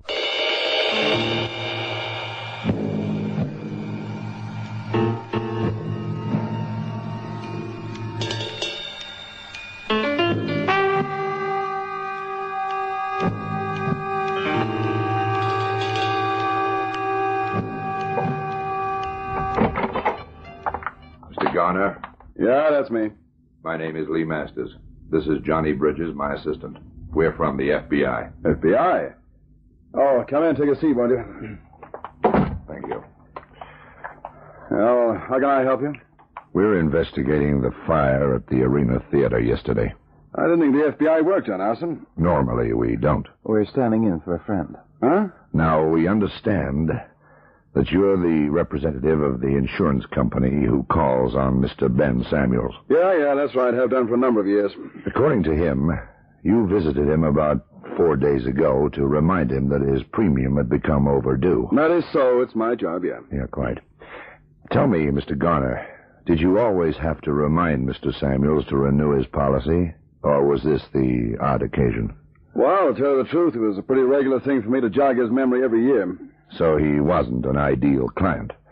Slipshod about these things, huh? Yeah, I guess you could say that. Obviously not a wealthy man. A rundown variety business. Not really the kind of man who could afford heavy premiums. No, I guess not. Then why did you talk him into not only renewing his fire policy, but doubling it? Hey, wait a minute. I didn't say he didn't pay. He paid all right, but not always on time. Oh, just need a little chasing up, that's all. In any case, my job is to sell insurance and as much as possible. So you high-pressured him into it? High-pressured? What is this? I'm trying to earn a living. What's wrong with that? I'm a salesman. I sell. So now Mr. Samuels collects, right? Certainly, yeah. Unless, of course, he hasn't paid his premium as usual. Well, it's funny, that. This time he did pay. I wasn't taking any chances with him. I made him sign a check there and then. So how much does he get? $100,000. Perfectly in order, arson or no arson. Talking of arson, Mr. Garner. Yeah. Suppose you know that the police think Joe Caroli did it. Yeah, I did hear, yeah. An old clown, I believe, yeah. That's who the police think did it. But, you don't? Well, somehow I can't bring myself to believe that a harmless old guy like Caroli did do it. Well, if you ask me, you never can tell with drunks. No, Mr. Garner, you never can. Okay, Sam, thanks. You've done very well. I hope it's what you wanted to know, Lee. It's exactly what I wanted to know. Oh, Johnny. I've just seen Eddie Koenig, Lee. Joe Caroli's been brought in an hour ago. They're holding him there. Eddie said it's okay if you go and see him. Did you get the medical report on Caroli? Yep. Apparently he was picked up in L.A. this afternoon and flown to New York on the first plane. This is the report the L.A. police took. Thanks. I'll read it. Aloud. Okay. Joseph Caroli, subject, age 74. Use of all faculties, although certain weakness in eyesight due to age. No disease apparent. Alcohol test shows... Hey, what's this? Alcohol test shows what, Johnny? Shows no trace of alcohol in bloodstream. According to subject himself, he's abstained from all forms of liquor for 6 months, but probably nearer 4 months. Say, I don't get it. That information, Johnny, plus what Sam found out for me, just about clinches it. But clinches what? That Caroli is no firebug. Get Eddie Koenig on the phone, but fast. Well, this time, Lee, at least I was right with you in your deductions. I understand every phase of your reasoning. Oh, good, Johnny.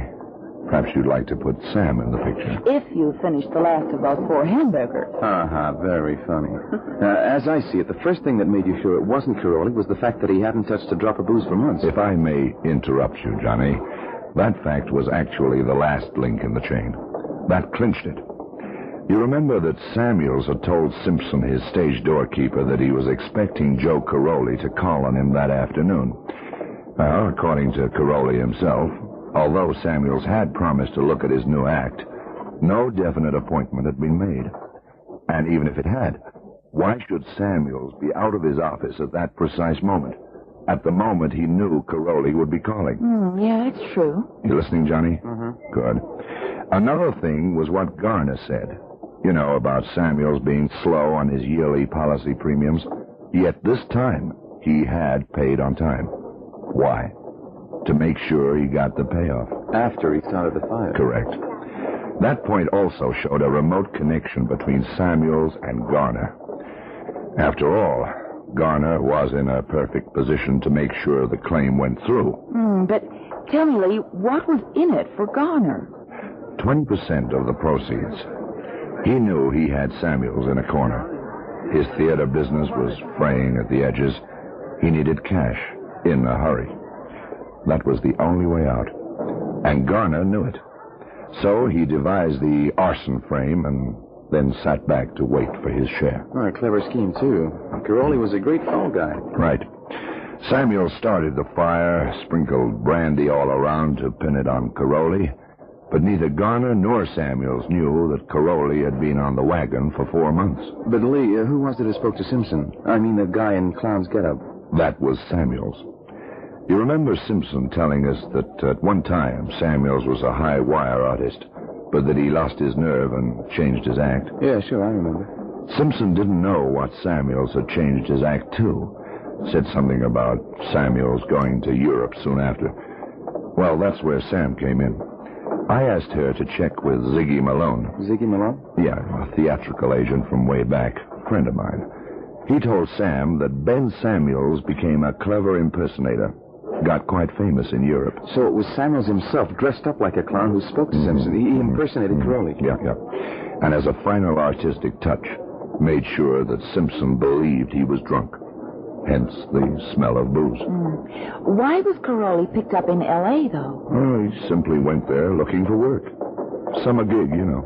I would like to say here and now that I knew everything you just said, except I couldn't explain it. What? Sure, Johnny. Yeah, we believe you. Don't we, Sam? Oh, sure we do. Hey, you two wouldn't be sending me up by any chance, would you? Oh, Johnny.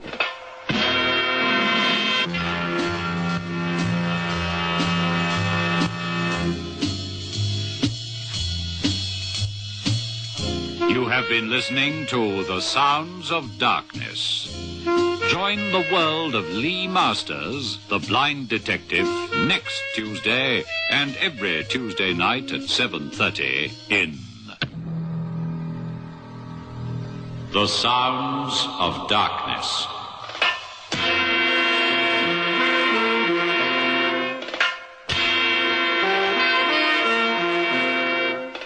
The Sounds of Darkness is produced by Gerry van Veek. And now, here's Ted DeCorsia in the Mickey Spillane mystery, That Hammer Guy.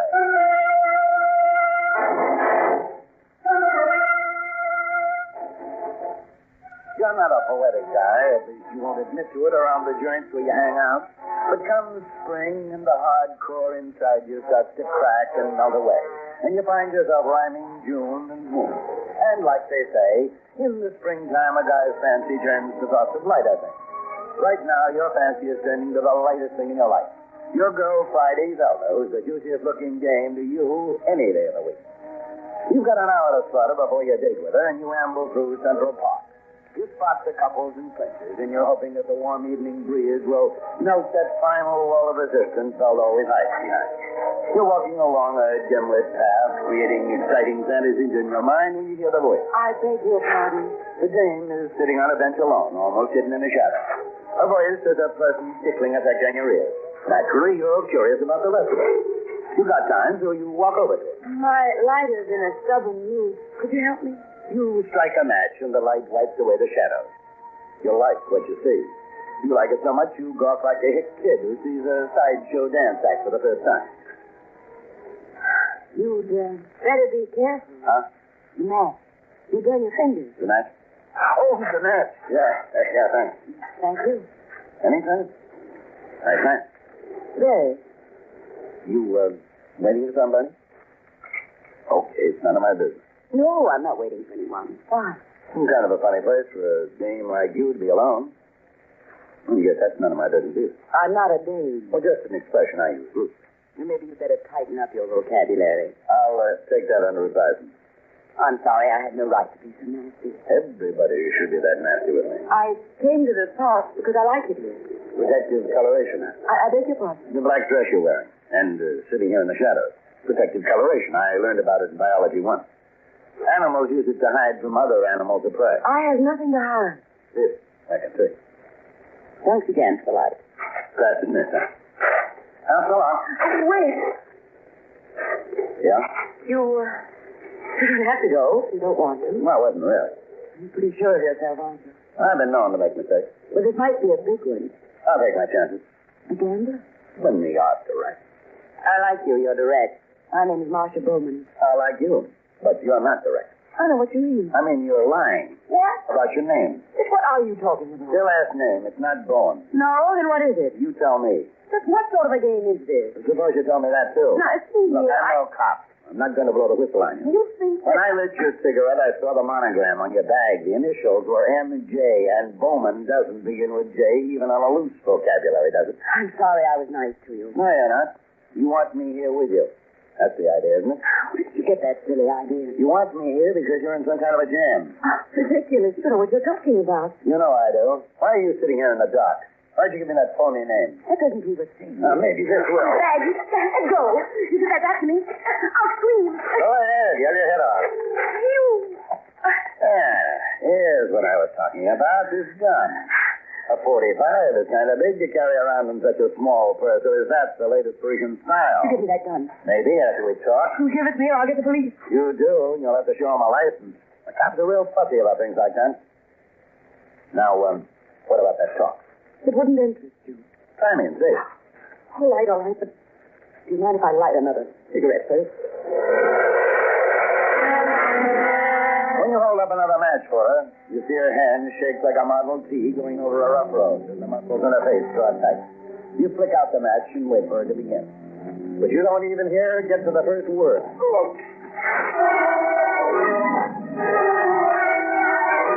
Something blunt and heavy cracks into the back of your skull. The red flash of pain rips through you, and then you dissolve into black nothing.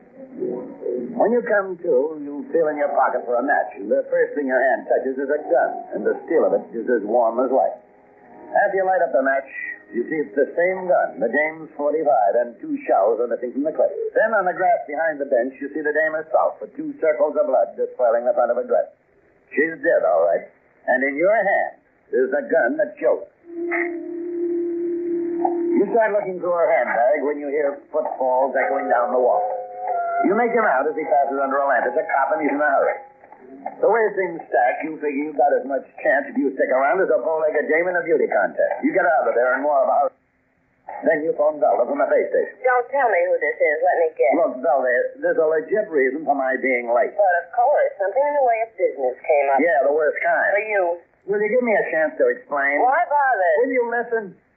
I was walking across the park and I met this dame. Just 2 ships that passed in the night. Oh, thanks. I just as soon spare myself the details if you don't mind. It's nothing like you think. It was murder. You're telling me. Look, the dame is dead, shot to death, and it looks like I did it.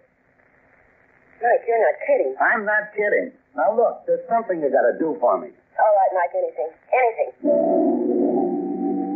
You give Zelda a fast rundown on what happened. Then you tell her to get in touch with your friend Captain Pat Chambers of homicide, but not till it on to it. I'll call Pat right away. You've got to feel better after you hang up. You know Zelda can handle Pat okay. You're in a tough spot, but you got a dame on your side who can use her head for something else than a parking lot for hats. By the time you get to Zelda's place, she's already talked to Pat. For a moment, you forget all about the jam. All you can think about is this appetizing dame, and you can't resist telling her. Don't you know there's a time and place for everything? We've got the place. There's always time. Oh, what am I going to do with you anyway? Anything you want, you know it. Well, right now, I want you out of this mess. Mike, you never should have run away. I told you, Zelda, the odds were stacked against me. I was a sitting pigeon. You could have explained anything to Pat. He's your friend. He's also a cop. And the way things were, he'd have been as official as me as that badge he wears. What else did Pat tell you? Just what I told you. Nothing on her identification? They're making a fingerprint check. You sure her first name is Marcia? No, but it could be. And according to the monogram on that handbag, her last name began with a J. No idea why she was killed. I told you, I just met her. Well, all right. You don't have to holler at me. Well, you act like you still don't believe me. I want to, Mike. You can. It isn't going to be easy. Believing me? Finding the killer. There's nothing to go on. Just one thing. What? Found this watch in her pocketbook when I yanked out the gun. It was the only other thing in there. Women don't usually carry a watch like that. Yeah, but men do. And there's this inscription on the inside. GN with a less than NJ 1953. NJ, the girl's initials. Yeah. There's something in it. Well, it could be more. I can trace it to the store where it was bought. Oh, wait. What? Something I forgot. Pat did say they had some chance of cracking the case. It's lucky you left that gun at the scene of the crime. The serial number? No, the serial number was filed off. Then? They did find fingerprints on the gun. That should help. Oh, yeah, great help. It'll help lead Pat right straight to me. 100 to 1, those prints on the gun are mine.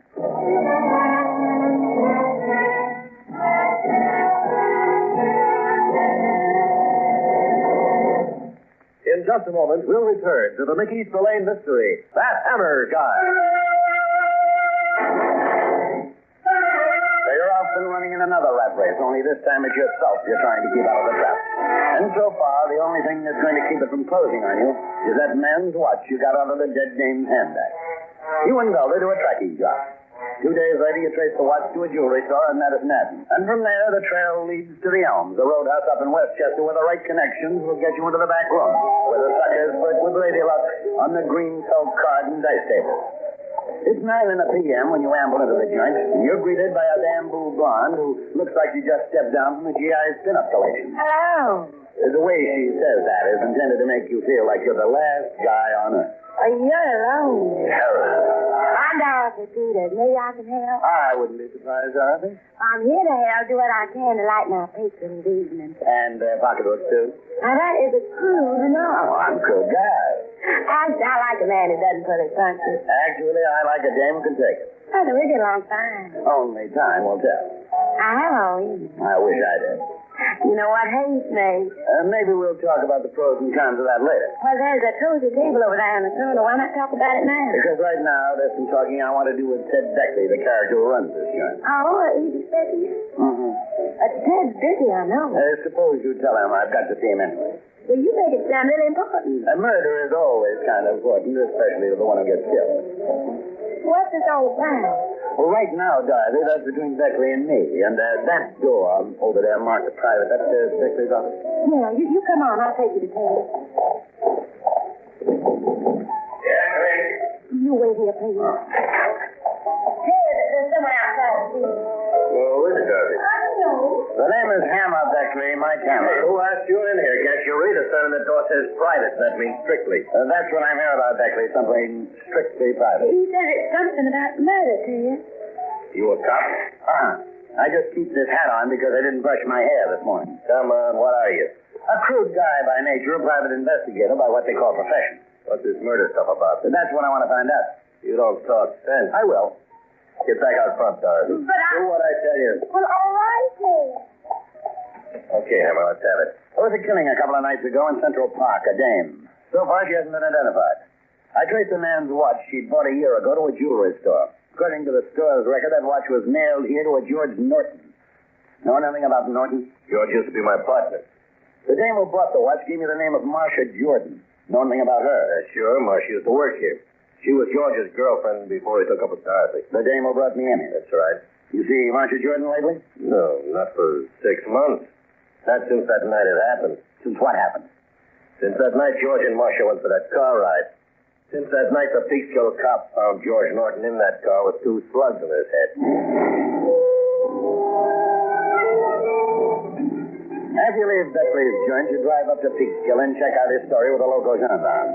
Beckley said it'd be a straight all right down the line. Then you stop at a gin mill across the street and phone Zelda in town. But now that Marcia herself is dead, it could mean the police are wrong about her. You know it could mean that. It could mean that she kept herself under wraps for 6 months to save her own skin. What now, Mike? What now? You feel as useless as a deep freeze in an igloo. You tell Zelda you'll see her at the office in the morning. All right, Mike, but take it easy, caller. Zelda knows you. She knows the frustration leads you to the bottle. You hang up, not making any empty promises. Then you go over to the bar and order a double bill. Mind if I join you? You tell the little guy with a mouthful of gleaming white choppers that you do mind. To be alone, that is bad enough. To be alone and unhappy, that is terrible. Look, if I want my fortune told, I'll go to a gypsy zero. I only try to be friendly. I got enough friends. And perhaps enemies too, huh? Do you like that music? Rumba. I put the money in the machine to play that. Rumba. My favorite. I always play that one. For 5 cents, you can recapture a memory. This song. One song can mean so much in your life. Look, whatever your name is. Carlos Gomez. And it's a pleasure to know you. That song. A sad memory. Even the moment I recapture it, it's not really mine. She was so beautiful, like a star. But she could never be mine. I danced with her only once to that song. I think inside she laughed at me. I was so nervous and so clumsy. But I didn't care if she left. I would have done anything for her. Anything she asked, no matter what she thought of me. Beautiful. Like a star. Can you understand what I mean? Yeah, maybe I can, but what's the difference? Oh, it is especially important that you understand. Why me? Because perhaps in a way you can do something for her, which I can't. Why should I do anything for her, whoever she is? Because you will be doing it for yourself at the same time. She was Marcia Jordan. What? I follow you. I overhear what you said at Beckley's place. I'm a waiter there. Waiter, but I'm a man, too. None of them, they don't know what a man I am. They don't know nothing about me. Soon I will laugh at them. Out loud I will laugh. The Jordan name. Every time I play that music, I close my eyes. I see myself dancing with her. That one dance. I see myself not clumsy and nervous the way I was, but elegant, graceful. You said I could do something for myself. And for her. You mean about getting a killer? Yes. Well, what is it? Tomorrow night I will have what you want. I am sure. Well, what's the matter with tonight? No. You will have to wait till tomorrow. There will be no mistake then. You can meet me. You name the place and when, Gomez. The side street around the corner. 10 o'clock. You step out of your car, I will come to you. 10 o'clock. All right. I'll be there. Oh, she was like a star. So beautiful. But this time. You go back to town, and all the next day you're haunted by Carlos Gomez's pathetic dream of love, his tragic devotion to a dame as far out of his reach as a star. You're at your place, getting set to drive up to Peekskill for your meeting with Gomez. Hello? Is this Mike Hammer? Yeah. Oh, I'm glad I got to you before you left. Who is this? That's not important. I had to talk to you before you went up to meet Carlos Gomez. Well, how did you know about that? Don't ask any questions. Just listen to what I got to say to you. I just found out what Gomez is going to pull on you. He isn't going to give you what you're looking for. Who told you I had an appointment with Gomez? Please, will you just listen? You want to say a lie, don't you? Yeah, I'm sure you, so I have it now. Well, you won't if you meet Gomez. Believe me, the minute you step out of your car to meet Gomez, you'll get the same as the others got. 2 bullets through you. You've got a good idea who made that call, but you're not checking back on it just yet. Now you're not sure what to expect. So you make ready for any kind of a twist. That warning, you figure, could have been a gimmick to sidetrack you, and then again it could have been legitimate. So you get hold of Zelda, and you two work out an emergency arrangement. You drive up to Peekskill to meet Carlos Gomez the way you set it up. The side street is as dark and deserted as the losing candidate's headquarters an hour after the election results are in. You're parked right in the middle of the block. You figure the car up ahead is Gomez. You wait a second and then open the door. It won't be long now till you find out just what Gomez's intentions are. You lift the dressmaker's dummy from the seat beside you and push it on the sidewalk. Gomez makes his intentions known just 1 second later.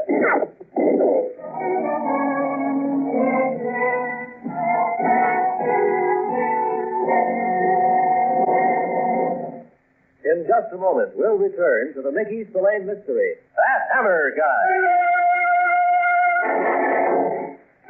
Right after the shot split the air, Gomez's car starts up and fades into the night. You turn your coupe around and start back to town. All the way back, you keep thinking of those 2 neat round holes the slugs made in the dummy's head. You feel a lot better that they're not in your head. You're in your place for only a couple of minutes when the call from Zelda comes through. I did as you told me, Mike. And? I've been on Gomez's tail from the time his car pulled out of that side street. Believe me, I wanted to go back to you after I heard those shots. Are you all right? Yeah, but you could see that dummy. Where are you, Zelda? I'm calling from a bar up in White Plains, a place called the Onyx. It's on Central Avenue. Gomez goes straight there? Mm-hmm. He's sitting in a booth in the rear. Keeps looking around as if he were expecting someone. Okay, honey, I'm on my way up. You get in your coupe and go up the West Side Drive, cut into Central Avenue and stay on it until you get to the Onyx in White Plains. Zelda is to wait for you at the phone in the front part of the joint, but she isn't there.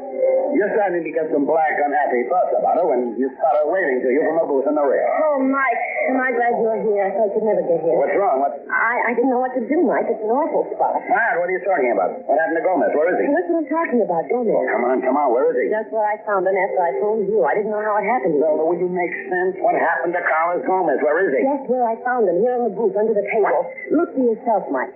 Dead.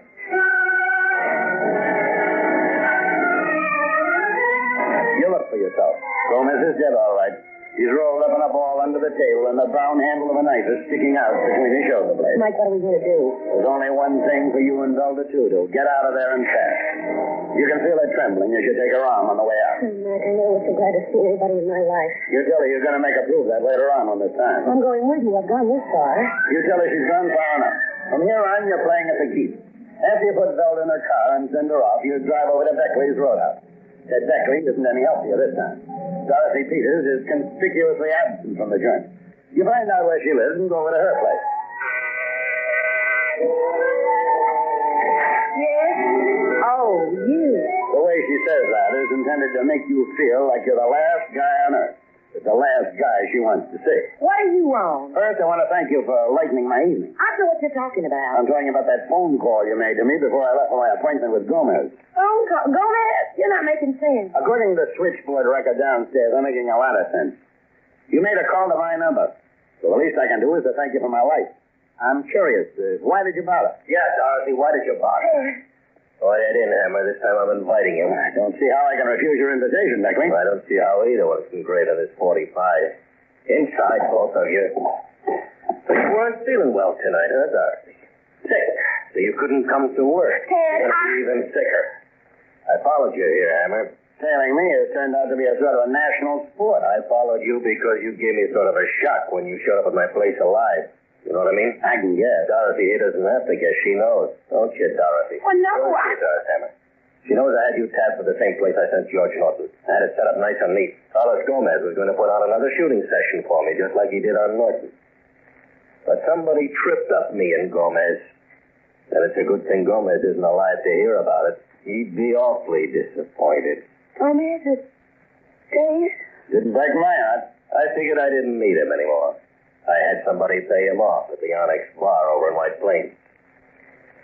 Now to you, Dorothy. Somebody tipped Hammer off. That somebody was you. Well, no, Ted, I wouldn't do anything like that.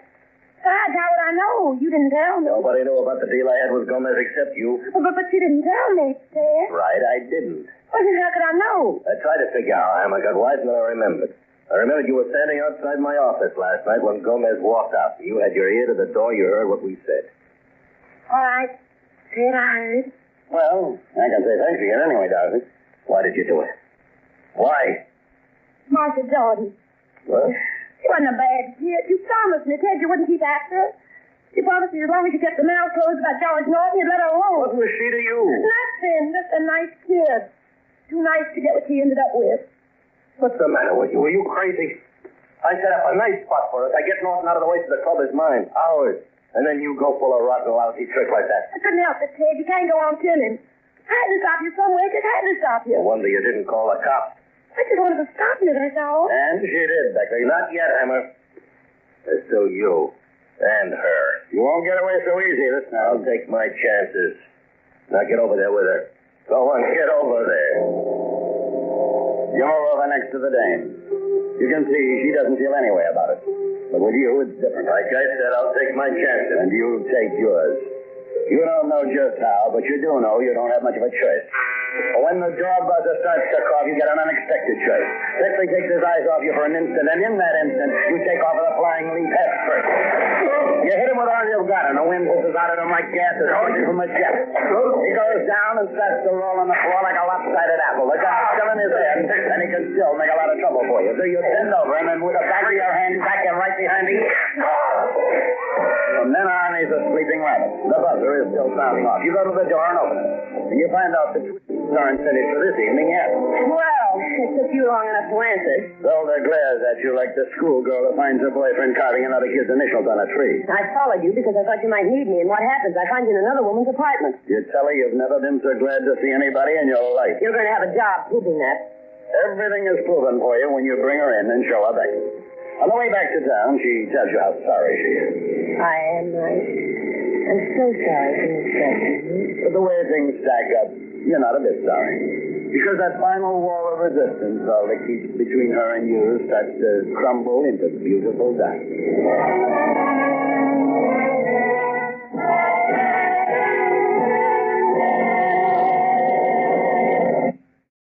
This is Greg Fordyce from An Evening of Old Time Radio. Thank you so much for listening and watching and enjoying the video. Hit the like and subscribe buttons if you did. It really helps the channel out. And again, if you're seeing this video on any other channel than An Evening of Old Time Radio, there are no numbers in my channel's URL name, then you are watching a pirated copy of my video where the thief has stolen my audio track and republished it with a different background on their channel. Thanks again for all of your support.